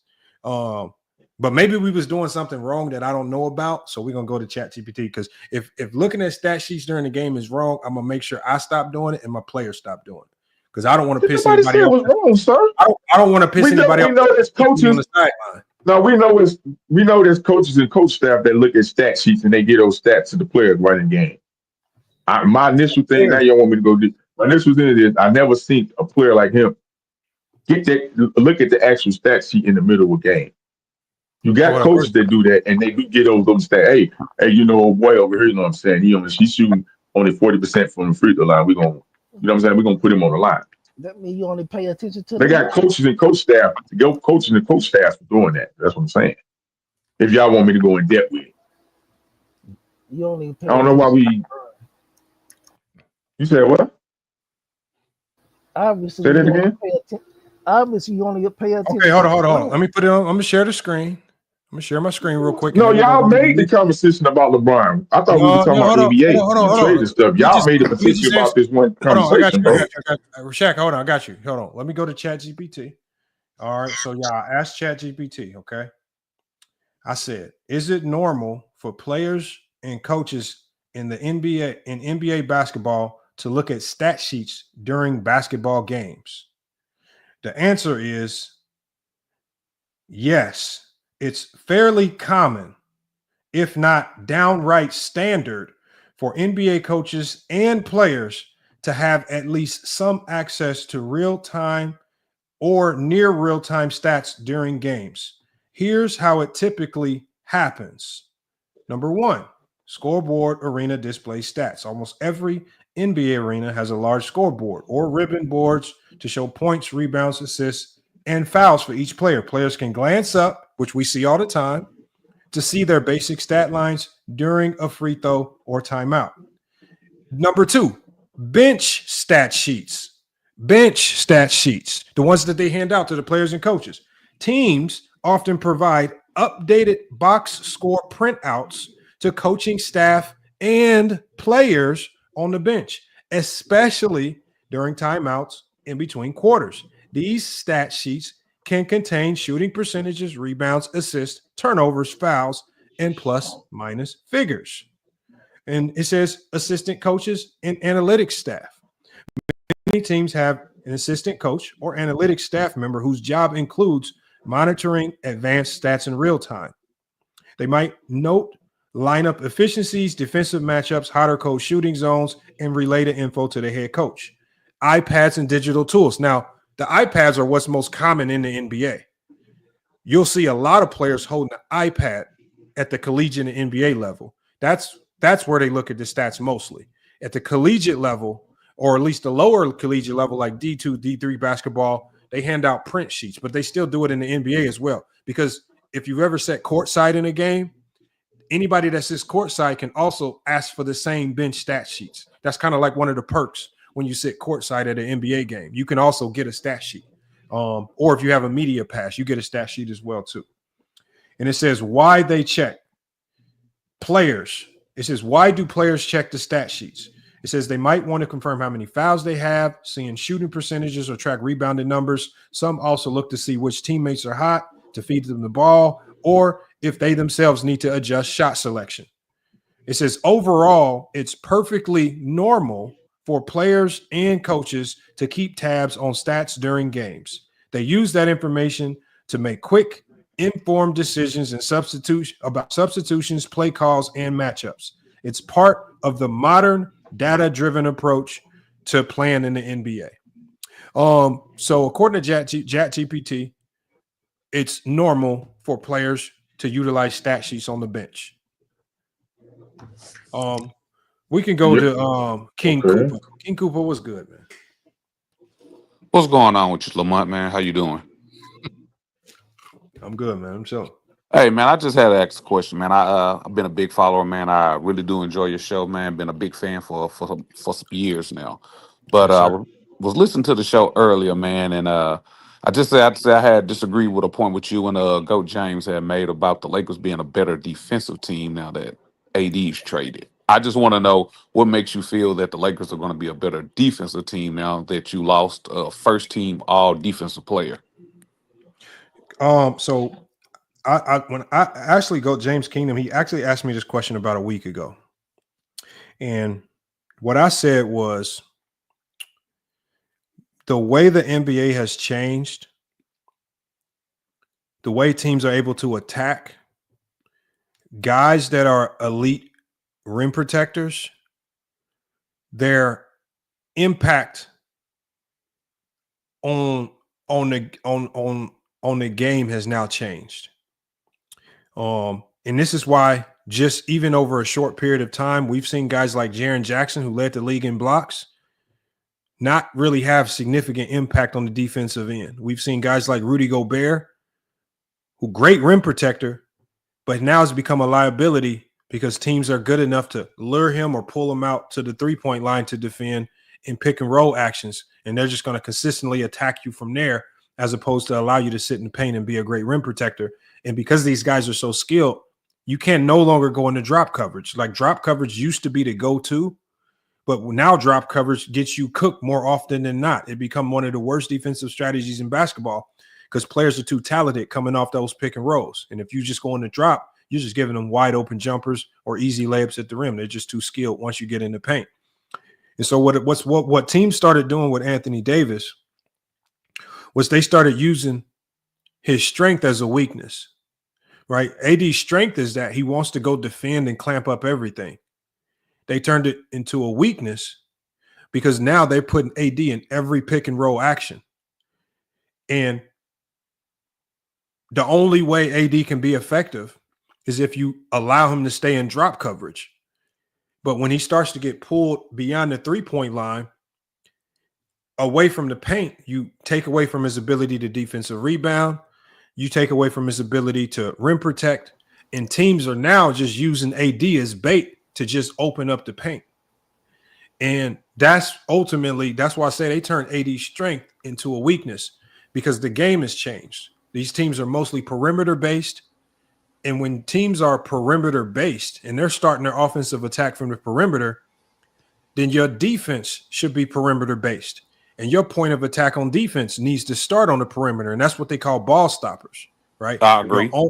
And so AD's strength, which he's a hellified defender on the interior, great. But he was struggling to have the same impact, especially on the Laker team, that did not have a lot of perimeter defenders. Great. And we all agree. D'Lo, Reeves, even sometimes Bron, not the greatest on the perimeter. That was going to be my next question because I was going to ask you. But even in games where let's say there's some games where AD will get 5 blocks. I get. But they still lose. And it's that, like, him being a great rim protector is you're no longer deterring people from driving at you. Right? These guys are just going to drive at you all night. They're going to allow you to go and drop all night. They're going to keep, and they just too skilled. And now AD is getting attacked so much in that drop coverage. He's getting pulled out the paint so much in pick and rolls. It was a liability. And what we saw tonight was, and what we've seen since AD has been out, is now we've seen the Lakers defense get active. Like tonight, that was an active defense. So now on Brunson, as opposed to waiting on Brunson to go into that pick and roll like they did with AD, we can get active. We can get up on the ball handler. And then when he comes off that screen, we can get up on the screen. We can get active. And because we have quicker players rotating, I can hedge. I can recover quicker, right?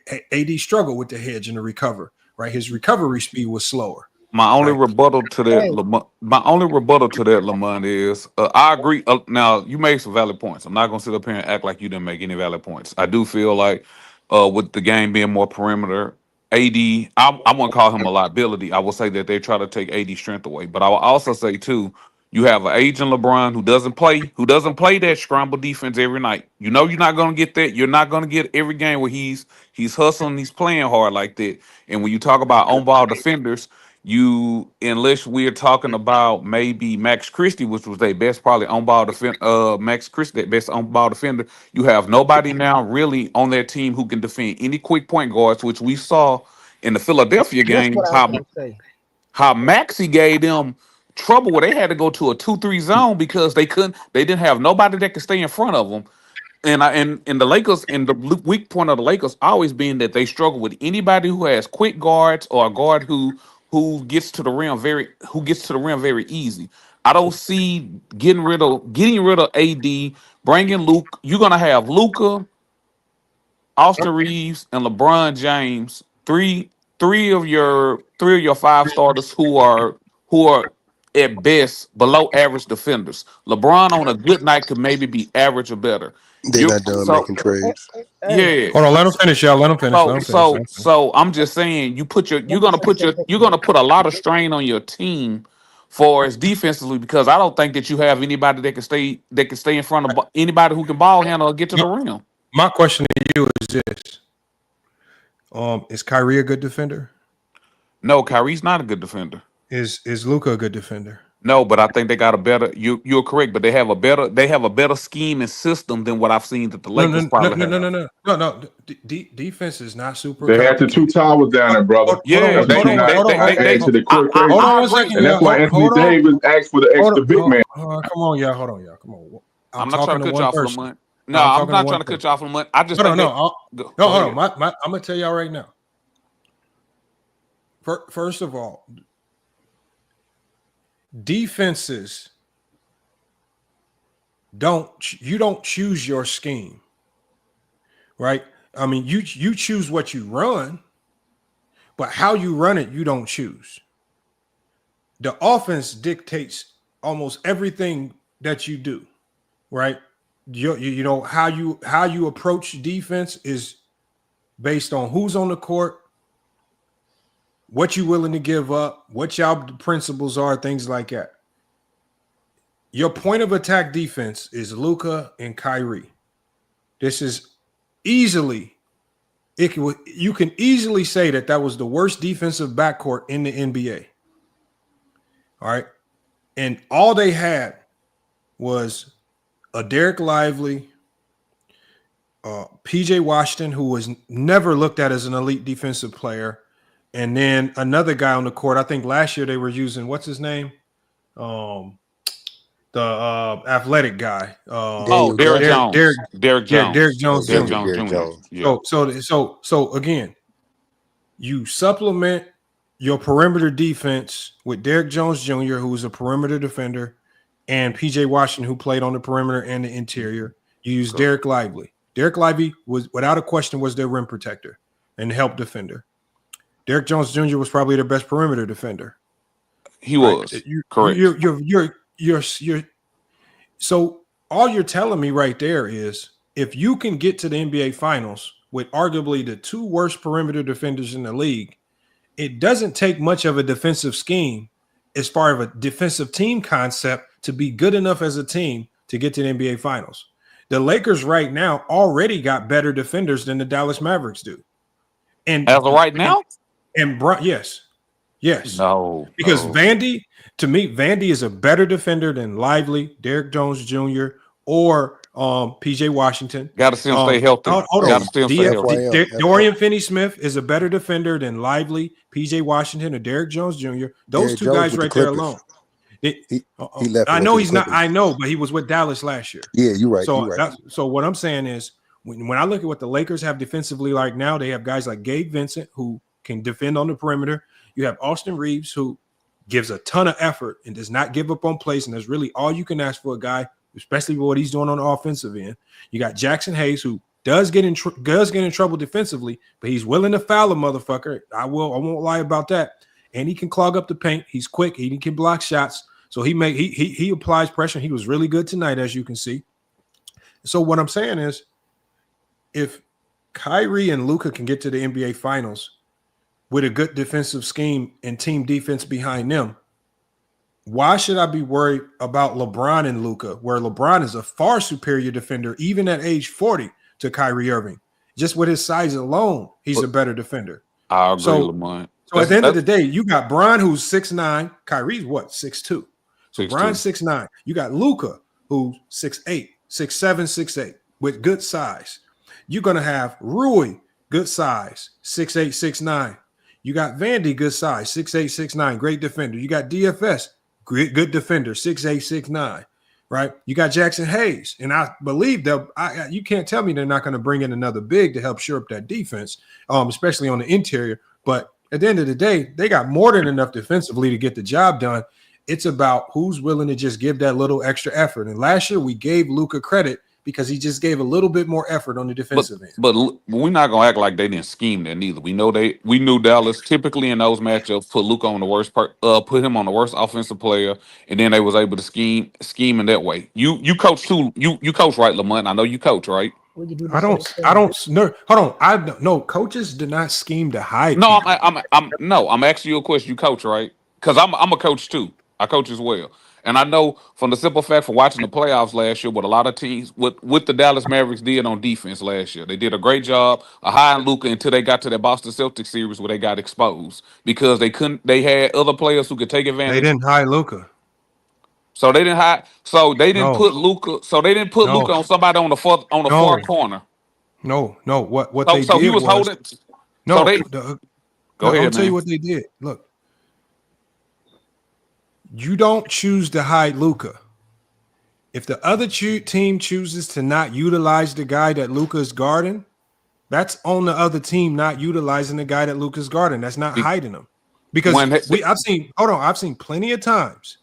If it's your intent to attack Luka all night, it just like when we saw the Houston Rockets when Jaylen Brown was in the game and they needed a game winner.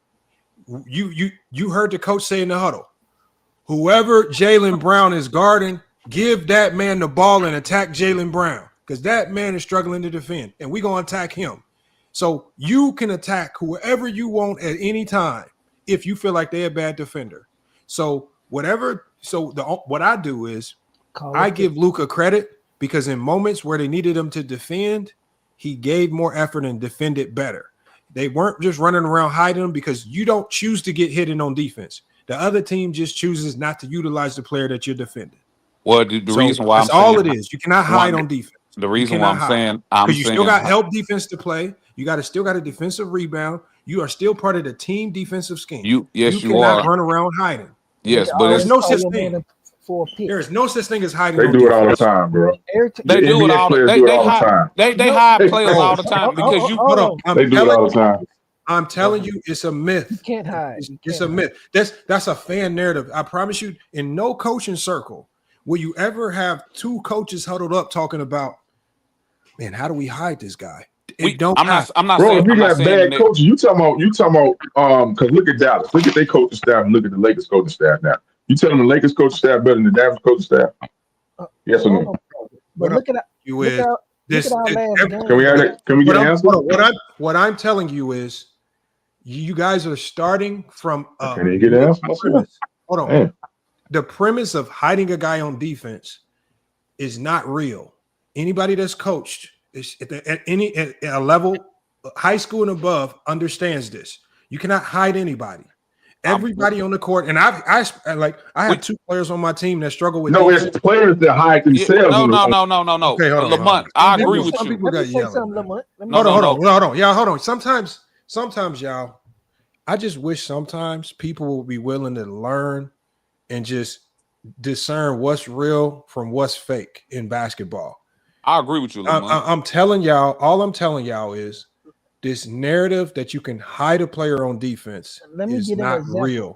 There's there's no examples. It's just not a real thing. No, Lamont, you guys, I'm using the term. It's not a basketball term. It's not a term. No. I'm just saying what people say, Lamont. It's not a basketball term. It's a fan-created term.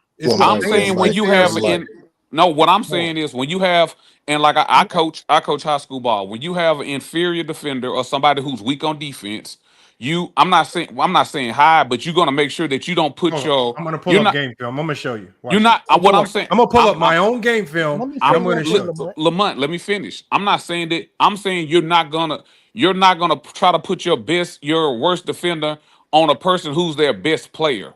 That's what I'm saying. I'm saying you're not going to see Luka be on the best. You're not going to see him consistently on a best player who's able to score. And Bro, when I say, hold on, you didn't see Jordan guard the best player every night, but it don't mean nothing. No, but we also know that Jordan he wasn't an inferior defender neither. I'm agreeing with you saying, Lamont. I'm just saying too that if you know that you have a person that's not great on defense or who don't put out the same effort on defense, you're not going to go out there and put him on your best player. That's what I'm saying. Let me take away the high. What if your worst defender? Hold on. What if your worst defender? What if you're a team and your worst defender is your 7-foot center, and the team that you about to play is the other team's best player, and he's a 7-foot center that's a killer in the post? What the hell are you supposed to do? You gonna switch somebody up?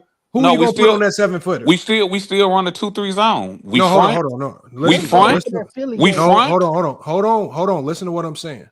What I'm saying is because first of all, zone is coaches. Some coaches, like, you can't just flip. You asked me a question. I was giving you an answer. No, because if you say that zone is your solution, that means you're a zone coach.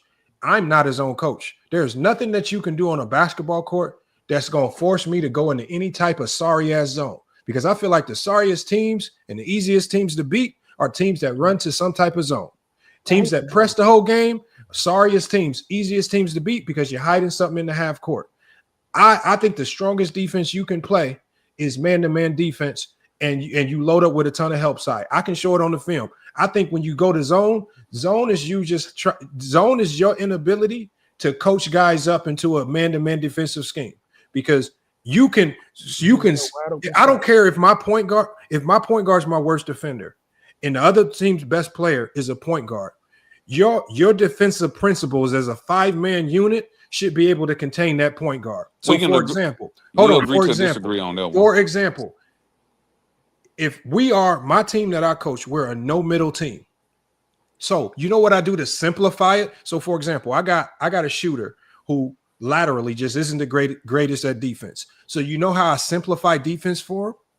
I say we're a no middle team. You don't have to go for no crossovers. I said you just angle yourself to take away the middle, and we gonna allow him to drive baseline into our help defense, because we're gonna see significant help to come help you. If you're on ball, you can never jump to contest a shot. You stay down. You chase and contain the man. The help defense is gonna be there to stop the ball, and we'll trap the ball right there on that baseline. See, so what I do is, if you know you don't run to a guy and say, oh, he's a bad defender, how do I hide him? What you do is you say, we have defensive principles as a team. If we stick to our principles, it don't matter what you can do with the ball, because I'm gonna simplify it for my bad defenders. All you got to do is just stay no middle. You don't have to go for no crazy crossovers that's going to allow him to attack middle. You just stay no middle. He can do all the dribbling he want, and he drive that baseline. He going to drive in the torture spot. He going to get doubled. He going to have to be Magic Johnson to pass up out of it, and we going the other way. And you can do this with good defenders. You can do this with bad defenders. You can do it. Don't matter. You coach principles. You don't play down. You don't because there's no perfect team. You can't if you try to send all 5 elite defenders out there, you're gonna be lacking somewhere on the offensive end, and your offense is gonna be looking like hot garbage water. So that's not how basketball works. So to the point that you made, I could pull up film and prove. I'm not disagreeing with you, Hey, let me but say something. Go ahead, brother. I don't want to cut you off. Go ahead. Like in the Philly game, they tried to hide Reeves. All they did is call a pick, his man to a pick. When They they did took him not up, hide Reeves. They were just having defensive breakdowns. I mean, they didn't try to hide Reeves, but They were just having breakdowns. Call it what it is. Because of the fact that they don't have out of those people, they don't have nobody that can stay in front of nobody. I said that wrong, Lamar. I said they wasn't hiding Reeves, but they had Reeves off of Maxi. But If you walk into a game thinking that, I don't care if you have the best on ball defender in the world. If you walk into a game thinking that your guard can stay in front of the other team's guard for an entire game, you're gonna lose. There's too many screens. There's too many things that happen in the game of basketball. There's too many mistakes that happen. So what you have to you have to coach defensive principles. So let me ask you this. I will never go tell my. I will never run to my player and say you have to stay in front of him the whole game. So Lamont, let me ask you this. So Lamont, what has shown you that the Lakers? And this is just my question, because like I said, I love your show, dog. I like I said, I dig it. What have the Lakers shown you defensively that they are a team that's going to adapt and be a better defensive team? Now tonight I will give you tonight's game. You saw tonight's game that you saw a great way of like help side and recovering. But like I said, I go back to the Philly game and we see other games. We even see when they play OKC and other teams that they struggle in those. They struggled for the last couple of years with anybody who got explosive guards. So I'm just saying, what make you think those principles are going to change now with Luka and all those? That's my good question to you. What the Lakers struggle with is sticking to their principles, right? The main thing with your defensive principles is that you ain't gonna never hold a team to 0 points. You just got to win more possessions than them, right? And what the Lakers have a tendency to do, and what I've seen over the years, is when they are struggling to score the ball, if they go through a stint where the offense ain't working at an optimal level, they allow it to affect the effort and energy that they give on the defensive end. And that's where you start to generally see mistakes, when guys stop giving a ton of effort and the mistakes start to happen. But their scheme is what you saw tonight. When guys are defending with effort and energy, you see what you see tonight. That's the how many games have we seen that, Lamont? So that's the only reason why I say that I don't. That's the only reason why I'm saying my only rebuttal to what you said is that's the reason why I think that Dallas will be a better defensive team or a better team than the Lakers. Care if Dallas is a better defensive team, but without Luka, they're not going to be a better team. I didn't say better team. I said better. We just was talking about defense. I think they're even a better team than the Lakers right now. I know. Okay. I'm not. I can't. Until I see the Lakers make some moves, like you said. I mean, and they make some moves. They still got one more move. Yeah, they have to make another move for me because I just don't.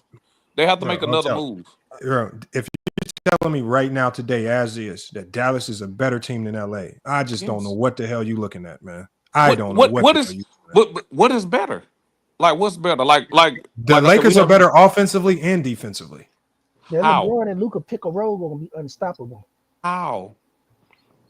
The Lakers' top 3 offensive players, the Lakers' top 4 offensive players right now far superior than superior? Dallas' top 4. Or just superior. I don't say far superior. I think Luka's superior to Kyrie. Hey, Bron is superior. Bron is superior to Clay or whoever the number 2 is. Mm-hmm. Reeves is superior to whoever they number 3 is. Which Reeves is not superior to AD. Reeves is 18-6.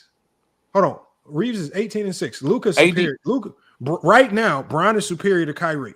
Luka's superior to AD right now. Offensively. Go ahead. Bron superior to AD. Still got to see them superior play to together. Kyrie. Still got to see them play together. I think the AD's a better fit. I think AD's an easier fit in than it's going to be. He's not an easier fit if you don't have a point guard. The AD has shown throughout his career he cannot operate without a point guard on the floor. Come on, who's their man. point guard? Come on. Okay, who's their point guard? Kyrie. Kyrie's gonna have to play the point. He's gonna have to play the point. He's a scorer. He's not a point guard. He's a scorer. Right. He's a scorer. He's not no James Harden. He does not have James Harden. He's not. He's not a who's a facilitator then, not point guard. Who's a facilitator? That's what I'm saying. It will have to be Dinwiddie? Kyrie. He ain't gonna have he ain't got no Rondo over there like he did before. What's the most? Hardy? Who is it? Dante Exum? Who you telling me? I don't even know if Dante Exum even healthy right What's now. the most? AD cannot operate without an elite facilitator. It won't be. It ain't Spencer are Dinwiddie. directly tied to elite facilitators. When he had Rondo, when he had LeBron, without an elite facilitator, AD is a guy hoping that you give him a whole bunch of one-on-one matchups and just allow him to catch the ball in the post. Yeah, Kyrie don't get big assists. He like get 4 or 5. Hell no, man. And you think that? And you think LeBron and Luka just gonna hit it off just like right away? No, I'm just asking. No. What I'm saying is it's opinion, gonna be easier to integrate Bron and Luka than it is gonna be to integrate AD into an offense without a point guard. I don't think so, man. I don't think so. I think you got two. I think you got two very high. AD shooting 29% from the three, and all Dallas does is run 5 out. They do run 5 out. How he going? And unless you completely change your offense, so you start running 4 out 1 in, or you start running some type of Princeton sets to get them touches at the elbow, they run 5 out right now because that's how Maxi Kleber was burning teams up from the corner 3. The one thing, and even PJ Washington was making that 3. AD shooting 29% from the 3 right now. How that 5 offense gonna start looking? We ain't gonna guard you. Ain't nobody gonna guard AD on the 3-point line. They gotta change. Well, I've already seen that. Even with Luka been out lately, I've seen that PJ Washington's been in the post more and around the paint area, shoot more jump shot and 2-pointers too. So I think that'll be, and I think that Jason Kidd is a great basketball mind. So I don't doubt that Kidd's gonna be able to make any type of adjustments. It's hard to make anything work without a point guard on the floor or a facilitator. It's hard to function without a facilitator. They've been playing pretty good ball since Luka been gone. For them not to have a facilitator, I'm just saying they've been playing good ball, have they not? Since Luka's been out, have they not been playing good basketball? I don't know. You gotta be able to get AD in his spots. He's Kyrie. And like I said, man, I think Lakers are a good team. I still think that they need some pieces. So the Dallas Mavericks are 26-23 on a 1-game losing streak. They can't be doing that much better. Exactly. They're the 8th seed in the West. They only won since even when Luka was down and it was just Kyrie and them. I think they won at least like 3 games. How many games have Kyrie played? And Kyrie's missed some of those games since Luka been gone too. Absolutely, correct? He sure did. Okay. And when he played and it wasn't Luka, they ain't win that many with just him. I mean, I still like Dallas a little bit better. But they didn't have Daniel Gafford and Derek Lively in them either. So. Yeah, I'm about to say they missed some pieces. Hold on, but just because AD there don't mean all these guys gonna magically start to appear. If they hurt, no, I agree. But I'm saying I like their team better right now as to the Lakers. I still need to see, I need to see Luka get healthy. I just think you really I think you just really wanting the Dallas to be better. No, man. I think they ain't gonna, I don't think they're gonna use. I didn't mean to cut y'all off, but I don't think they're gonna use Daniel Gafford that much if they have Anthony Davis. Yeah, I think they might try. I think somebody gonna move. I'm the biggest LeBron fan. Daniel Gafford finna come off the bench. I'm the biggest LeBron fan in the world, man. But I just need to see what the Lakers gonna look like. Dallas actually has not been better since January 12th. They had 3 losses in a row. They lost 3 games and they lost 2 games in a row to Denver. They lost to New Orleans. They beat OKC, where Irving had 25. Then they lost to Charlotte, lost to Minnesota. They beat OKC again, but then they lost to Boston. They beat Washington, New Orleans, and they just lost again to Detroit tonight. Irving had 28. So what's their record? January 12th. Hold on. Since Saturday, December 28th, there's 1, 2, 3, 4, 5, 6. Let's count them up there. 9, 10, 11, 12 losses and 1, 2, 3, 4, 5, They're 6-12 since December 28th.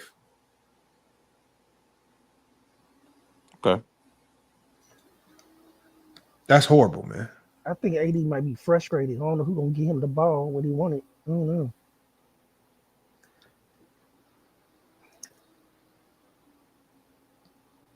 I just don't see it, man. I think the Lakers gonna be okay. I just don't see the 8th seed with 26-23 record. 8th seed. I think that's not a. And to me, that's not terrible because you're missing your best player by far.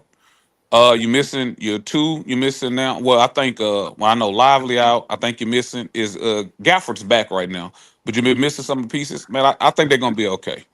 I'm not a huge and I live in the city of Dallas. So you think they're gonna do? You think they're gonna do good with that small forward, the dude named Markieff? Y'all not gonna be okay, bro. Y'all in trouble like a motherfucker, man. Y'all be honest, man. I think the Lakers in trouble, man. And I'm pulling for LeBron. I just don't think that a team. I just don't think when you lose your best defensive player, I watched Luka drag a team full of nobodies outside of Korea. I have too, but let's be honest. So let's giving them LeBron and Austin Reeves is much better. So let's ask this question too, Lamont. Do we know that Luka's gonna come back 100% this year? What's his injury? Hamstring. Calf strain. Calf strain. Yeah, calf. Yeah, he's gonna be back. Yes, he will be back 100%. You think so? Because we thought KD. We know that's a lingering injury. You can't say that about KD because you talking about KD Achilles and ankle injuries. That's but that's typically when you have a calf. And hold on, when you have a calf strain, that's typically talking injury. That's the fear. If you're talking injury, how the hell you know AD gonna come back healthy? If you're talking injury, exactly, and he more injury prone than he the gingerbread man. He the gingerbread man. You throw water on him. How you gonna say he'll be in a week or two? In a week or two. Well, the injury that he has is a 1 or 2 week injury compared to a calf strain. That's what I'm saying. Like if you look at both of the injuries, Luka's injuries more severe than what AD's injury is. How can you say that? Hold on, Raven. How can you say that his injury more severe? He has an ab strain. He has an abdominal strain. Luka has a calf strain. They both got strain. Strain. When they're gonna look at AD in what, a week? When's gonna be the next evaluation for Luka? And I guarantee you the Lakers don't make this trade if Luka on some type of detrimental injury report. No. I don't think he on no detrimental report. I'm asking when do you think that Luka will be back? The 8th. They said the 8th. They said the 8th, but I don't know. The 8th of what? February? February. So he's gonna be back next week? Know what they said? But interesting. I ain't see that, but maybe I missed that report, so it'll be interesting to see. Well, at the end of the day, the Lakers got a humongous cushion for error because as long as they keep winning games, just like they won tonight, every game they win without Luka is just another extra game where he can get some rest. I think the Lakers set up better for future wise. I don't think they're gonna get no championship out of it this year, but for as getting you a franchise player, I don't know if y'all understand the level of backcourt that the Lakers have right now. Lamont, I'm a avid. Why is y'all pretending? Why do we have to all of a sudden just because it involves LeBron James? We have to pretend it's nothing to do with LeBron. Ain't gonna be the most talented backcourt in the NBA right now. You talking about Luka and LeBron backcourt? So you saying they playing the 1 and 2? I'm just asking. Because they would be in the front. LeBron would be in the front court. I'm only saying backcourt because LeBron operates from the perimeter. I do think they're going to be very. Like I said, I think the Lakers going to be very formidable. But I just don't know. Like I said, until I see another move, I just don't know. I need to see another big man. And I'm willing to bet. I'm willing to say this. It ain't no big man that the Lakers bring in that's gonna guarantee. I think they need a stretch. Luka. I think that I'm saying a stretch 5. I'm saying somebody. They got Maxi Kleber. He's a stretch 5. The whole Joker. You think he can hold Joker? Nobody gonna guard Joker. Who gonna? No, I'm just saying. Joker. I'm just saying like matchup. Like I'm just saying that's not a matchup that I. It don't matter. No, nobody's stopping. I don't care who you put on Joker. I don't put you. Put Giannis. I would want to bet. Nobody's stopping Jokic. No, you're not gonna stop him, but you don't want it to be a cakewalk. Okay, it's only been one person that was able to contain Joker. I'm not saying nobody's gonna contain him or stop him, but I'm just saying I don't think rolling out Maxi Kleber and what's it don't Jackson matter Hayes, who you roll Jackson out. Hayes. Do you know Jokic's shooting 47% from I the know all three, that. averaging a triple double. Correct. You ain't stopping them. I mean, You're not. if you're trying to send a rotation out, what you need to do is you just need to have a rotation of guys with size and length who can bother him. But you're not stopping them. The same way Minnesota did, Lamont, when they was throwing. Because you put Rudy guys Gobert on Reed them, you gonna have a whole bunch of dog food. So Lamont, where you have the Lakers going? We gonna put Jokic in. I don't know. It's gonna be about matchups, man. So the Lakers right now, need to be vying for the best seeding, and they need to be playing for the best matchups. The playoffs right now is about matchups and who's healthy. I agree. Their focus needs to be on getting Luka healthy, and right now, getting their defensive structure set up. Obviously, you know what you got with Brian and Luka. What percentage? But right now, you got Vandy back. He's healthy. You got DFS, who's playing with a ton of confidence, shooting above. I like this. I like him. Rui, I like Rui's him a playing lot. with a ton of confidence. Rui's playing with a ton of confidence. Right? He look like he loves. I'm iffy on Rui. I'm iffy on Rui. I'm not iffy on Rui. Rui's I'm iffy on Rui. I like Dorian better than I like Rui. Problem is they've been playing them together. That's a lot of size on the floor when you're playing them together. Ain't Max Kleber a 40% 3-point shooter? And they both can make threes. Yeah, I like Dorian. I just think that the Lakers have to avoid some people. I don't think they win. I'm just saying I don't think they win no championship this year. Like some people looking at it like it's a championship. I think they're gonna be a good team, but I don't know if it's a championship team. We don't know till we see it. I'm just giving my opinion. I'm just saying I don't think they're gonna win a championship this year. I think they're a very good team. They're one of the 6 teams that I believe can win the championship now for sure. Before with AD, no, they weren't. With Luka, yes, they are. I believe they're one of the 6 teams that I think can win it. So you got them better than OKC right now, or should they avoid a team like OKC? OKC, Cleveland, Boston, OKC, Cleveland, Boston, New York. No, I don't have New York. I don't think they're a true contender. They're not good enough. They don't have a true star. What you think of the Clippers, Lamont? Even though that's I was just about to say Clippers. Yeah, Clippers is that team that just can put you in a whole bunch of regular season dogfights, but you're gonna run. And then they give up, and then they don't mean nothing in the playoffs. Because when you can scheme against them, like the Clippers right now, because Norman Powell's a kind of new to everybody. Right, because he's been hooping forever. He's been hooping, but I'm saying he's generally been a rotational guy. But now his role now is start. Like a lot of people don't have the full scouting report on him. But when teams sit down, go into a playoff series, you start to pick apart his flaws and what he's strong or weak at, and then you could just settle in on him. Okay, if this is the guy that's going to be your number 2 option behind James Harden, we about to go in and clamp that up. Well, I think all this. Well, I will say this much about the Clippers. I think all that depends on how. And I know this is a big if. This is the biggest if in the NBA.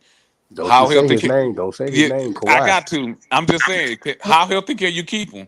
Who you gonna guard? He's not gonna be healthy. I just made a bet gonna guard. No. I was saying Kawhi. I'm saying how healthy can you keep Kawhi? If Kawhi can truly be healthy, which is like praying for a Hail Mary. Are they better than the Lakers if Kawhi's healthy? Have you seen what Luka do to Kawhi?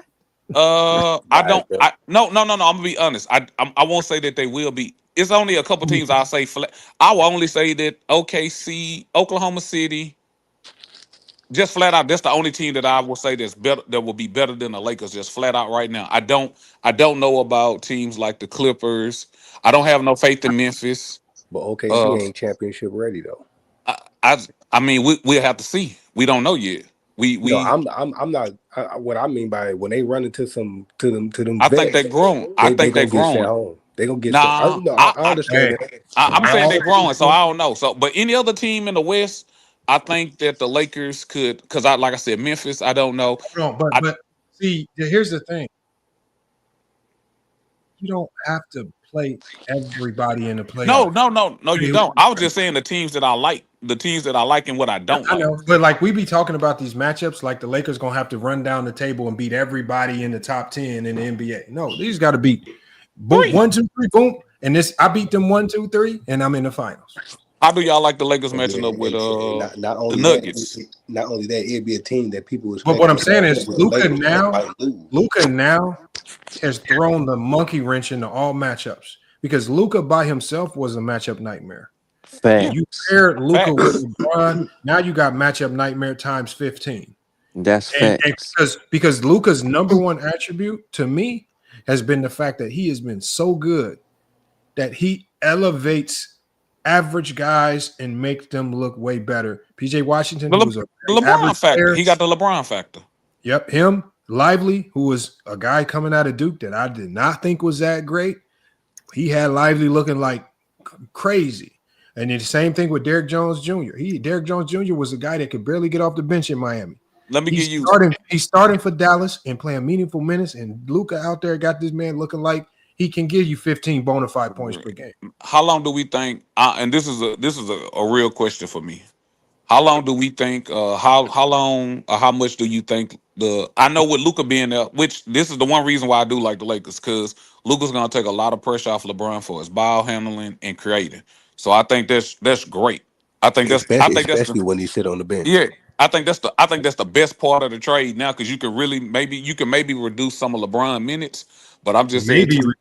What you mean maybe? What you mean maybe? What I'm saying is, of course, he still got to play because he's still gonna be their second best player. LeBron's still gonna be second best. I'm saying what he's saying is like when LeBron sits down, it's already done. It's already done. Why are you second guessing it? Like that's what Luka do.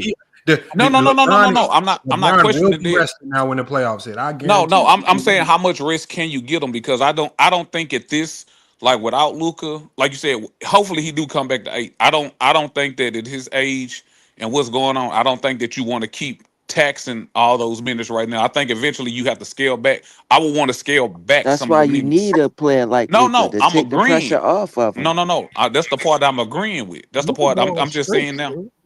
I'm saying so why if you know all this, why you have so much second guessing? One, the second guessing is because I don't know exactly when Luka's coming back. Bro, this all you need to know. In the playoffs, bro, let me ask you a question. Let me ask you a question. I'm listening. In the playoffs, bro, it's about matchups, like Lamont said. Agreed. And it's about superstars, right? And role players. Role players play a big part. Okay. Yeah, they do. Only reason why I say they do, because you need a lot of role. You need the shot making, like for them hitting big shots. That's all I'm saying. Yeah, your superstars gotta carry you there, but you gotta have your roles. Who in the West is going to pose the biggest threat to the two superstars that the Lakers got right now? Off the top of my head, if I thought about the West, I just said that I think that OKC. No. I think OKC. They too little. Shay and them ain't the two guys that can be a deal with Brown and Luka. How you say a team that ain't won nothing ever is the biggest threat? But this Laker team ain't never won nothing together. Luka just sinks. Luka just. Did you watch last year? Did you watch last year when Luka demands a double? LeBron when demands OKC and Kyrie. I mean, when OKC and the Mavericks matched up, went to Game 6. Yeah. Luka and LeBron both demand a double. Kyrie and Luka single-handedly beat that team. Yeah, but you can't take that and say that that's what's gonna happen now. I get that, but you can't say that doesn't upgrade. Hold on, bro. You upgraded Kyrie to LeBron James, one of the best players ever to play the game. I agree. You can't say you agree and then turn around and don't. No, I agree that LeBron's one of the greatest players ever, but let's be honest. We all know basketball. We all know basketball on this conversation. We know that just because of what happened last year doesn't translate automatically to this year. Now let's be honest. That game is the same. Nah, we can't just throw that situation and say just because Dallas beat OKC last year that now the Lakers gonna beat them this year. I'm just saying every big game. Have you been watching OKC this year? Yes. Every big game that they play, they lose, nigga. No, they don't. Hey, but you gotta understand, Reeves gonna get a weaker. So they didn't just spank Cleveland by 30. Yeah, and before that, they lost to Cleveland. Yeah, they did. But you said they got fucked up. No, but you said every they big lost game. to Boston. No, they lost to Boston. You told me they every lost big to game. Boston. They lost to Boston. Cleveland lost to won a Dallas big game twice. So Cleveland won a big game. But I'm saying most of the games that they played, that was big games, they lose, and Shea had be struggling. But you got to think they gonna put their number one perimeter defender on. You got two. You Luka got now. two of the best. You got two of the best players on one team, bro. Man, we get that, The but number one perimeter that don't defender gonna automatically be just on mean Luka. that you're gonna win. So that's what I'm saying. It's not saying Yeah, that they gonna but win, You but their the question I offense think is was better than no, all no, these and other teams in the West no, that King you. Cooper. What I that think you- you're doing is, I think you downplaying the others on the lake. Like Reeves is 18 and 6. I'm not Rui downplaying is nobody. 15. DFS is legit shooting a 40% from the three. You got some. You not only added Luka, but you got a better supporting cast than that he had in Dallas and more depth. Okay, so let's be honest. I'm not downplaying the Lakers. The question was, who do I see giving the Lakers trouble? I said OKC, and I said OKC. It's like we can't look. I'm saying I can't sit up here and look at a team and look at them like they Swiss cheese all of a sudden because I'm of not that. saying they switch cheese, I'm but saying it's about that I think the Lakers. matchups. Who's going to Yes. match up with LeBron James on that team? Maybe if I was to say, you probably gonna put Dort on Luka, and you probably gonna put Jalen Williams on LeBron. He's too little. They put Dort on LeBron, and LeBron be killing Dort. But I've seen LeBron struggle with Dort too this year. no, Yes, I did. You want me to pull up? You want to ask Lamont pull up the game stats? Bro, He did you struggle gotta some. stop the cap, bro. It's no You cap. capping up They here, double bro. No, it's no LeBron. cap. Them niggas not stopping that man in no fucking playoffs, bro. Stop the cap. I'm honest, dog. Like I said, I love LeBron. I think that the Lakers are thing, but dog, I can't sit up here and just say like they All right, gonna so run root through for them other everybody. teams then. Root for them. What you talking about? We Root for we being them, bro. objective. We Root being for them, objective. bro. I'm not glazing. I'm just being It's not objective. glazing, it's I'm just being facts. objective. It's not It's facts. facts. It ain't What do you facts. mean? It ain't facts. They Yeah, got the but it best. They does. got the You like know what it Lamar feels like? said. They It got feels the like best backcourt in the West right now. I feel like it feels like you looking for reasons for why it won't Yeah, work the in the doubt. league. No, You're trying to find I'm telling reasons you, for the other teams to beat them. Lamont. Right. You keep But saying Lamont, you when is asked. Luka coming back? When No, is Luka Lamont, coming back? because But I it don't want to know when he matter. coming. No, you need to see him get ingraded. You need to see him start playing with the team and get Don't you need to ingraded. see AD? Don't you need to see AD do that too? I'm talking about OKC. I'm not even talking about AD. Don't you need to see AD integrate too? You said I'm not talking about Dallas. You asked me. We was I talking about was listening to you OKC. the whole time, my guy. I know, my guy. But we just was talking about OKC. You said which team? Which You team was from doubting cost? Luka. You was doubting Luka injury, but you ain't doubting AD injury. I just said that AD's supposed to come back, and I just said I didn't know nothing about Luke. You said somebody said Luka's coming back February the 8th. Whoever said that, I said I didn't see that report, so I didn't even hear that Luka was even coming back no time soon. So you think he that hurt? No, I think that with a calf strain, you're gonna play it safe, and you might sit him out. You might sit him out a little bit longer to make sure that injury doesn't linger during the But he season. been That's what sitting I out think. longer. He tapped to come back any day now. He been out for a minute. He missed 19 games so far. I told you either February the 8th or right after that. Yeah, and I said, and what I said I didn't know. I thought he might be out maybe to after. I thought he might come back, not come back to after the All-Star break.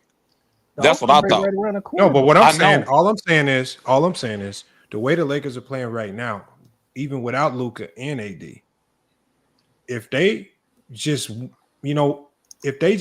keep winning games, even at a slightly above 500 rate, they given enough cushion to buy Luka time to come back and just take as much rest as he need. There is the way they playing so well. Like nobody, let's be honest. I was over on Ticket TV yesterday. Nobody in their mama thought the Lakers was going to win this game versus the Knicks, as hot as the Knicks was. The Lakers come. Nobody thought the Lakers were going to beat Boston. I mean, the only game where they surprised is when they lost to the Clippers as bad as they did, and then they lost to Philly as bad as they did. And sometimes you have some of those dud games every night. But for the most part, they've been playing much better even without AD. Yeah, Maxi changed that game.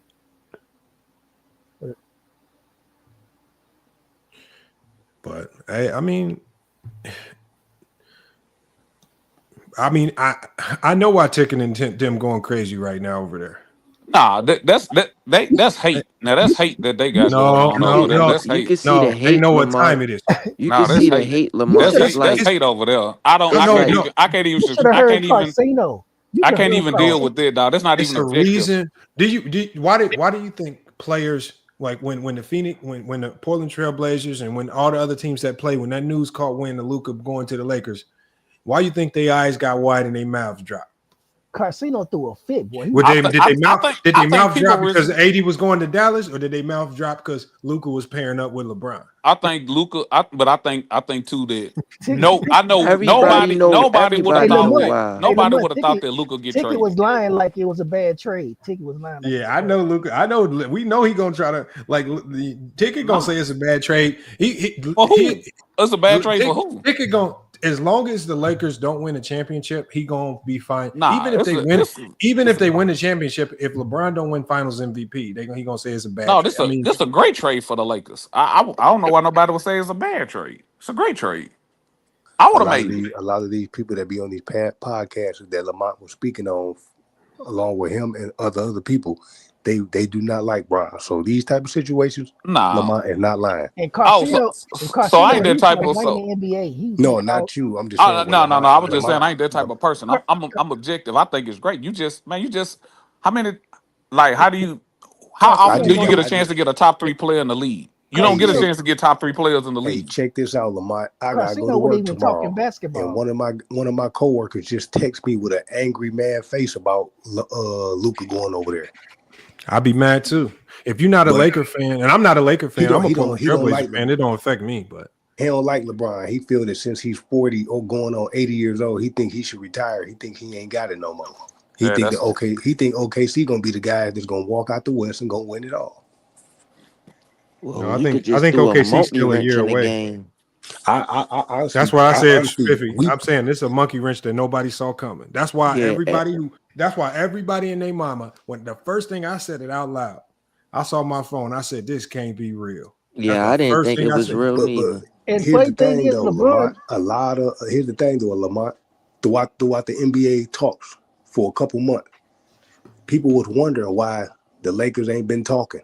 When are the Lakers gonna make a move? When they gonna make a big move? When they gonna do this?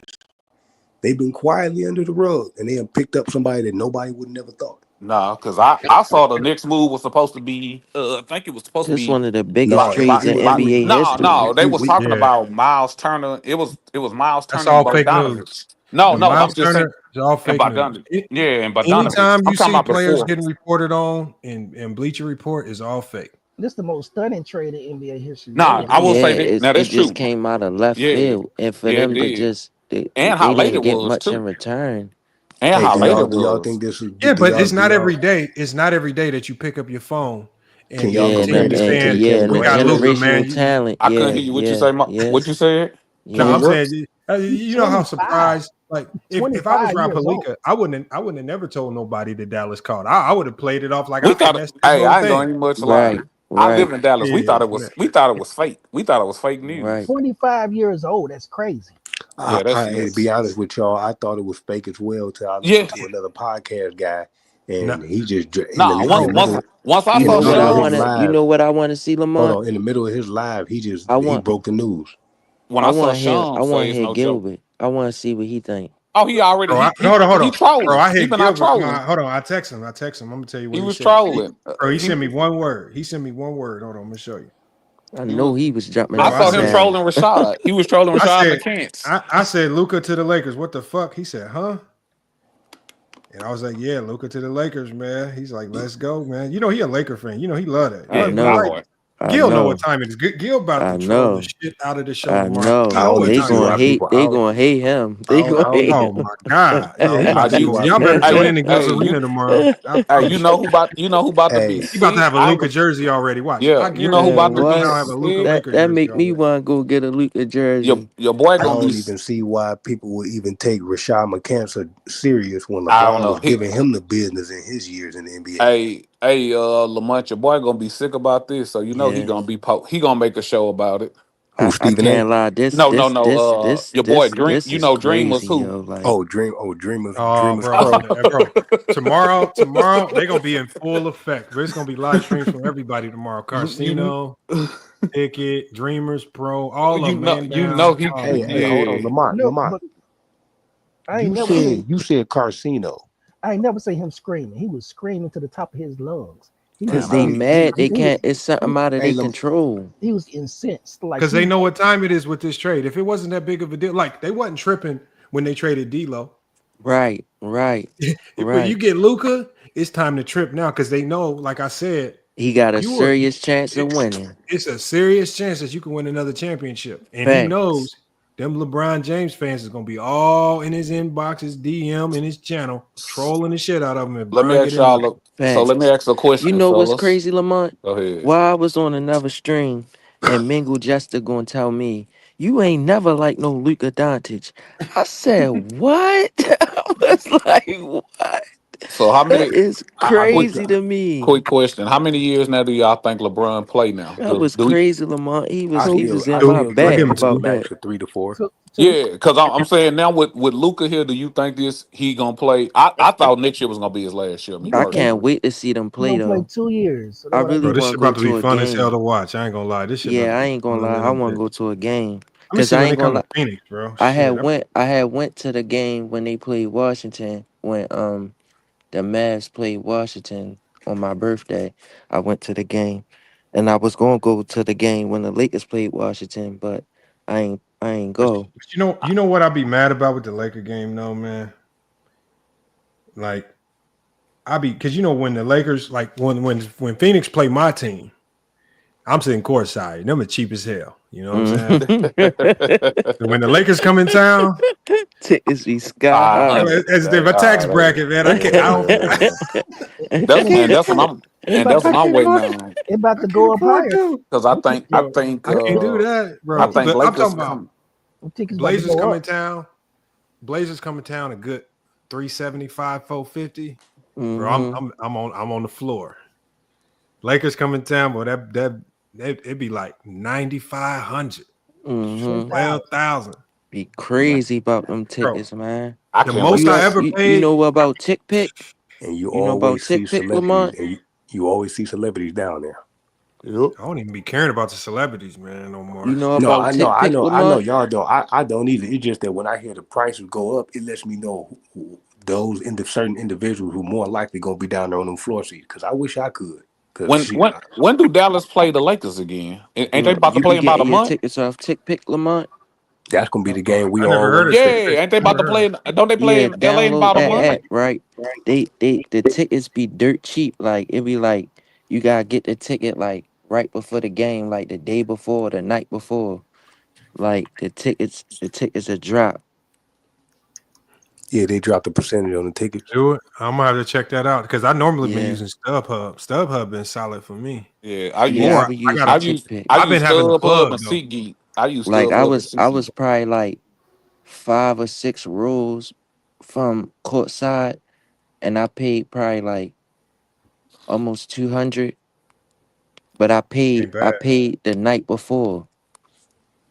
But They play so here Dallas in this month. Phoenix, we had like if anybody has a set courtside, you know that like it's not sitting all the way in the front row. It's courtside. It's No. like the first like 3-4 rows. It's Yeah. considered courtside. Yeah. And so I just be trying to get to that courtside section. The main reason why I want to get to the courtside section is because when you sit in that courtside section, bro, they have a 5-star steak meal that you can go eat in the back all free.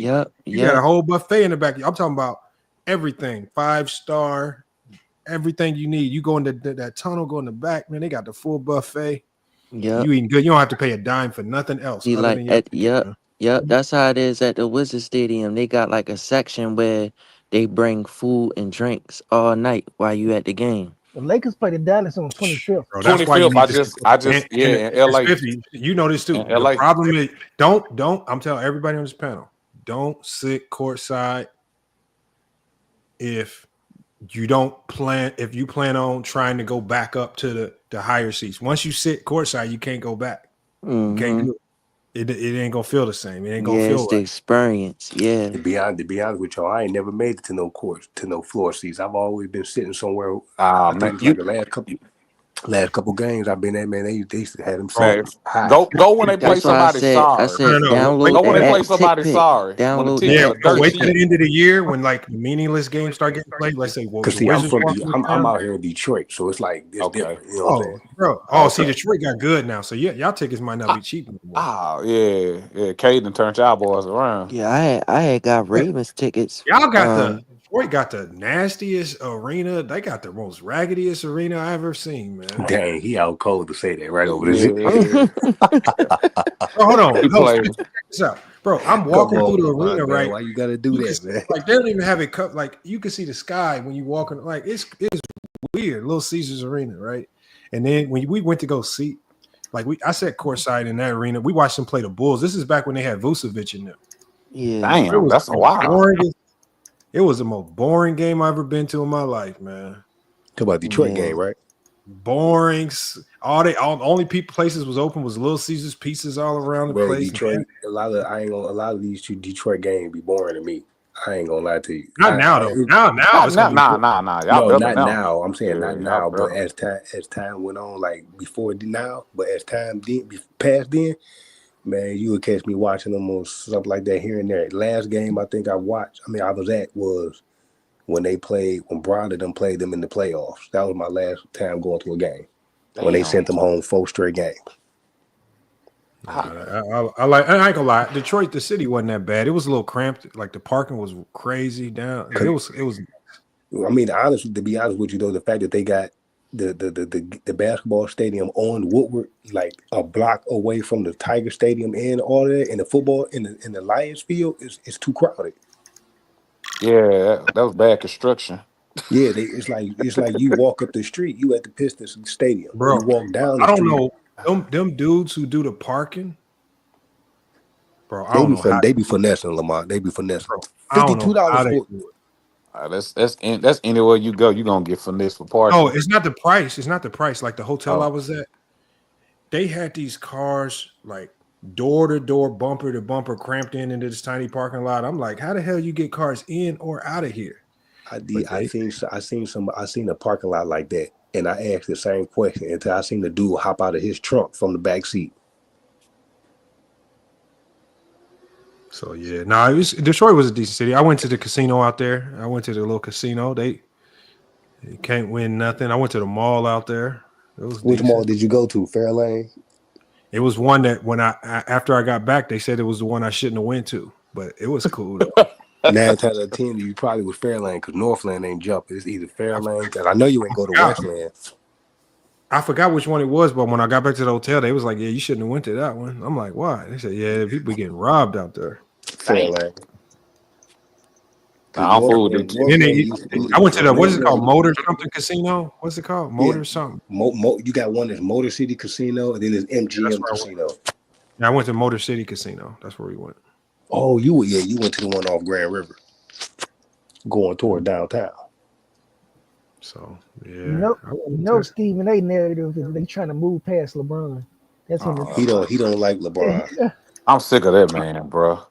Yeah, you gonna see a lot of hate coming up these next couple days. Yeah. So it's gonna be the hate, but then it's gonna be like, if you don't win a championship with this team, it's no excuses. No, they gonna say if you don't win a championship, if you don't get too far with Luka, what is this? It's gonna be no. Yeah, It should be no excuse. Yeah, You know you how it already be. know. Yeah, it's about to be nasty work. But I ain't gonna lie. Hey, I don't care. I don't care how far they really get this year. It's about. I just want to see how they play together and how they build around them. Because I think now that LeBron got Luka, I think he would play like another year or two. Yeah. Just to So put that icing on the cake. so what contract would Luka be eligible for this summer? This give him a real shot to win another title. Supermax. Yeah. So will it be the same since Definitely he give got? him another No. shot. Would it be the same since he got traded? Because I know sometimes I don't And want I to would misquote take Luka Yeah, his- over AD any fucking day. Luka gonna always be Supermax, man. Yeah, I know it's a supermax, but I thought like sometimes when you get traded, it like some maybe I a know the year, Lakers was maybe probably a year or tripping when something they get knocked called off. that first. Like what? Nope. Okay. Well, that was the reason why they saying that They Dallas probably was. thought that shit wasn't even real at first. Like what? Bro, I had to call somebody. I called somebody. I was like, "Man, is this real?" I didn't even say what it was. I just, is this real They knew what I was talking about. It's real, man. Shit. Yeah, I'm He talking didn't about even that know. see. people. Because the I'm, first person I I called, he seen your said, I think thumbnail. somebody hacked Sharm's account. yeah, everybody Yeah, thought yeah. I had people in seen your Dallas. thumbnail. That's People why in I'm like, Dallas are what? pissed. Like people in I Dallas get are them going on pissed. Google. I'm like, what the fuck? This is crazy. Like people in Dallas are pissed. Like hot, fire hot red, mad. All them white people. That's what happens when Mark No, Cuban ain't running the show no no, more. Because yeah. Well, ain't you Yeah, no I way know, know, Mark I know, Cuban well, I do you, know, that. I know he mad about yeah. Well, you this. know, with the new owner, she's trying to open she's really trying to do it. She really want to He open a gave them a casino here. generational talent, Yeah, and but they gave that shit up for nothing. nah. Well, they don't want to spend the money on them because at the end of the day, they wanted to keep AD them. ain't nothing, but you know what I mean, Lamont. I think Luka wasn't gonna sign back. No, they didn't want to pay him. Shit, I think he was gonna sign No, that they didn't want to pay. 345 No, they million. didn't want to pay I him. think they ain't want to kick that shit No, out. no, they didn't want to pay him. That's the That's thing. a lot of money, They bro. didn't want to pay him. They didn't want to pay him, Well, that's and they they, lie. Oh no. they didn't want to pay him. Plus, they trying to. He 345 took them to the million. finals. Oh, Yeah, they didn't Yeah, want that's to pay. the crazy Well, you part. gotta think Like they they just under went new to the ownership. finals last year, and you gave up on them. Yeah, new Like ownership what? though. It's the new ownership. They're not crazy about Luka. They weren't crazy about Luka. That's so crazy. I think Luka talked crazy to them or something, man. There's Nah, something man. to it. There's something to it. Nah, man. You gotta They try to understand. talk about his conditioning. Well, he with one of Yeah, the best motherfuckers that ever did it with the conditioning. To be honest though, y'all, nobody can disagree. This was a trade that nobody saw coming. Not even guys. oh man, no. Why you think it? Why you think To be everybody honest with y'all, shook? to be honest with you though, big fella, this one of them trades that I was hearing about that people were saying like I when thought they LeBron was gonna retire, trade. who can they pull out the rabbit out the hat trick You to know what I carry thought? on the Man, organization. People were saying like Luka. yeah. No, Now know that's what I real talk. know That's what I real was talk. thinking. Know what I was thinking. You know what this looked like though? I'm gonna tell you, if I'm being honest, because this trade is too perfect. It looked like Luka might have went to the team behind closed doors and asked them to trade him. That's what I was saying. And they just basically said, we got you. And because when I look at the trade, when I look at the AD money and Luka money, the numbers is too perfect. Like they did like a deal like this usually take months to get done to find that third team. With Luka's money almost perfectly aligning with AD's, it was just about the roster spots. It just literally came down to making the roster spots work and maybe moving a few other marginal guys around because this happened too fast and too easy. It had to say for this to have to be. That's why I say Luka had to go to them and say, "Look, I disagree, Lamont. I really think that the Lakers saw a once in a lifetime opportunity, and they knew that, and they fucked couldn't up with pass this. on They it. about They to couldn't tie pass on it. NBA but up. it don't matter. But it don't matter what team that the Dallas. If Dallas pick up the phone and call the Orlando Magic, nobody's saying no to Luka. Yeah, No, that's what I'm saying. So I think it was just a perfect. This remind me of Kevin Durant when Kevin Like Durant. any team in the league would have made it work. No, that's what I'm saying. Yeah, that's facts. I'm saying that the Lakers couldn't That's why I think it happened so quick because Remember I think the Lakers looked at it like. Remember when Kevin Durant I'm wanted to saying trade? it's not an accident that they called the Lakers. Lamont. Like the fact that they called the Lakers and that everything just fell in alignment perfectly. It's just too perfect of a trade for me to believe that Luka didn't play a So hand. you think in Luka asked to go facilitating to? So you say you think Luka asked to go to LA? No, what I think Luka basically got with his agent and said, "These are the teams I would like to play for. Which team has the resources to make a move for me, and it's seamless, easy, and not like the Jimmy Butler situation. If I want to get out of Dallas, I think his agent looked through what teams potentially had, and I think his agent went to him and said, "Look, LA got AD." AD best available. And AD's also the best available, and it's just, and I don't even know if AD was available. He wasn't. So all I'm saying is this trade is too perfect without it being pre-orchestrated in some way, shape, or form on Luka's side. What if this type of thing was in the works but haven't been spoke about? What if this type of trade? I was just about to say I like to see what's gonna come out. Like, is it gonna be more like, was it another team maybe that Dallas spoke to and Lakers was just the first one to pull the trigger? No, but I don't No, think so. I just think because I don't think this was I think something that they Dallas was needed talking a about. star in return. No, no, no, Somebody no. talking, I think Lamont? this I was something can't that was hear in the him. talks, but they ain't never really pushed it. Yeah, a couple people talking. I'm I'm sorry, about to my leave bad. out and come back in. All right, Spiff. Rich But Paul don't play that though. He don't let you run over his No, and man. that's why I don't think it was no way that they just knew this, because I think LeBron would have knew if this was already pre-orchestrated for AD. I don't think that Rich Paul let LeBron be blindsided by this. no, it's not. It's not. I mean, but y'all, I think No, Rich people Paul ain't think gonna that the tell Lakers LeBron. have report everything to LeBron. I promise Yeah. y'all, the front office, they look at LeBron like he an employee. They don't make him privy to I everything don't. that they do. I don't If think they LeBron tell is, No, I LeBron nothing. agree. I don't think they I tell agree. LeBron No, nothing. I agree. A lot of people don't I call don't him think. LeBron I no don't more. think. Lamont, they I call don't him think. and BG. we all know that. We all know with LeBron's relationship with AD, if they do tap in with AD, Bron gonna give a little pushback. Like Bron, at the end of the day, probably don't want to see AD walk out the door. If you watch, No. But at the end of the day, the Lakers right now got to if start you, making moves for the Lakers. if you This watch, was a move for the Lakers. This if wasn't a you, move for Bron. That's how you No, know no, it wasn't no. a Bron move. if you watch the That's why I This said NBA move game, you'll was for the know. Laker future. that's why I'm LeBron, agreeing with you, Le, Lamont. I'm saying I don't think this was in the works. I think this was really just a spur of the moment, perfect situation. Like it was just like the stars aligned. after every game, LeBron I said, don't think "AD it our was as best player." perfect as some people believe. I believe that Luka's people ran the numbers on what a potential trade would look like with multiple teams, and they saw that the Laker trade would be the cleanest to facilitate. I think Luka was just probably tired of Dallas. He said, let's facilitate something. He did it quietly. He made something shake. That's why I say, don't be surprised if all of a sudden his calf strain all of a sudden get healed up and he on the court. Now I will. That's why I said I like to see what's gonna be the other stories, because I feel like if that's true what you saying, you're gonna hear about that. Eventually, you're gonna start hearing the leaks for like, hey, Luka was not satisfied with with whoever and whoever. You'll Nah, start you hearing that won't hear that. grumbling. You You won't don't hear it. think? No, Luka I'm not saying gonna like talk. I'm talking about. You don't think that somebody's gonna eventually report like Luka this? not gonna Like Luka talk. was displeased behind closed doors. 20 years from now.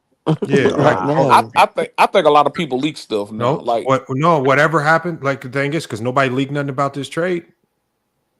That's That's true. why I said that's why I'm saying I think it was spurred. I think the trade. I don't think it was. I think it was spur of the moment. I think it was I just a think perfect alignment. I That's think just my Luka was opinion. looking at the Jimmy Butler situation and said, I don't want it to get messy. Y'all been good to me, but I think he just went to the organization and said, I want out. And he said, But what why? you do in those situations, you get with your Why? agent. Your agent looks for opportunities and But you my present question those would be, why would opportunities he to want? the team. But why would he want out? That would be my only question back. Why You would he want never out? You know. don't You know. It's never a number. know. It's That's a number what of I'm You reasons. say saying. you So say you that's the say reason why I'm saying I don't think that's why I'm saying like. From what I've known, he likes it here in Dallas. I've never known that. Well, and I'm not privy to any of the information. That's Right. why. So you can't say that, bro. You Yeah, never but know that's why what I'm with saying him. no. That's why I said I think it was just spur of the moment. Me It, personally, my it, personal opinion, I think it was just spur of the moment, and it Bro, just lined up it perfectly. been to me, whispers it's that just they were impossible for scared. this to be spur of the moment from Luka's side. I don't want to say the Lakers were involved. I'm not even going to say Dallas was fully involved.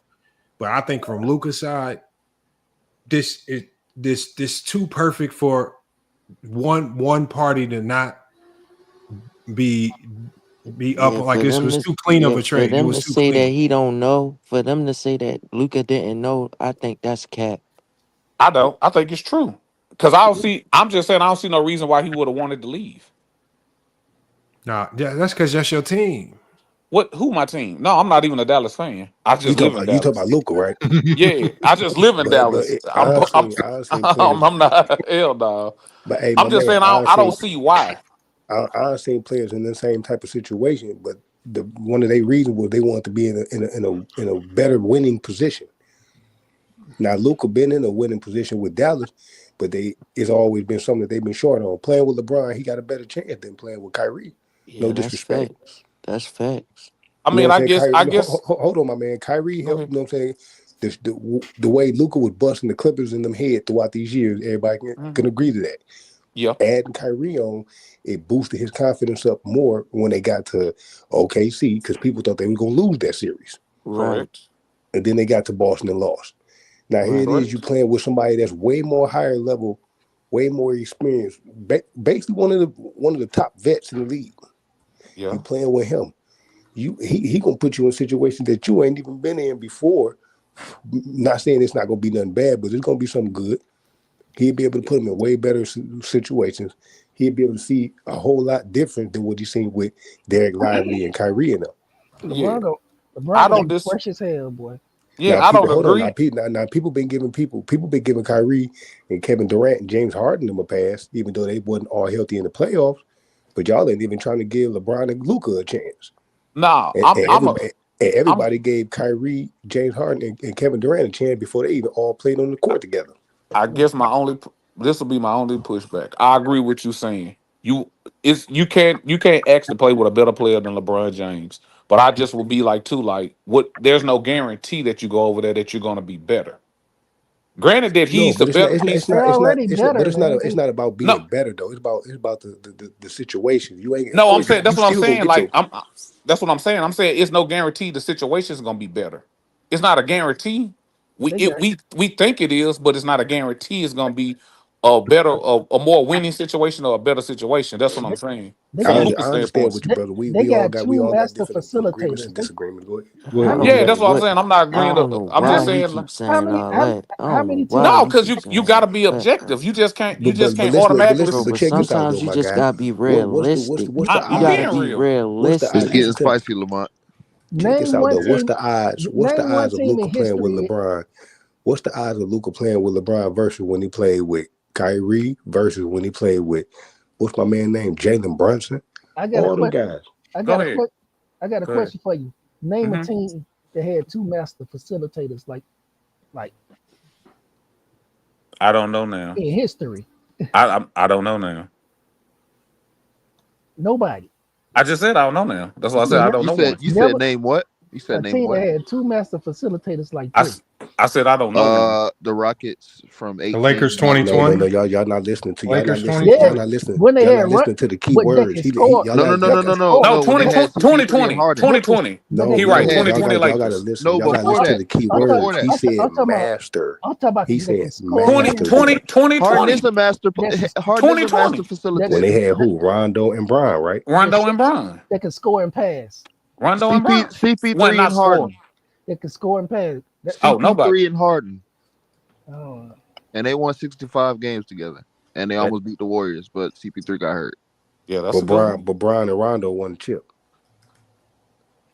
Yeah, but I guess I'm just saying it's not a guarantee, but I get it. No, I agree with you. That's why I wasn't jumping in when I was trying to agree with what you were saying when you was like you need to see them make more moves. I feel like even though they did this Luka thing, they not the fact that how we've been talking about they need to make moves.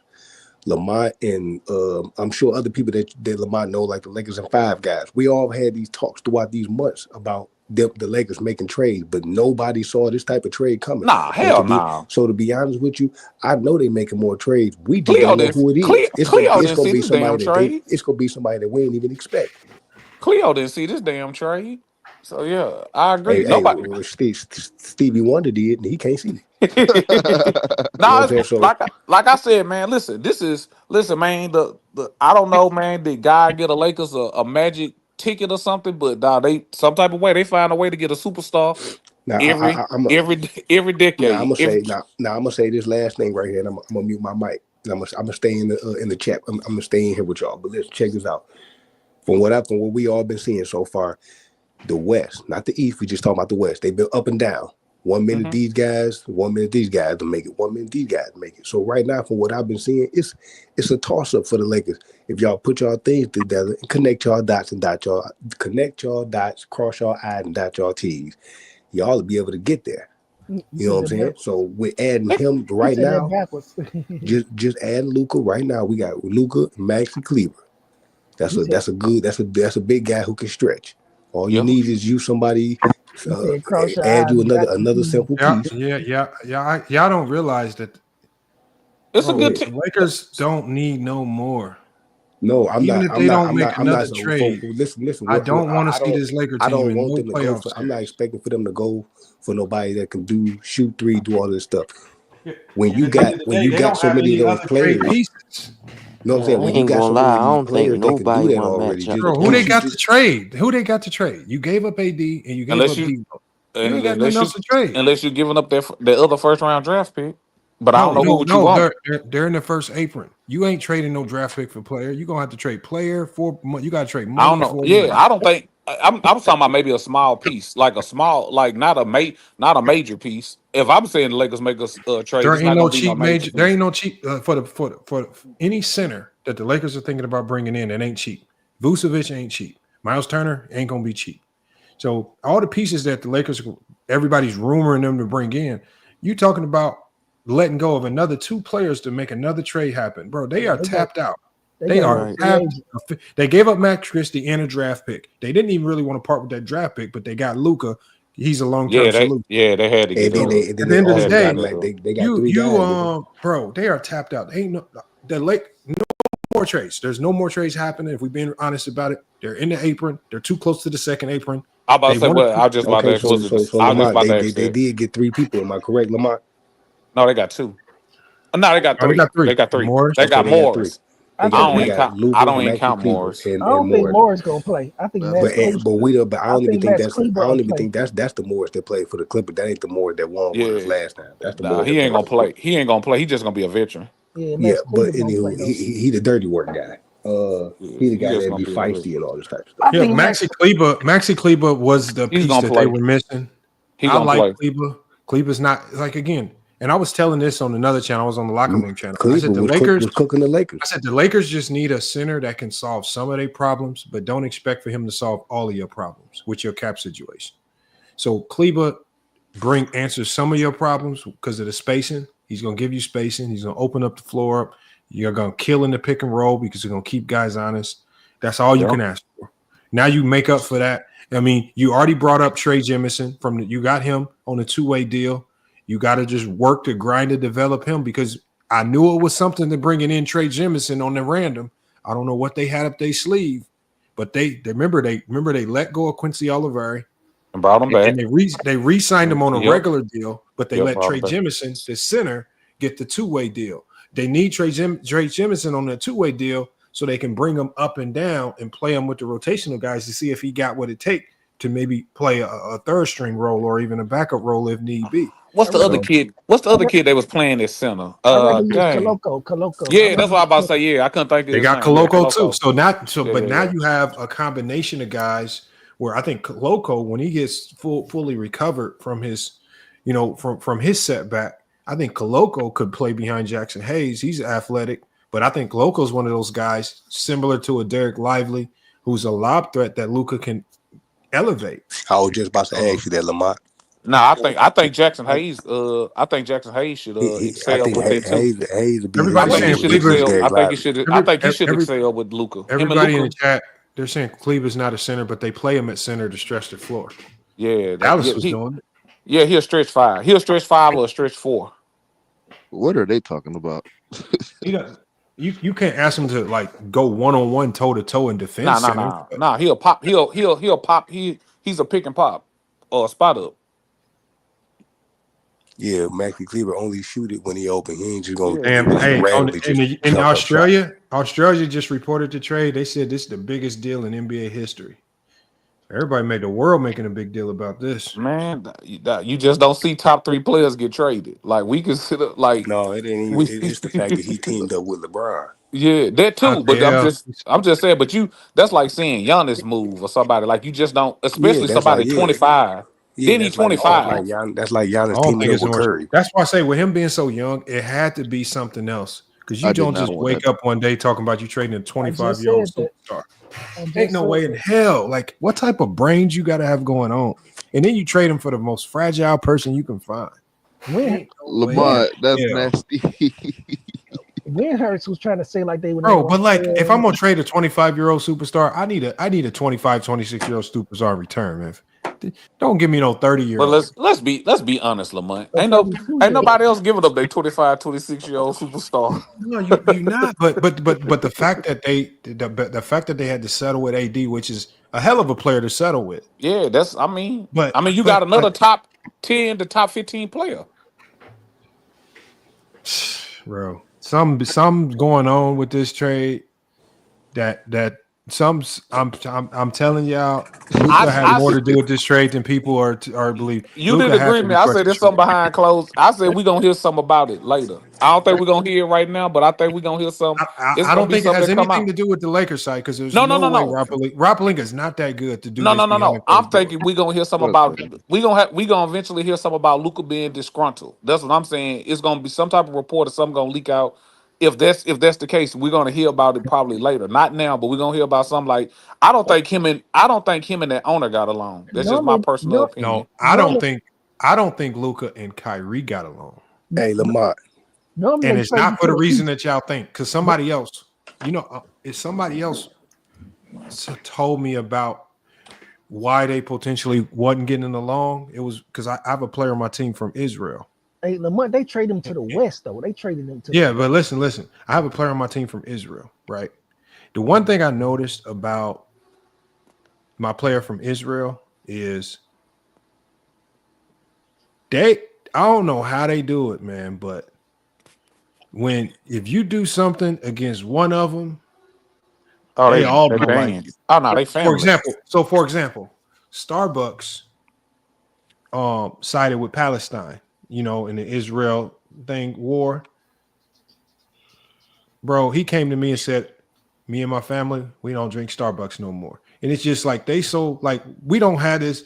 Look, so the way he was breaking it down to me, because he don't like LeBron because of some bronze stances.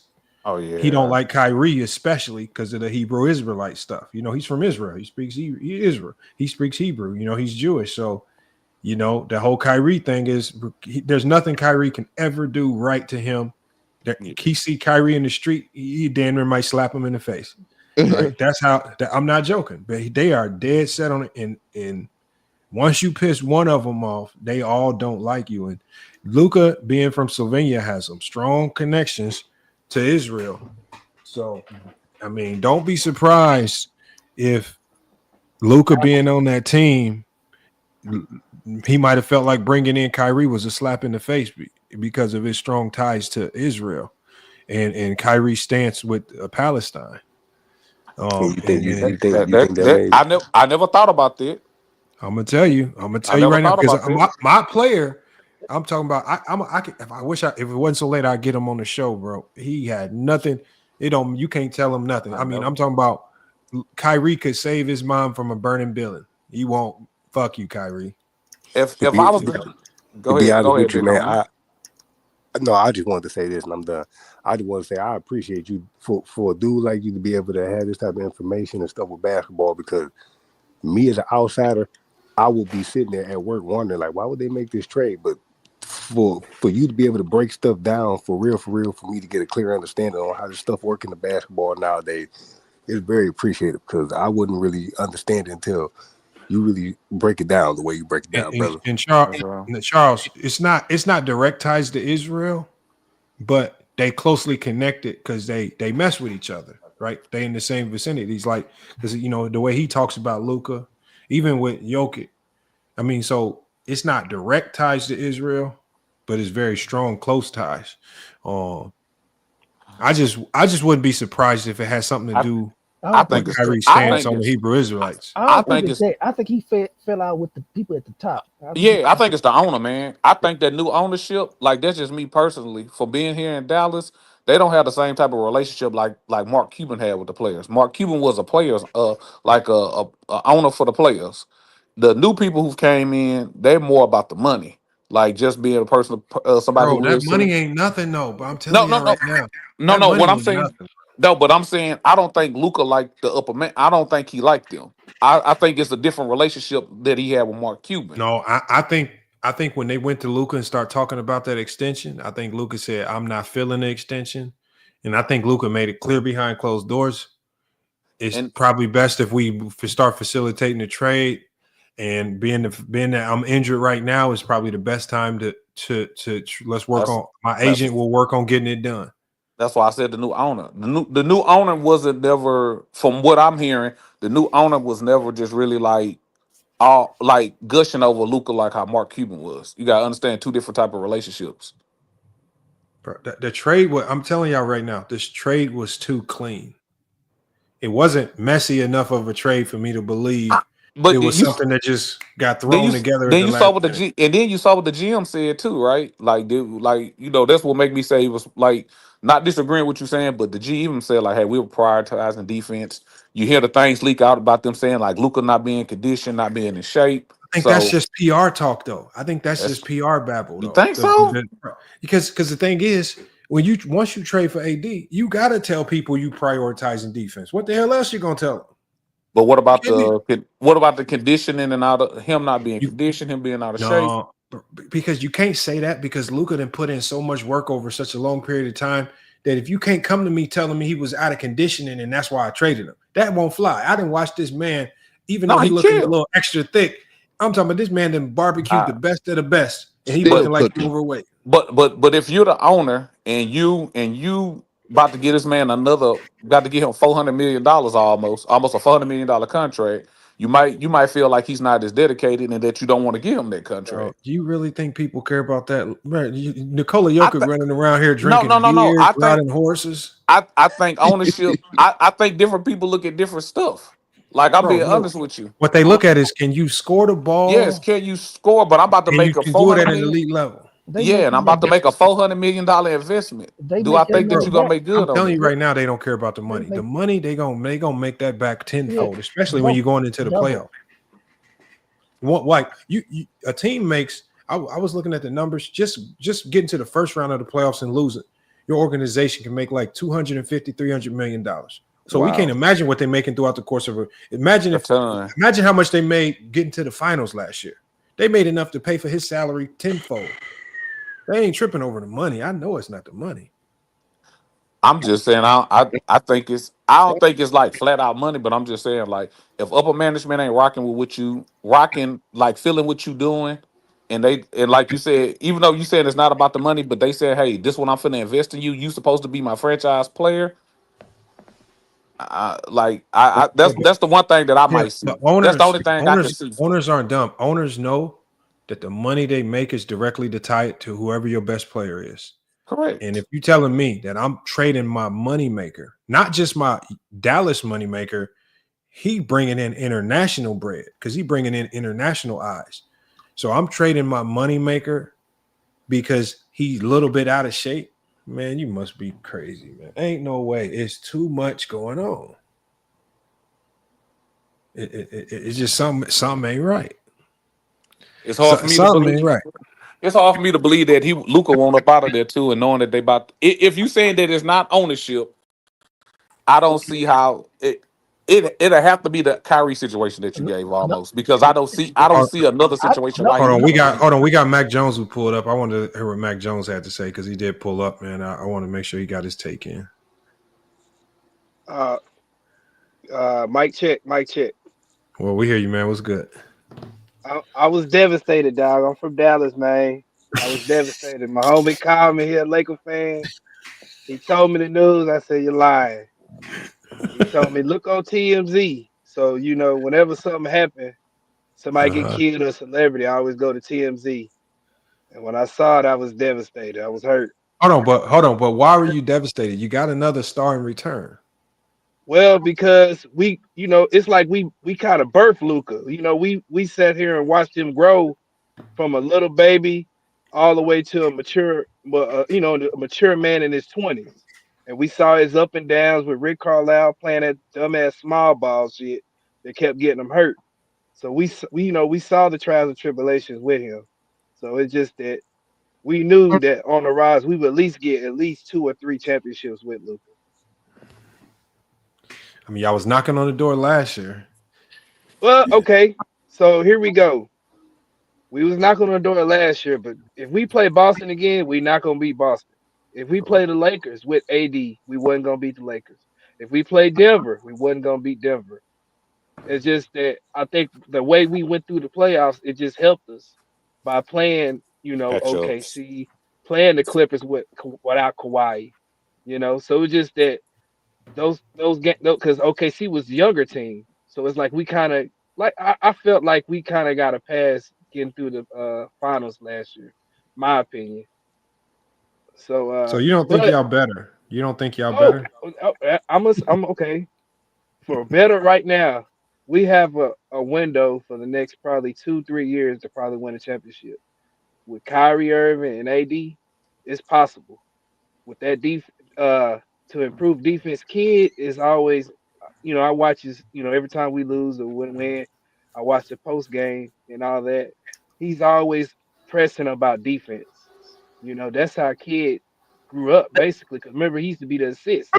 Jason Kidd with the assist, but when he went to the Nets, and then he came back to the Mavericks, it was all about defense. When he won the championship with Dirk, with Tyson Chandler and everybody.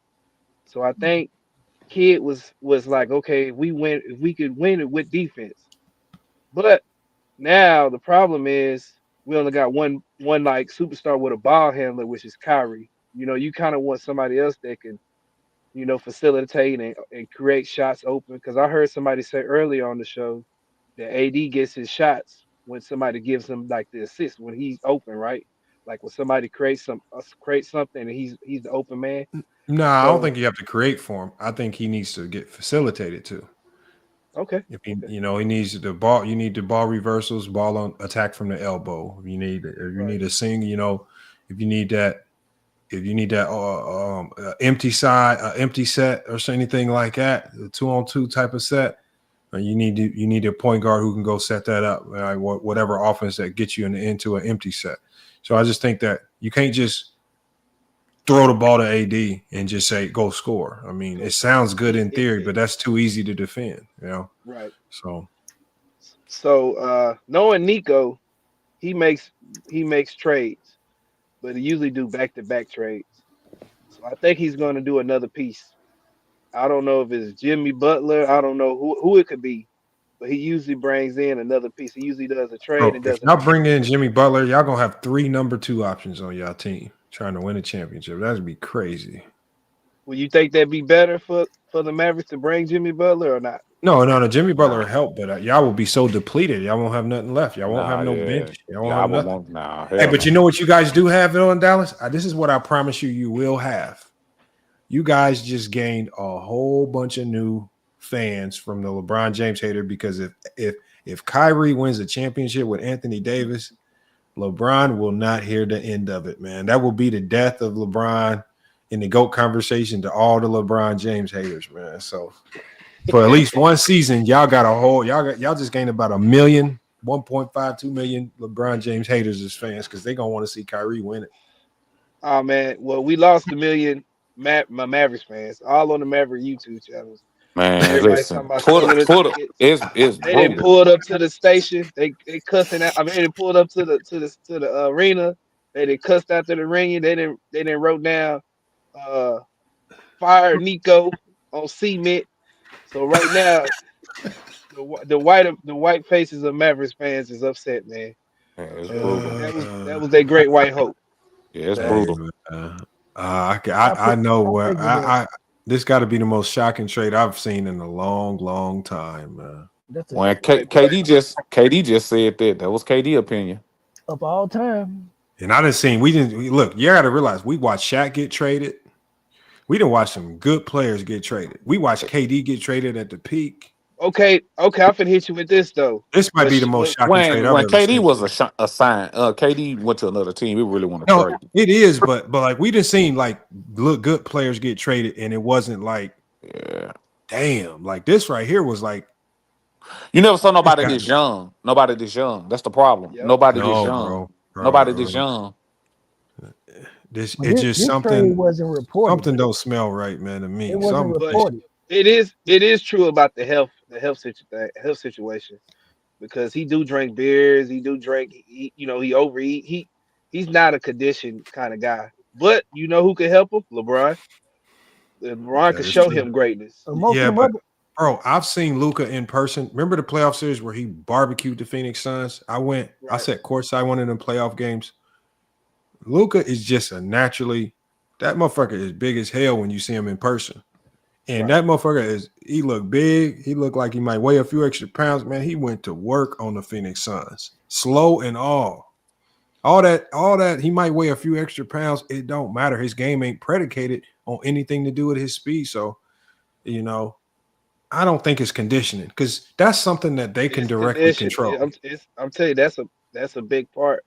If you look I at don't think us it's getting to the Luka if you look at us getting to the finals last year, you could YouTube this. Michael Finley had to snatch that beer out of his hand because he was sitting there for the They drink a ain't beer. got nothing to do Did with you nothing. see that? Oh yeah, I did. I remember that. I do remember that. This is something they constantly can't do because Luka he is like the became golden boy. They can't just constantly tell him, "Hey, stop, stop, stop," because he's gonna continue to do it.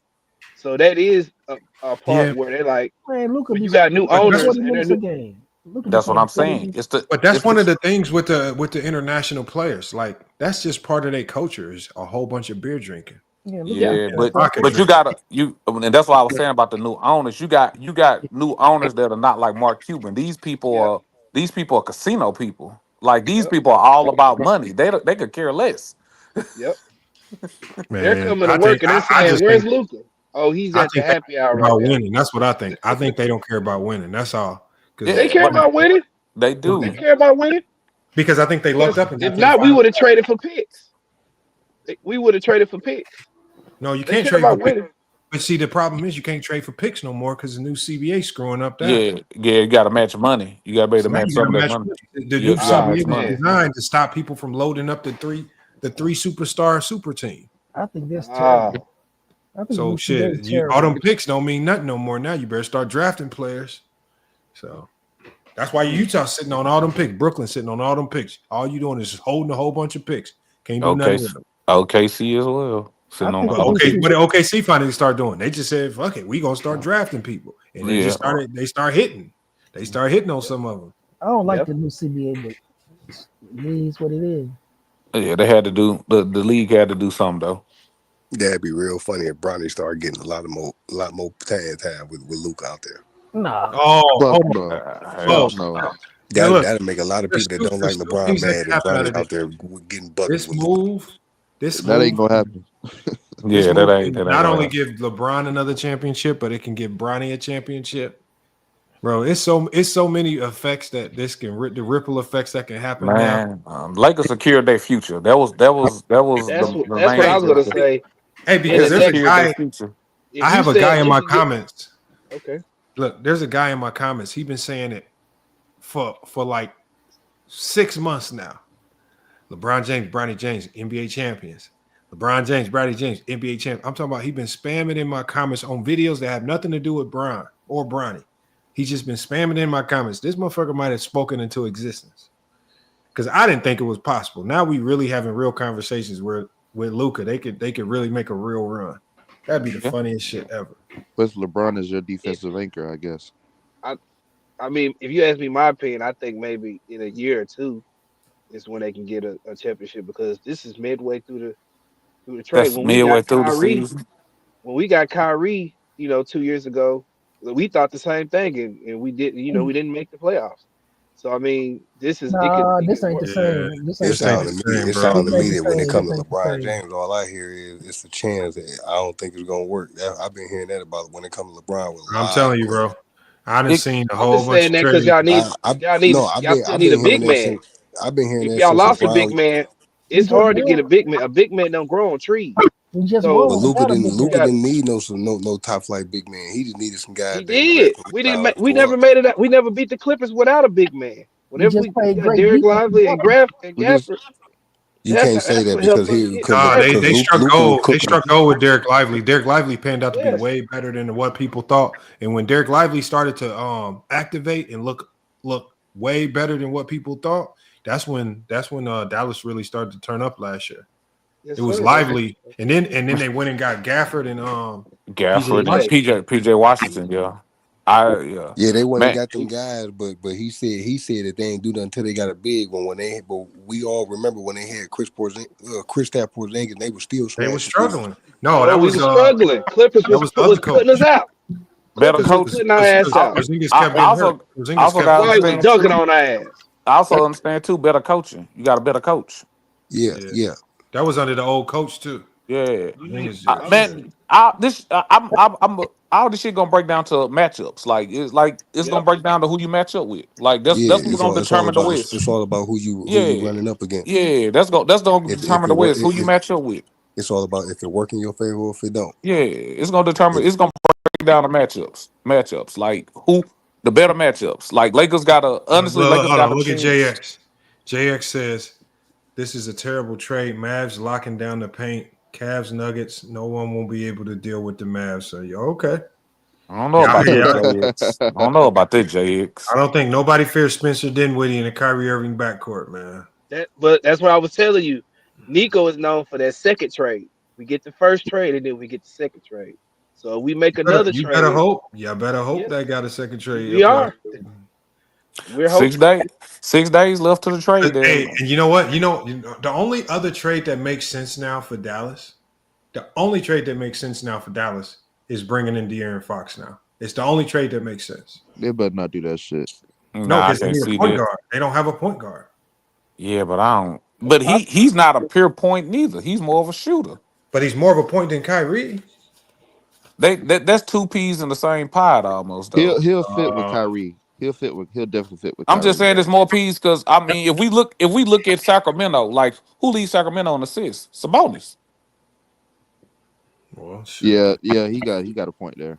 They need an offense. That's the same way with the Nuggets with Jokic. I mean, but if you're telling me they're gonna make another trade, well, you got to tell me what they're gonna trade for, because one, they're running out of stuff to trade. You know, I don't know if that. I'm like now. I have to agree with Lamont. I don't know if the Lakers gonna make another trade or if Dallas gonna make another trade. look at Dallas depth chart. They depth chart is nasty looking. They got a lot. They got a lot of depth. Like they got a lot of unproven players, but there's a lot of depth too, though. Yeah, but you need money. You need guys on the big contract. Guy. Because you got Grimes. He stepped up. What's the not? What the not? Grimes ain't making no money though. You can't trade guys that ain't making no money. Not Najee Marshall. Hold on. Let me tell you. Let me show you. That's what I'm saying. That's what I'm saying. I don't. We trade. I don't think Dallas person we can trade is Gafford. Whoever need to be Gafford. They were trying to get rid of Gafford. Gafford's making $13 million. Hold on, I'm gonna tell you the money. Look, Gafford's making $13 million. If you trade him, you getting a $13 million player in return. That's just another Daniel Gafford. Okay. You're not trading Derek Lively, so you take him off the board because you won't trade him. He's our franchise center. You got Najee Marshall's making $8 million. Quentin Grimes making $4 million. Dwight Powell. Like, so the thing is, let's say, for example, I don't know, what do you say the Dallas Mavericks need? A point guard? You saying the point, and if they got out, and that's a lot of bigs they got, so they might need to get rid of one of those bigs. One big. No, I'm saying they need to get rid of a big. They need to get rid of because Dallas should push for Ben Simmons. That's what they should push for. Because Powell, you don't need Powell, AD. You don't need Powell, AD, Gafford, and Lively. You don't need all four of those. Yep. So who can they get for Gafford? You got to find a team that has what you want, that's willing to take one of them dudes. No, I'm agreeing. Right. I'm just saying. I'm just saying you don't need. Right. I'm just saying you don't need all that. I'm just saying like you got to overload at center now. No. We know that you got overloads everywhere, but at the end of the day, you not only got to figure out who you want to trade, you got to hope that the people you trading with got what you want and want to take what you got. Would this so I know this is a whim. Would this be a y'all said a point guard? Would this be a good spot for somebody like Lonzo Ball? Oh, I like that. Actually, I like that.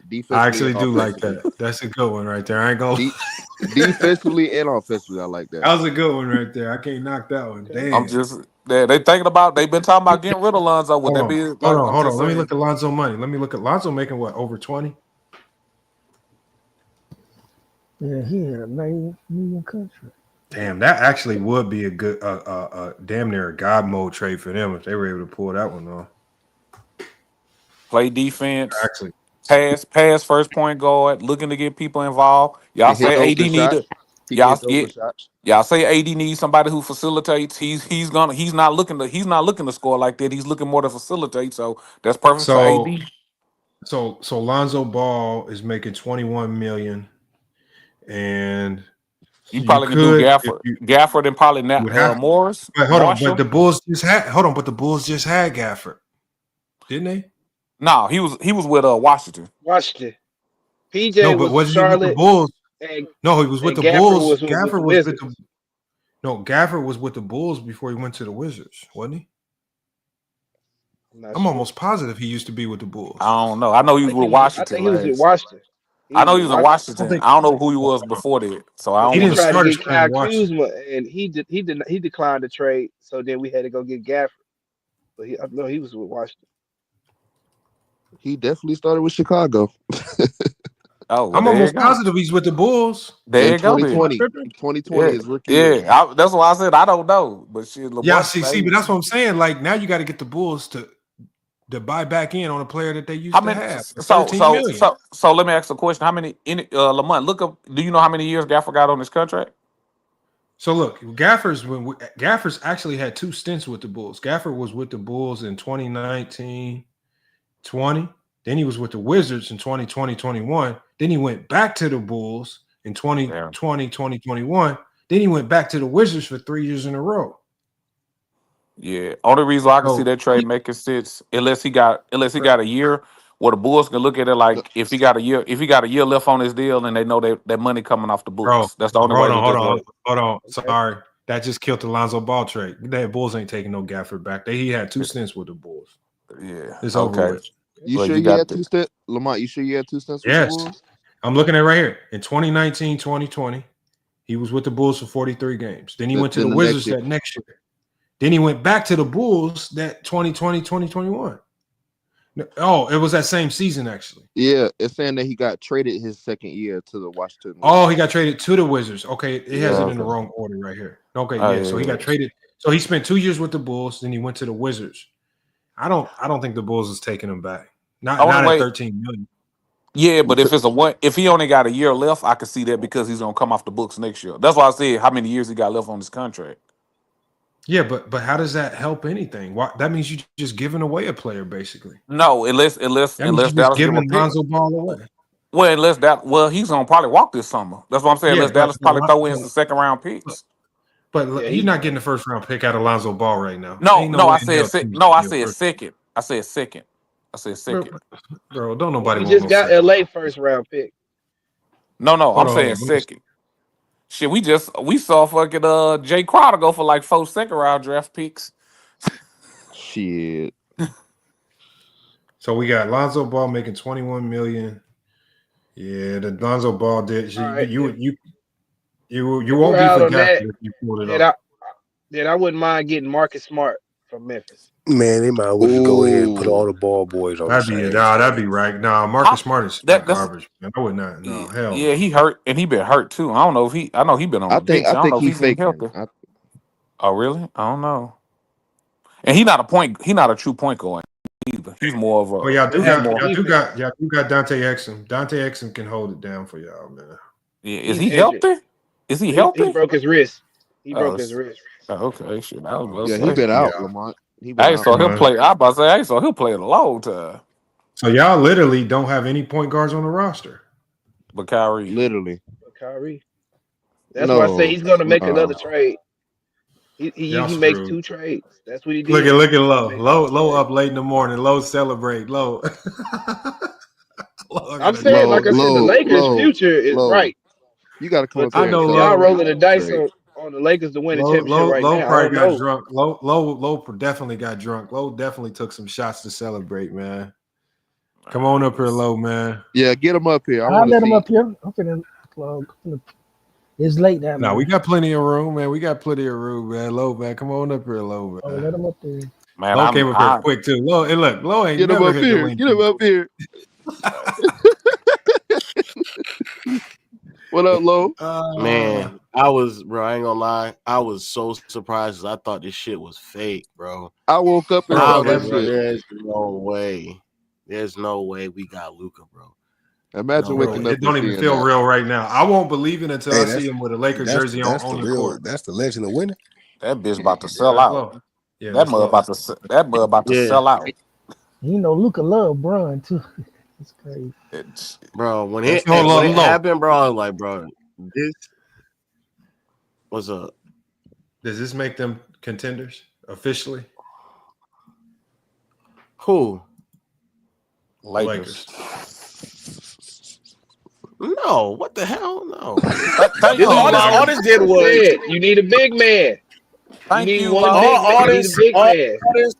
this did was cement the fact that once I actually think LeBron might retire this year. Once LeBron retired, we already have the answer for what's next, and that was in all honesty, the biggest elephant in the room. That we were like, if we didn't maximize this year or maybe next, that was it. That was over for us. LeBron not finna retire. He got 2 years before he even retire, I believe. And I think this is a pass. I wouldn't chance that. Thank you. It's a pass the torch year, huh? Yeah, I think this is a year at most.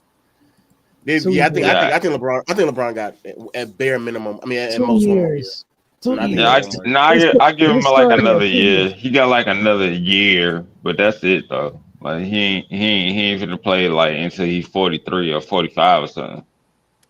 Yeah, they gassed Nah, he not. Did you see LeBron even if he plays that long, bro, he don't need to be on the Lakers playing that long. He just don't need to be. And that ain't got nothing to do with you. Hey, and Lo, you know what the craziest part about it is? Even at that age, like he could literally sign anywhere he wants to. That's the craziest part about it. I feel like most people will start to realize the value of LeBron ain't as high as. Nah, bro, because it's gonna be the money. It's gonna be the money for them first, and then it's gonna be all the production second. If you bring in LeBron, who cares about winning? He's bringing a shit ton of money for everybody around. Yeah, but the way that's all the owners think. But the way that the new CBA work, we can't say that because apparently they let Luka walk because of the money. They're like, we done with Luka because we don't want to pay him. Oh yeah, that's. I don't believe that. I don't believe that though. I'm sticking to the upper management. He didn't get along with the new owner. Hey, Lamont, that's one thing I wanted to actually talk about also. He just said LeBron didn't have no value. That sounds stupid. Nah, but all right. But let me just say this real quick. I didn't say LeBron had no value. I said you'd be surprised on how little value he has. There's not that many teams that's going to be lining up, especially contenders. That actually makes sense too. Bro, you wild, bro. Yeah, but Low, you bugging. You bugging, Low. No, I'm not. Name me the list of contenders. I'm gonna say name me the list of contenders that would even have the ability. LeBron? I'm not trading or signing. Name me the list of contenders that would even have the ability to just sign LeBron to a max contract. No, I'm not saying the max contract. I'm saying you telling me that there's a team right now that would just be like, oh, LeBron, if you sign for like a minimum or a mid level, we're not gonna take it. He's not signing that. We all know he's not doing that. Yeah, but I'm not saying trade wise. I'm just saying like you telling me a team is not going to take him right now, brother. If your hypothetical that has to work is functioning around him signing a vet minimum or a mid level exception, you are now explaining to me why you don't believe it. If that is the only hypothetical where it works in your mind, where he's getting paid $10 million, my nigga, you know that it's not real. Then LeBron gets 30. No. I'm just saying it. I'm only saying because he's old as hell. That's the reason why I'm saying that. He's not playing for that amount of money. He's not signing no $10 million contract. He's not. No, I know he's not doing that. Okay, that was my whole purpose. Is that there's no teams that are really rushing to the opportunity that are contenders that's willing to sign LeBron for $50 million a year. Golden State trying to. You right. You right about that. I don't even know if Golden State is rushing to do that either, because again, everything is predicated on who they would have to move to get that done, and then do they even have the pieces to justify any of that happening? They may trade for it, but like, LeBron is bro. Let's be honest. I don't see Bron getting traded at all though. Like that's not gonna happen. I don't think he ever getting traded. Well, he might be the only player. $47 million. Yeah, he got a no trade, and he has no trade. He acting like LeBron just a top 30 player or something. Nigga, he's it's not about $47 million. Like he old as hell. He old as hell. Like I mean, $47 million. How old did he look? How old did he look last night? It don't matter, bro. He old. It doesn't matter about how old he looks last night. It's about how old is he going to be next year and the year Next after that when year. I'm giving him 40, 50 Yeah, million. moving forward. Moving forward. Yeah, like nigga old, bro. People been saying that what you saying for about 5 years now. Yeah, but you Bro, starting to see, but he is slowing down. We see it. There hasn't been. There's a new CBA with new restrictions and limitations of what you can do. That is quite frankly put LeBron every already own team his at team. What is he hesitation talking and about? pause. He already own the Lakers. What you mean? Hey, well, that's he don't that's want to the go only nowhere. team. He don't want to go nowhere. What you? Okay, Nigga, well, we don't even know if he's gonna play next year. Let's pivot to another conversation because the whole premise of the conversation was: is LeBron going to another team? No. And is the team going to be willing to give him $50 million a year? That was the premise of the conversation. That's definitely not gonna happen. He's not getting 50 million. He's not getting 50 million nowhere else. He's not getting. That's not gonna happen. Is he even getting 50 now? They gonna look at him like they gonna look at him like, bruh, he's not getting 50 million nowhere else. No matter where he go, they gonna look at him like, bruh, you old ass nigga. Like no. He makes 47 million right now. Yes, I'm saying if he signed a 1-year deal, he would be getting 50 million. He makes 49. I don't think LeBron is getting traded though. I don't think he is either. Nah, he's not getting traded. He's not getting traded. Austin Reeves. Look. I think what's in front of y'all. Stop. I think what's in front of y'all right now is better than what you're giving credit for. I think you putting Luka with this team. I'm telling y'all, it's going to be more impactful than you think it's going to be. Hey, but Lamont, Luka decides to play with any type of effort and energy. Down the line, man. Hey, Lamont, that's what I was gonna say. I was gonna say that you basically got two bronze out there, pretty much, minus the athleticism. You basically got two bronze and two defensive liabilities. LeBron, come on, bro. Really? Did you see the way LeBron was anchoring that defense against the Knicks? How many games do he play?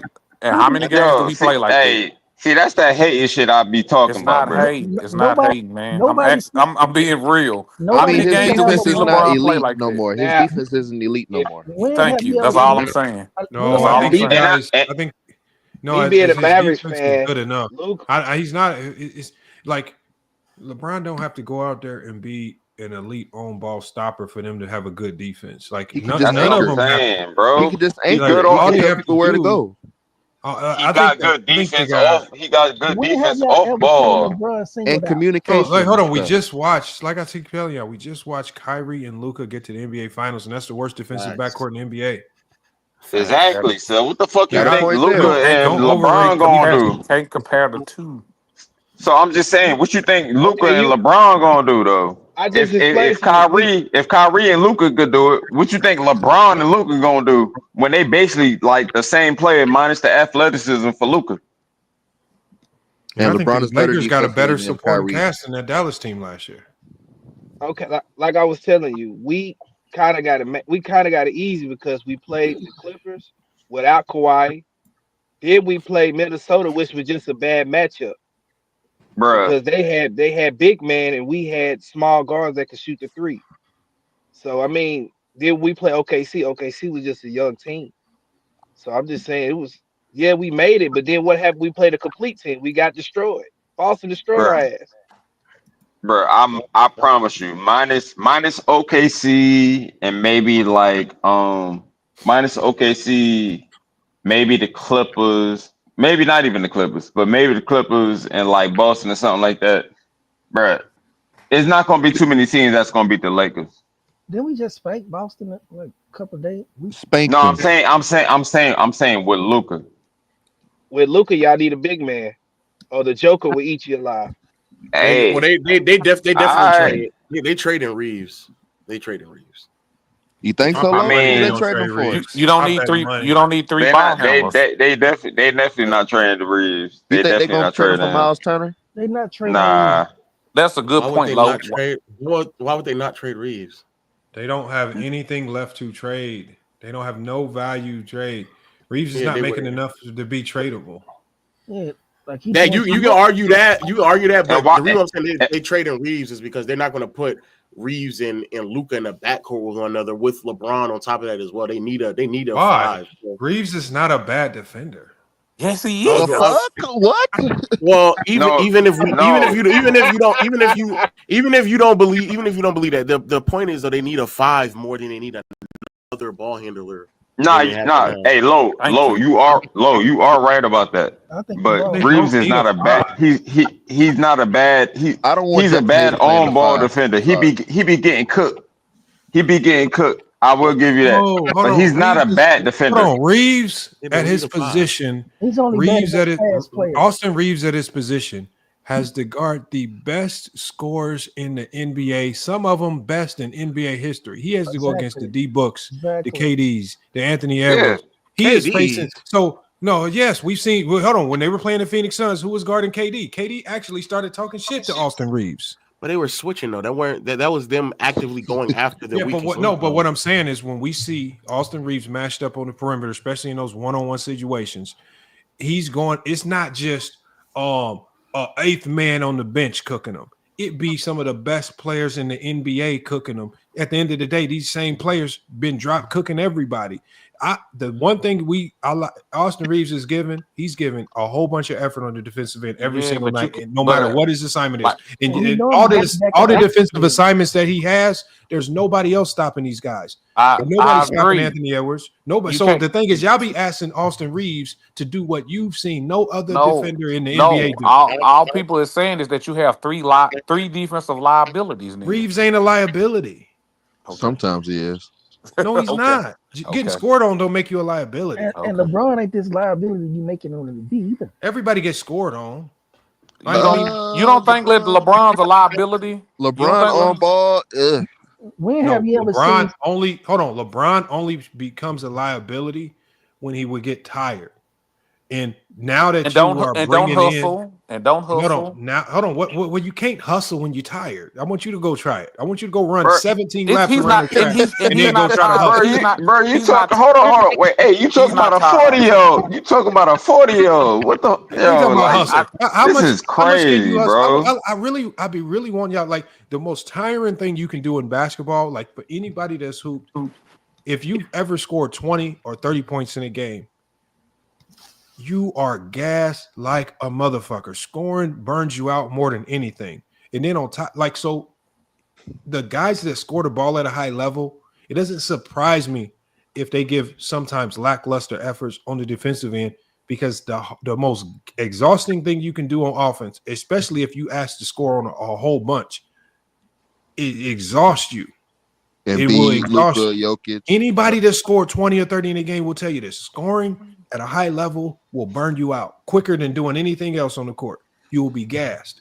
So when I look at guys like Austin Reeves, man, he doing exactly what he need to do. He's taking on these assignments. He is not folding. Yes, he gets scored on, he gets beat, but he's not making it easy on nobody. Right, like D'Lo was. D'Lo was just a cone. D'Lo would give up on possession. D'Lo would get Simons.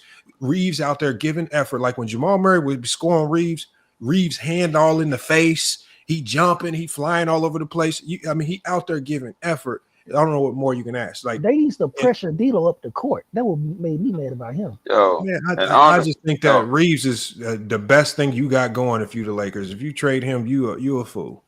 But they have to get a fine. Honestly, anybody that's talking trash, bro, you go ahead and do some suicides and try to go play defense. Do that. But at the end of the day, any team that has a 5, they're going to not just ask for Reeves. Then you got to pair Reeves' contract with something else just to make the money work, and you might have to throw a pick in with it. If I got to give you Reeves and a pick, it ain't worth it. But Reeves Reeves is not a bad. You can't tell me Miles Turner is worth Reeves and a first round pick. Ain't no for the team that they're on. Yeah. Hey Lamont. Like, have you seen that Reeves been growing? Like, he been getting better and better every year. He's not getting worse Reeves right now. He not. I got Reeves. He's not stagnant. You got Reeves locked up in the future on $12 million. He give you 18 and 6, and you only paying him $12 million. Well, next year's his last year on a deal, though. Reeves don't got matter. You hurt. still got him for another year at 12 million. I get that, but I'm just saying is like I hear what you're saying, but next year is effectively going to be the last year that he's on this cheap deal. When that is over, he's going to get 2 years more of money. getting them cheap. That's a lot of production and work you can get out of him for 2 years. I'm not denying it, but like the fit on the roster just doesn't make any sense anymore. That's all I'm saying. Like, how?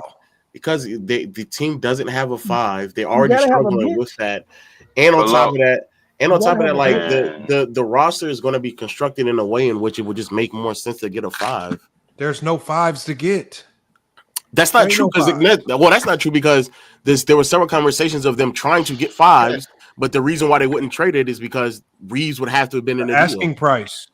No, the Reeves. asking They price didn't is want to way give too high. Reeves. That's what I'm saying. They didn't want to give up Reeves. They didn't want to give Reeves up. That's the problem. Vucevic and Miles What Turner. deal was that? Was the Vucevic and Walker Miles Kessler? No, the Walker Kessler one was like that, and there's hints that either Miles Turner and or Zach LaVine was like that as well. Fake If news. they would have to go off of that, then There's no bigs out there because first of all, you have to convince the other team to take on whatever the Lakers got. You Yeah, can't it's tell not me fair. that the Bulls are interested in Reeves right now with all the guards they got. Makes no sense for the Bulls. But they will move all the off teams with the bigs, even with the Pacers, with all the guards they got. You telling me they would love to bring in another guard in Austin Reeves? Well, I didn't say Miles Turner. I said Walker Kessler. And if the Miles Turner thing would have to be a 3-team trade to get them. Well, they've already said Utah Jazz is out the conversation because they asked him too much for Walker Kessler. But what is asking Austin Reeves by himself, just standing alone, is better than Walker Kessler. Without just player for player. Yeah, but you talking about I got to attach picks to him just yeah, to get Walker but Kessler? you're looking at the No fucking fit. way. You're looking at the fit, bro. The fit don't mean you go get robbed.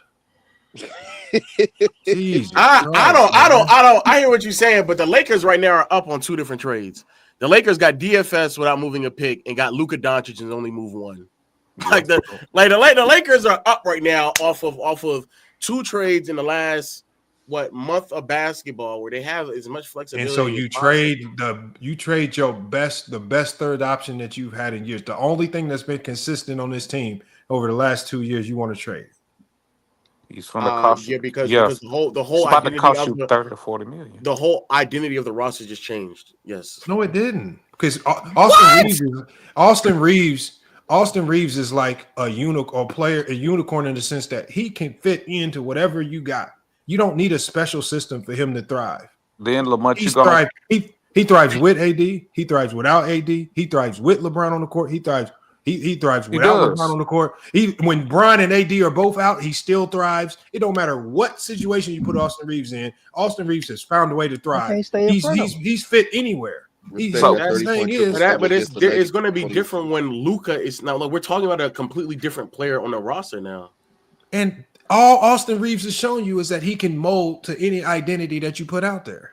He's not worth trading with that contract. Let me be clear. He's the best favorable contract in the NBA right now. Yeah, but he got a year left. The team needs something more. Yeah, they just need something more than just. There's no center worth Austin Reeves right now. There's no center that if you bring him in is worth giving up Austin Reeves for. It ain't no center. I guess we'll have to see, man. Well, like who you talking about? Vucevic? Shoot, hey, give me Bam Adebayo. Shit, give me somebody. Really think you crazy? If I told you 10 hours, ago that Luka was available, you say I was crazy. No, but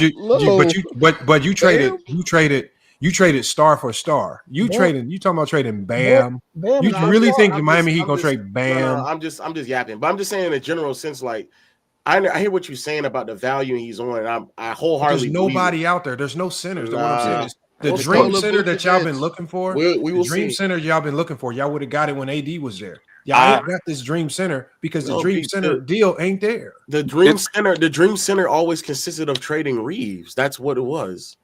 The dream center. That's why it's never worth it. That's why it's not a dream center. But under the context of how the roster was constructed prior, we were always going to lose something.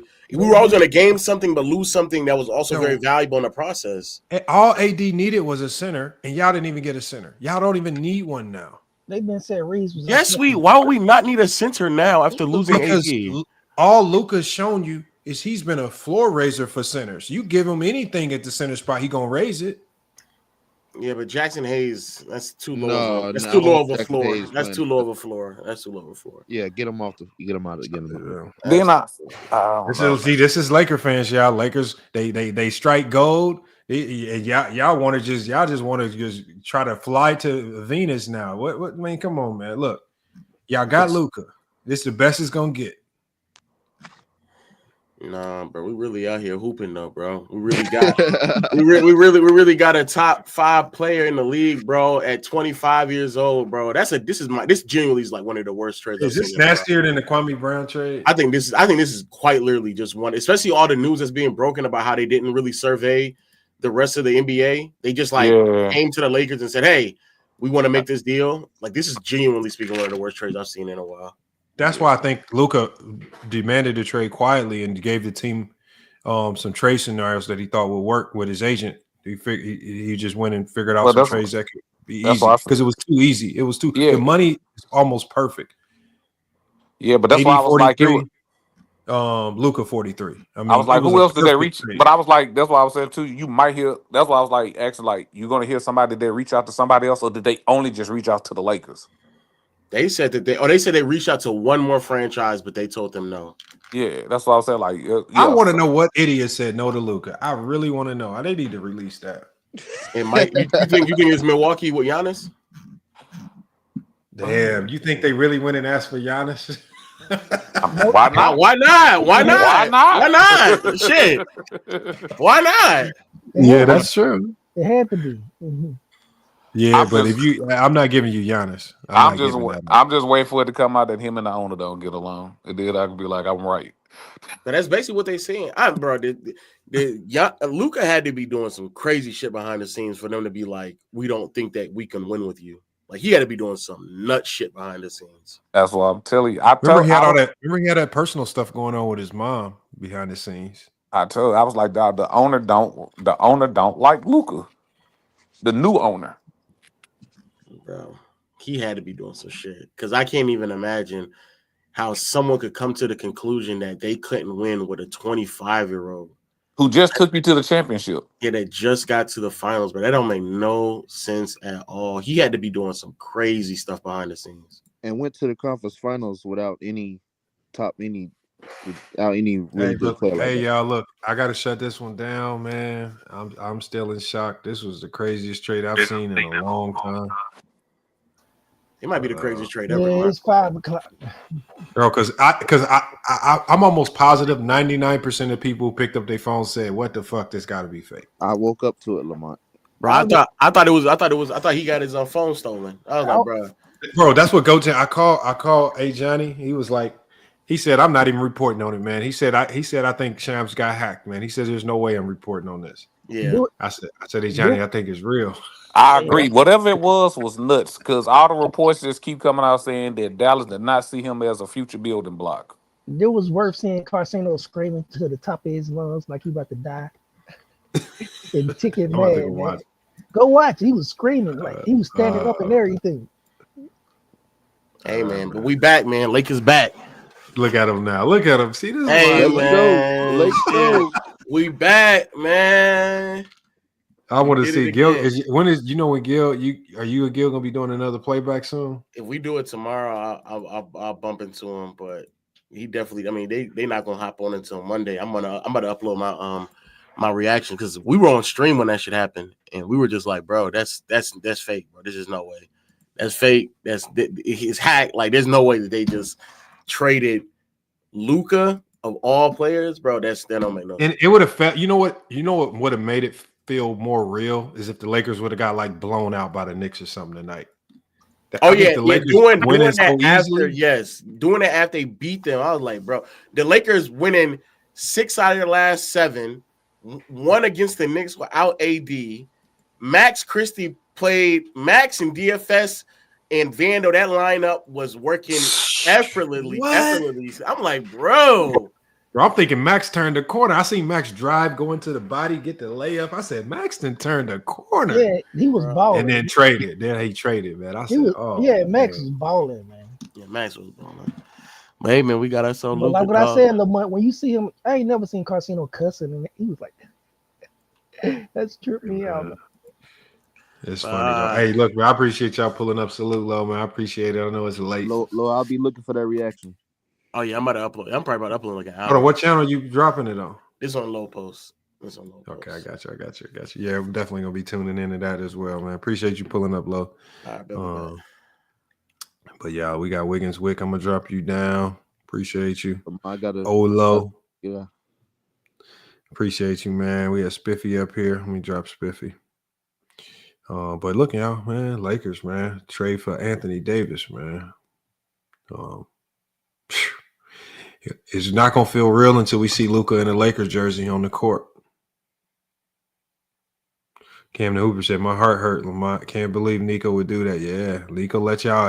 If you in Dallas, yeah, I feel bad for you, man. This one's good, But for me, I love basketball. I love great combinations of great players, and this just creates another team that you got to throw in the mix that could potentially win it all. So salute to Bezo the Prophet. I see you in the chat, man. And salute Bezo. If I didn't give you a shout out, I saw your donation come through on the last stream. Salute to Bezo the Prophet for coming through, supporting the channel as well. If y'all do want to support before we get out of here, Cash App is there. But man, salute to Bezo the Prophet, one of the OGs of the channel. Mac Jones, appreciate you. I wish I'd have had you up a little longer, Mac Jones. You was cooking. Hopefully we can get you up here on the next one. We got Go James Kingdom. He's going to be going live today at 12 Eastern in the afternoon. So make sure y'all pull up to Go James Kingdom show because I'm sure he's going to be talking about the same thing, man. Like I say, man, this is big, big news. It's going to have some serious ramifications. And I think the bigger ramification that nobody's going to talk about, y'all, is what the Laker organization can do for Luka Doncic's career. All right. And we know the Lakers are known for when they get stars, they know how to put that star on a trajectory with championships and championship-laden teams to where we have to change what we think about that player, right? They did it with Kareem. They got LeBron another chip, and that's just kind of been their MO when they get stars, especially at this younger age of 25 years old. You would think that the Lakers would be able to hold on him for another 10 years. And if they get 10 years of building around a guy, you would think that they'd be able to put together, some great teams to make sure he gets some great runs. So ultimately, teams like this, they change the outlook of your career. And can Luka capitalize on that? But again, we'll start as we get more details about this trade. I'll try to drop it. As it stands right now, everybody's kind of in the dark. A few things getting reported. I don't know what's what. I don't know what's true or false. The only thing that we know is for certain is that Anthony Davis is now a Dallas Maverick. And Luka Dončić, man, just who would have thought, man? Luka Doncic's a Los Angeles Laker, man. That's the craziest thing to say, but it's true, man. Jesus Christ. But look, y'all, man, FYF Sports, man. Another great podcast episode, man. Appreciate you guys sticking around on the late night. We're going to be back with more sports news. Until then, man, it's FYF Sports. And we out.